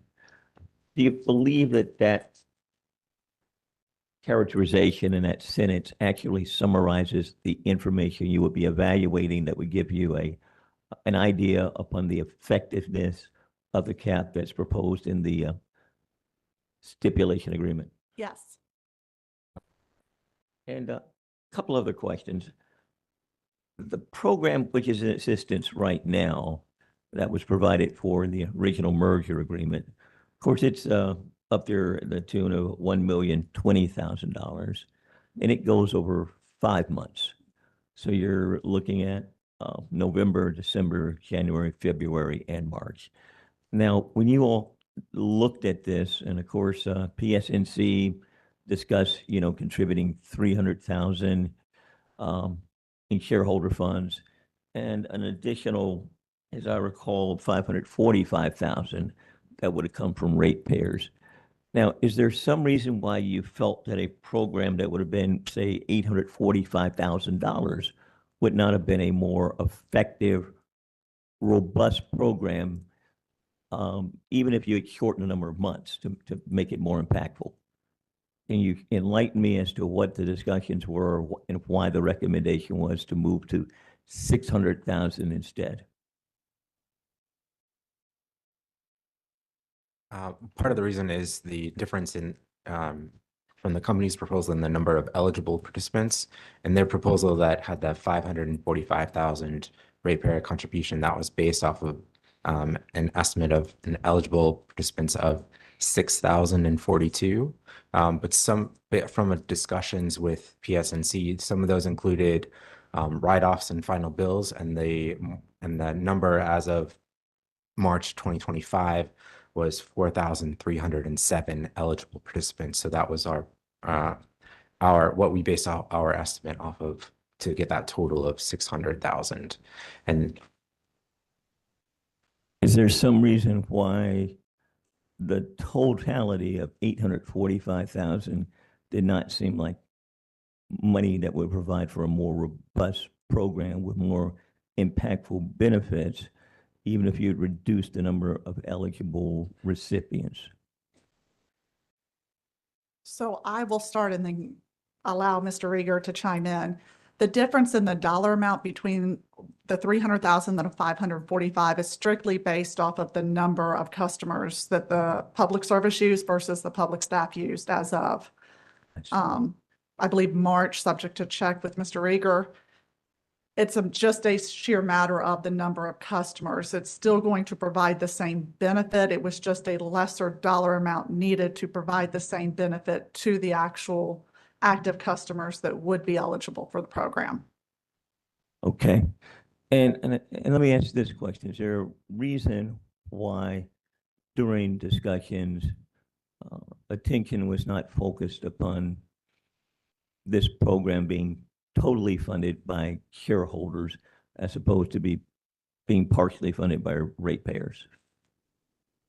I can't speak for the company, but in the public staff and our review and analysis of what we were going to propose as far as a cap program before the commission, we felt as though that if we requested any additional money from public service, we would likely not receive those dollars from public service. And so in an effort to keep the program going as envisioned and intended, we thought that it was best to seek a ratepayer contribution, since those same ratepayers will hopefully be receiving some of the benefits associated with the program going forward. Mr. Reager? I have nothing further to add. But I guess the question I ask is, since they were already paying out $1,020,000, if the sum of 600,000 is what was thought to be what was needed for a robust program, if perhaps the discussion could have turned to PSNC paying that full $600,000, it would have still been a net benefit to them to the tune of, I'd have to look at the exact number here, but a number that's quite substantially about $400,000. Is that right? It does reflect a $400,000 decrease. However, I believe PSNC felt as though that $1,020,000 expenditure was a one-time expenditure for them.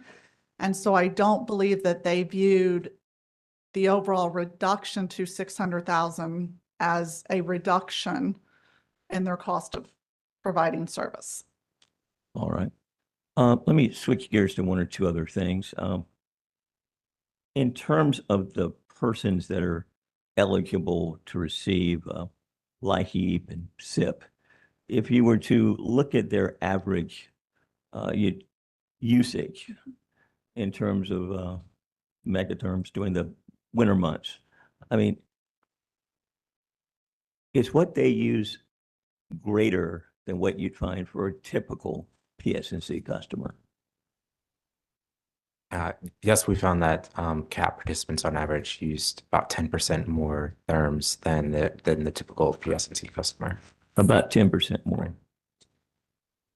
And in terms of the bill impact on those particular individuals, I believe it was projected that with the 4,307 participants eligible with the $600,000 program, it would be about $46.44 per month. Is that right? That was our estimate, yes. And for the average CAP participant, and would that represent perhaps a decrease of between 33.6% and 41% of their typical bill? Yes. And was it your belief that that would be a substantial impact that would help them afford the continue to pay heat during those extremely cold winter months where the bills are much higher? Yes.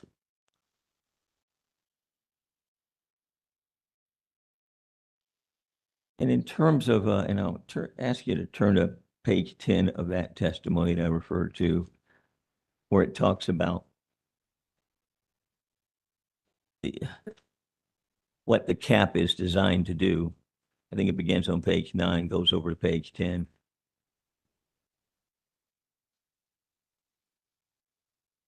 And it talks about the impact that managing bad debt can have on a utility. Now, if I'm reading from from line 5 on page 10, it says managing bad debt and uncollectible expenses through a CAP and other affordable rates also helps utilities maintain credit quality and attract investors. It goes on to say that credit rating agencies look at the affordability of rates, stability of revenues, and other factors when reviewing utilities individually and as an industry. Is that a correct characterization, and do you stand by that today? Yes, we continue on to quote from the regulated energy. Sure, if you could go ahead, if yeah. you could speak to that, that would be excellent.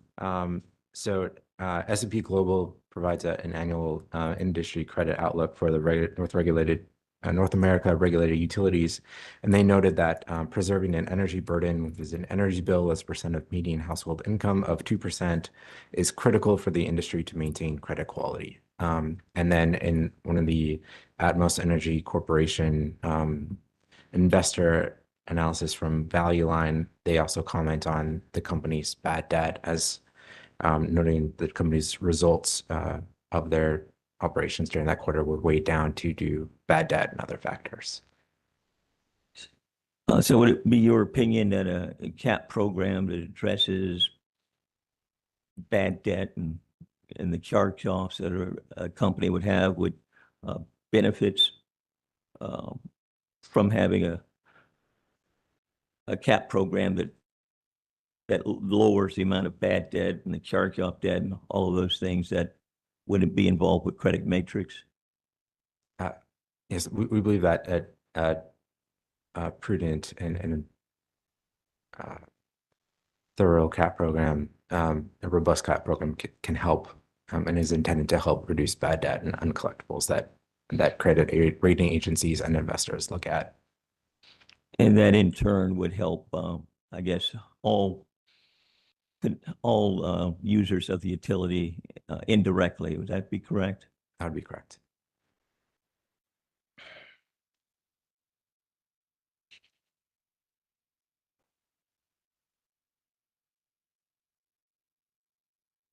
And of course, on page 12 of your testimony, there's a question here about how many households in North Carolina struggle to pay energy bills.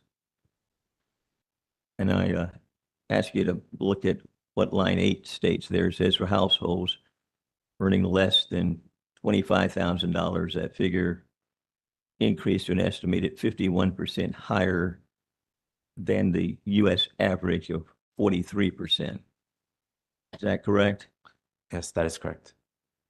And an estimated 46% of households in North Carolina earning $35,000 to $49,999 were unable to pay an energy bill or were unable to pay the full amount of at least 1 month in the prior year, higher than the U.S. estimate of 33%.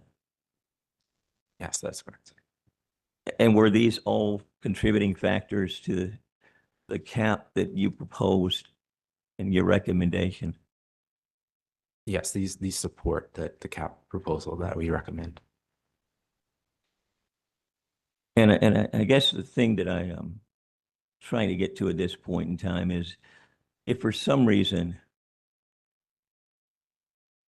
this commission were to evaluate the cap as proposed and was to suggest that perhaps the ratepayer contribution was not an amount that they wanted to include as part of this settlement, do you believe that in going back within that 5-day period to work on that particular provision, that is likely that you would end up with a recommendation for $300,000 or continue with a recommendation for $600,000, but with it being paid differently other than from ratepayer funds?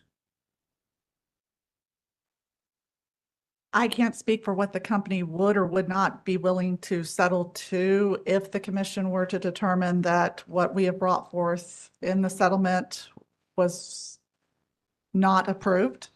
I think we would look at all options that we had to best benefit the ratepayers of North Carolina.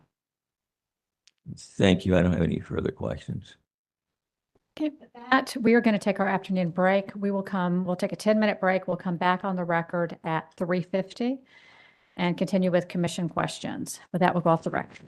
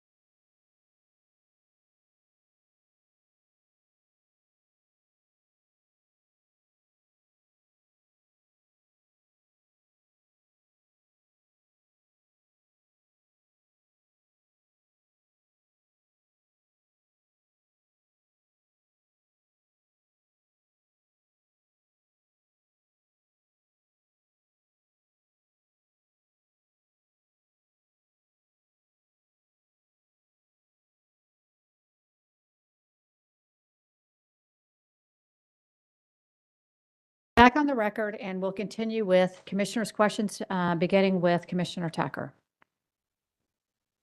Thank you, Presiding Commissioner Kimwright.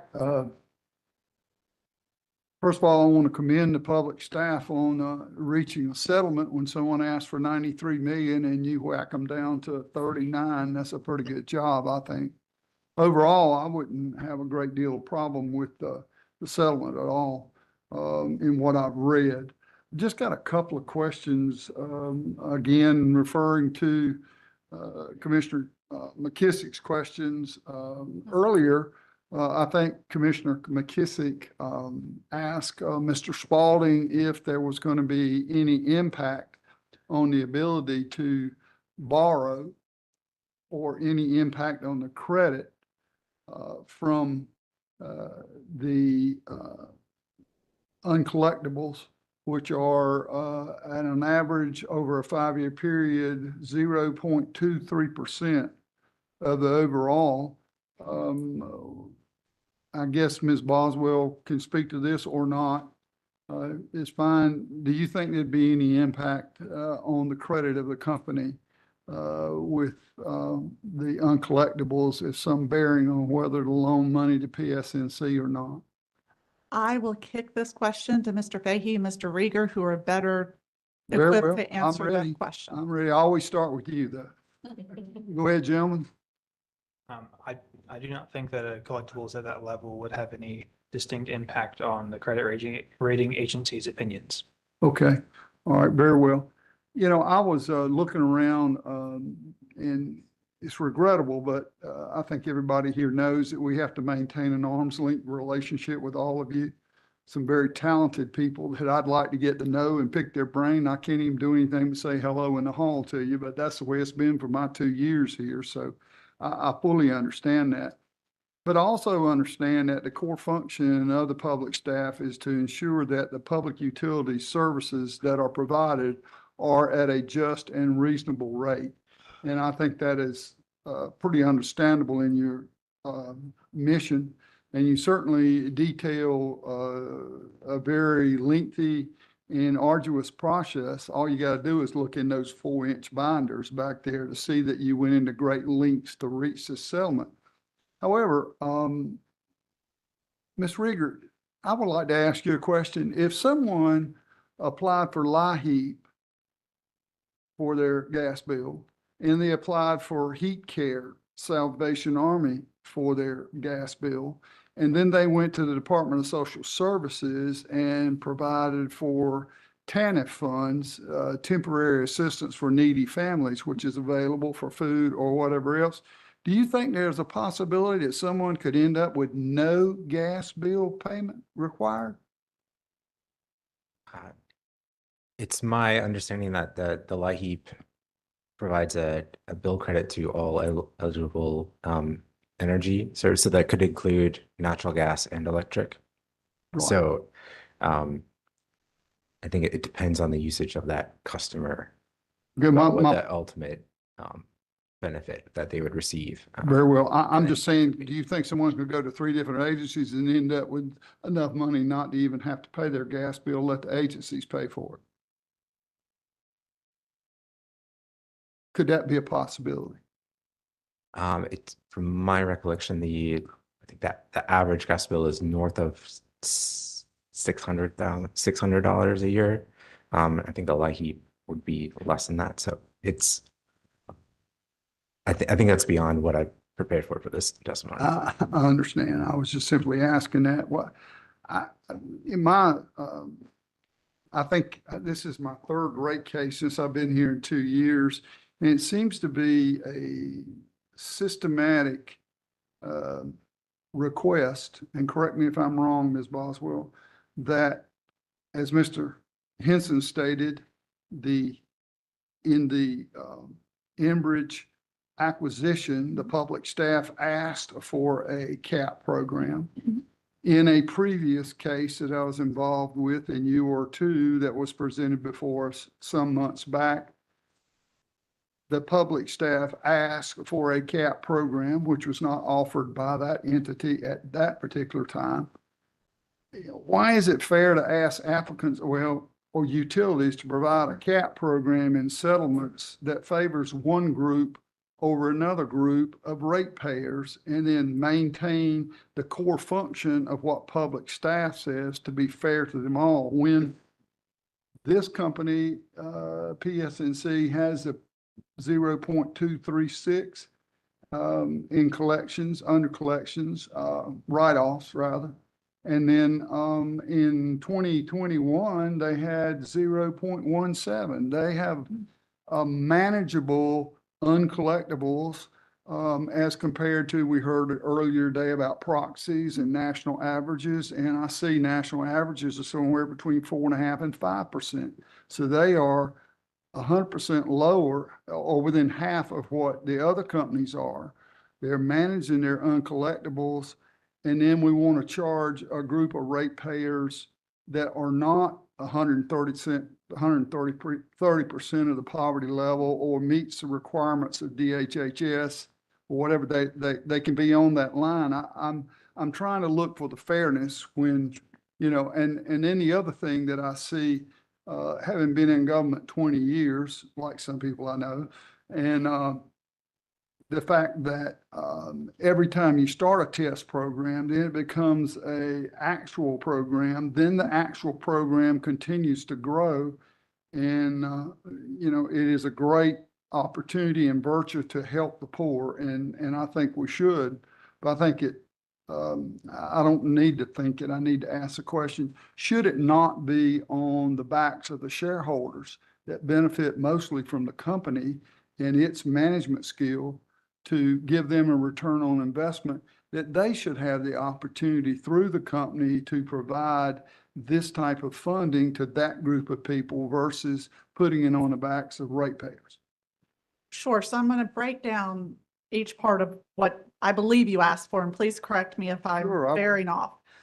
First and foremost, the 2021 uncollectible percentage that is reflected in there, keep in mind that that was skewed due to COVID and the mandates set forth by the state regarding disconnections and cutoffs, which is why we subsequently saw later years increase over and above that. Also, the uncollectible percentage that's included in the O&M in this case is just the non-gas portion related. So the gas portion is collected through the deferred account, which is presented to the commission through an annual rider each year. The CAP program really came out based off of a commission's directive to have a low income collaborative. And it was in an electric case as a result of an electric case where they wanted to discuss, have all stakeholders who were interested in discussing such, bring all of those together to determine what could be done on affordability for rates across electric and gas. Water was considered, but not directly so within the confines of that collaborative. From that collaborative, the CAP program was brought forth in the last DEP and DEC rate cases for approval. In DEC and DEP, it is being funded strictly from ratepayers. So it is a rider with all of the costs included therein. And we will, in all likelihood, be seeing that within the confines of DEP and DEC's next rate cases. Based off of the commission's, at that time's request for affordability, the public staff has taken that directive to bring forth some kind of program regarding affordability. This is the program that sat best with the interested parties who participated within the low-income collaborative that the commission's directive sought at that time. Is it perfect? It is not. To your question to Mr. Reager, will there always be some bad actors who will take advantage of every program that exists to their benefit? Absolutely. Does it mean that we don't give a program to those who need it most, who may not know that all of these other programs exist? The public staff believes that it's in the best interest of ratepayers to do so. While we appreciate and understand that there's always winners and losers in any program that we would bring forth, and know that some of these people, some ratepayers who are going to be paying this fee that we have set forth in the settlement, are going to be on the cusp of being able to pay or not pay their bill, which makes everything not perfect. In a perfect world, I would not be against the companies funding the CAP program entirely.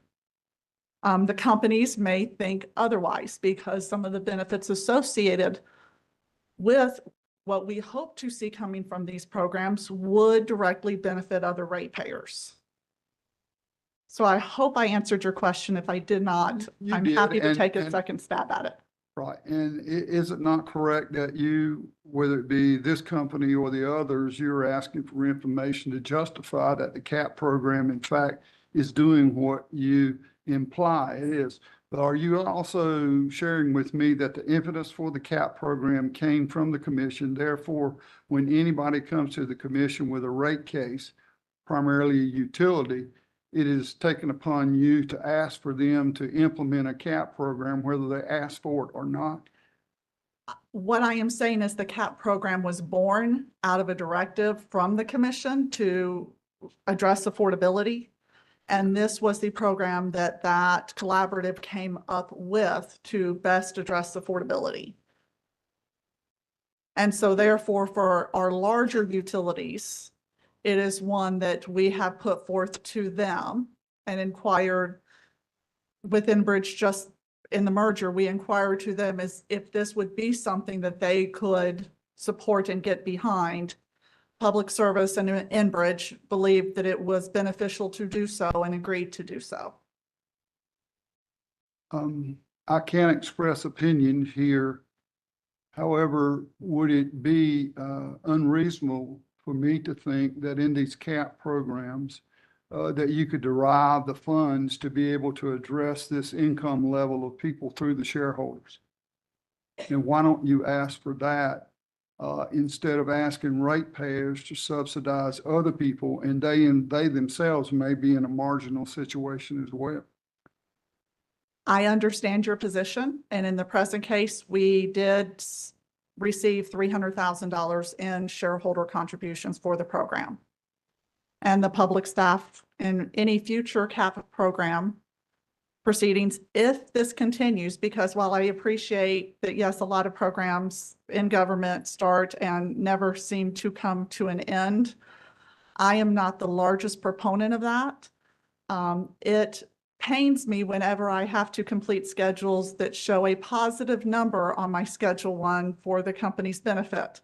To many in this room, company representatives will attest. So in anything that we bring forth to the commission for approval, it's something that we think will benefit the largest group of people while causing the least amount of harm. Okay. I won't refrain from asking any further questions. I think I've got my point across. Thank you, Commissioner Kimmerer. Good. Commissioner Vanderburg. Thanks very much. I'm just one question on the CAP, well, two questions. There has been a bit of a program based on that 1 million, but you haven't been able, is there some reason that, because you said earlier you hadn't been able to define a direct benefit?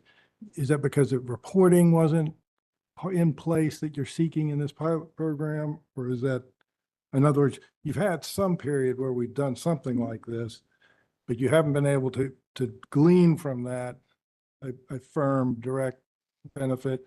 You're now seeking to do another 3 years, and hopefully you'll get the information you need to answer that question. Am I understanding that right? Yes, sir. Under the current program as it exists, it only existed for 5 months. Okay. Because of the influx of winter weather in December and January during that time period, trying to break out that information post became something a little difficult. And so in the present case, that's why we're asking for a time-limited period for which the funding runs out, and we will readdress with the commission at the time when and if we can show that it is something that's beneficial to all ratepayers. And is that the legal basis? Because I have a hard time with the legal basis. This sounds like levying a tax, and we can't do that. But you obviously, have you all discussed that? Is that somewhere in the record I can look at, the argument that this is authorized? that you can direct me to? I am not an attorney. I am looking to my legal staff who can hopefully address that question. Commissioner Vandervaart, if you're asking whether or not this type of program is covered. It's authorized. Statute Yeah. is not. Okay, that's what I thought. Okay, let's change gears now. You all are the right people to ask about this equity ratio, right? And I was trying to talk to the consultant for the PSNC, and I was just trying to understand. It seems very complicated and very specific to the market as to how much equity and how much debt should be in place, that ratio, because we're trying to walk that ridge between ensuring an attractive investment, but also not unfairly injuring the ratepayer, right? That's sort of the, and so I feel like we've got a number of things that would argue toward a less risky market. And therefore, perhaps we could justify a slightly lower ratio. And these include all the things I talked about. You know, we have a very robust solar program, which begets a robust gas program. We've just approved 2 very large scale gas combustion turbine sets, and we've got a number, 3 or 4 more on tap. Those would all argue toward, you know, we're making a commitment here in North Carolina to burn gas. Would that not, and we're getting rid of coal, you know, that would force more and more. So all those things to me would say, is 54 the right number? Is 52 the right number? Is 55? You know, my point is what is the right number? Now, I guess some of this was in the context of a bigger settlement, but if we focus just on this for my advocation, I mean, what do you think? I would say that there is at least, there's a reasonable range. And some of this comes into the difference between what an investor may view and how we look at it from a cost of service rate making perspective, in that the capital structure is the return that an investor has the ability to earn.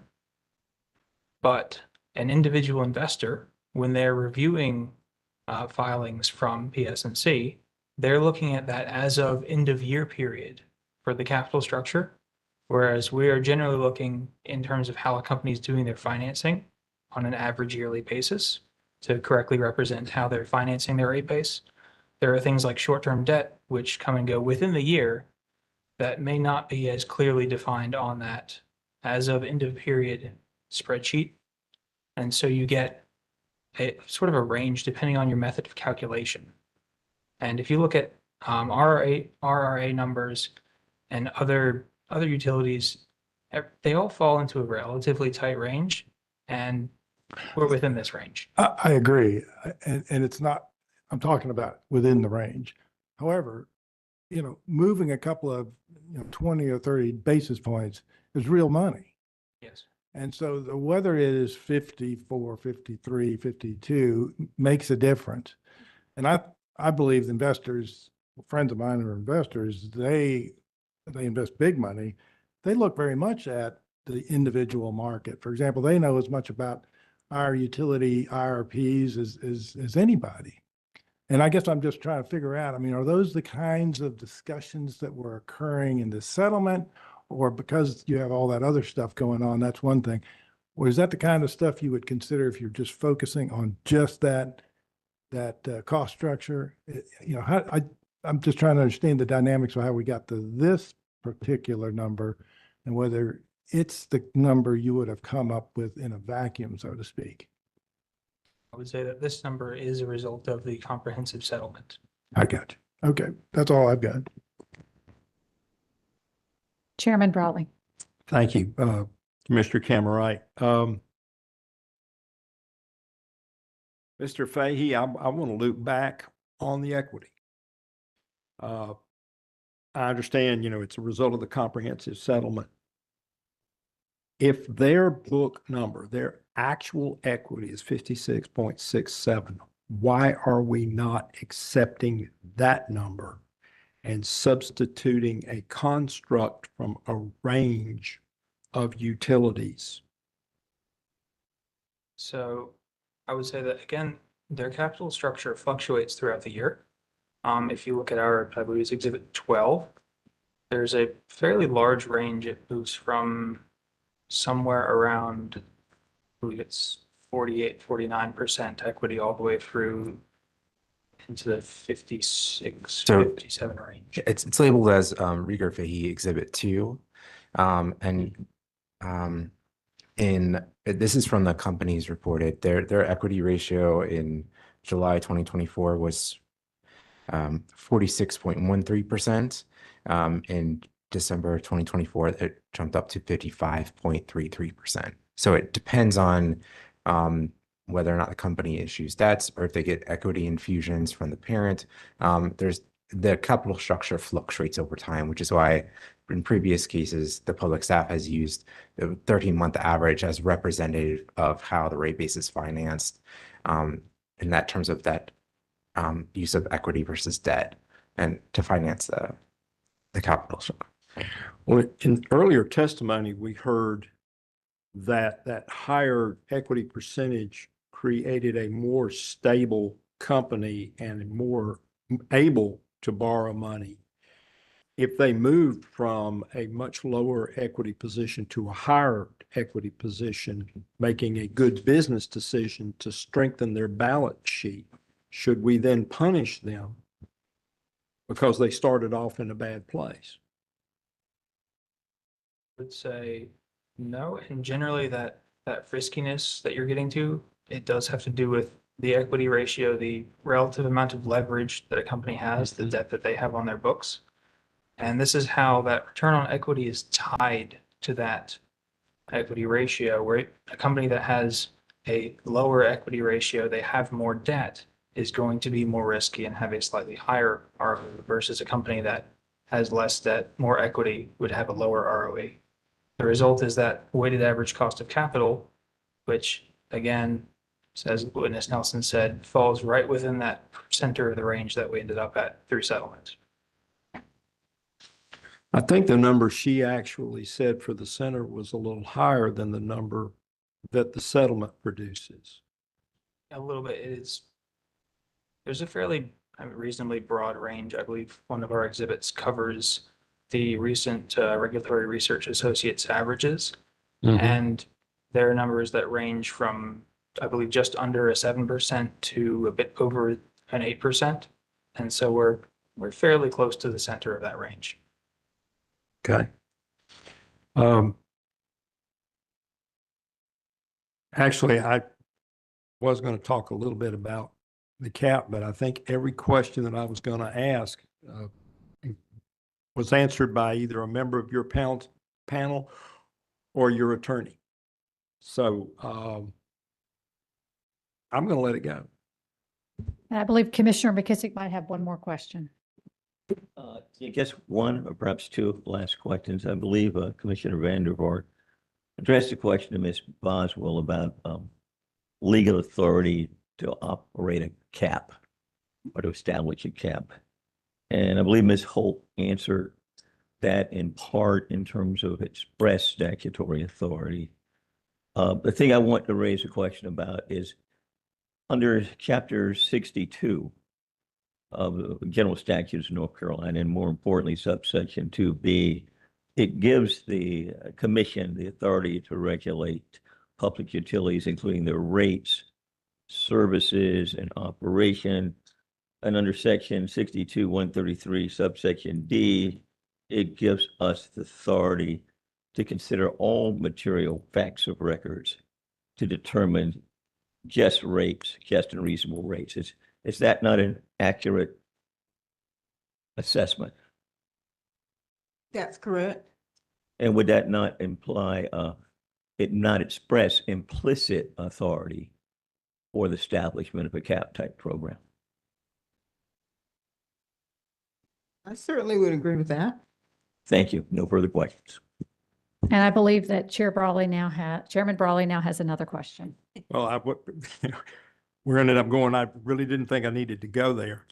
I have heard this imputed authority to do these kind of rates, and have had discussions on many occasions, but I'm still trying to wrap my arms around where we get explicit authority for the commission to order a contribution to some class of customers based on income.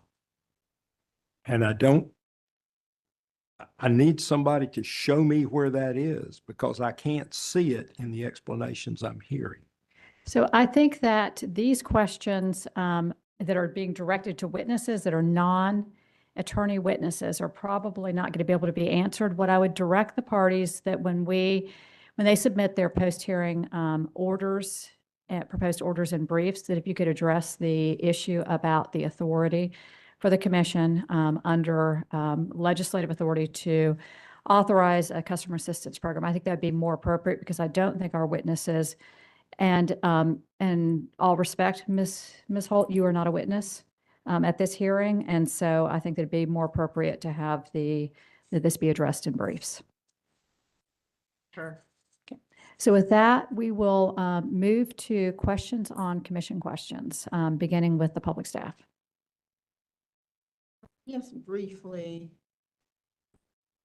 Ms. Boswell, presiding Commissioner Kemright asked you why a leak survey rider was appropriate in this case.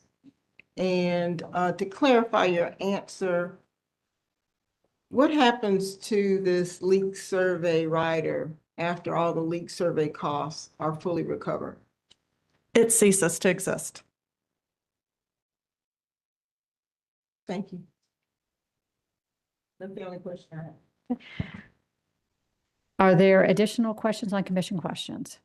No questions.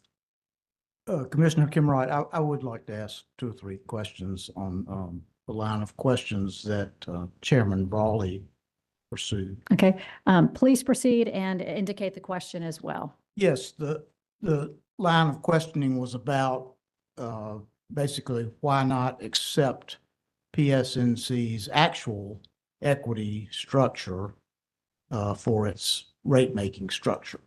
So I wanted to ask witnesses Reager and Fehee about that. Please proceed. Thank you. In your joint testimony, direct testimony, at page 38, beginning at line 6, you talk about a $300 million equity infusion by EnBridge into PSNC in November of 2024. And you state, quote, as the parent company and sole equity holder of PSNC, EnBridge has the ability to alter the capital structure of PSNC. So the fact that PSNC is wholly owned by a parent company means that its equity structure does not depend on people buying its stock. Is that correct? That is correct. So if like the comparables that Ms. Nelson talked about, I believe she said all of her 7 comparables were publicly traded companies, as I recall. Yes, the comparable group that we use for equity analysis consists of publicly traded companies, because those companies have the available information to stockholders for us to do the analysis. PSNC is not a publicly traded company, correct? Correct. So it doesn't matter what shareholders might pay for shares of PSNC. That's totally controlled by the parent company, EnBridge. Correct. Thank you. Okay, with that, I will hear motions for the public staff in regard to exhibits. Commissioner Kemright, the public staff moves Boswell exhibits 1 and 2 into the record. Boswell Reager exhibits 1 and 2 into the record. Reager, and Fehee Exhibits 1 through 12 as corrected into the record. Public staff also moves settlement exhibits 1 and 2. Well, settlement exhibit 1 as corrected and settlement exhibit 2 into the record. Okay. Your motion is allowed. Thank you for your testimony, and this panel of witnesses may be excused. So before we conclude the hearing, are there any additional matters from the parties? Okay, hearing no additional matters, let me provide some information about how we're going to be proceeding. The parties are instructed to file proposed orders and/or post-hearing briefs with the commission no later than 30 days from the issuance of the final transcript. And as I mentioned in regard to the discussion about the commission's authority to approve a customer assistance program, any party that wishes to provide information about the legal ability of the commission to do so should include that in the post-hearing brief or post-hearing order. And if there's no additional matters to be determined by the commission, we will stand adjourned. Thank you.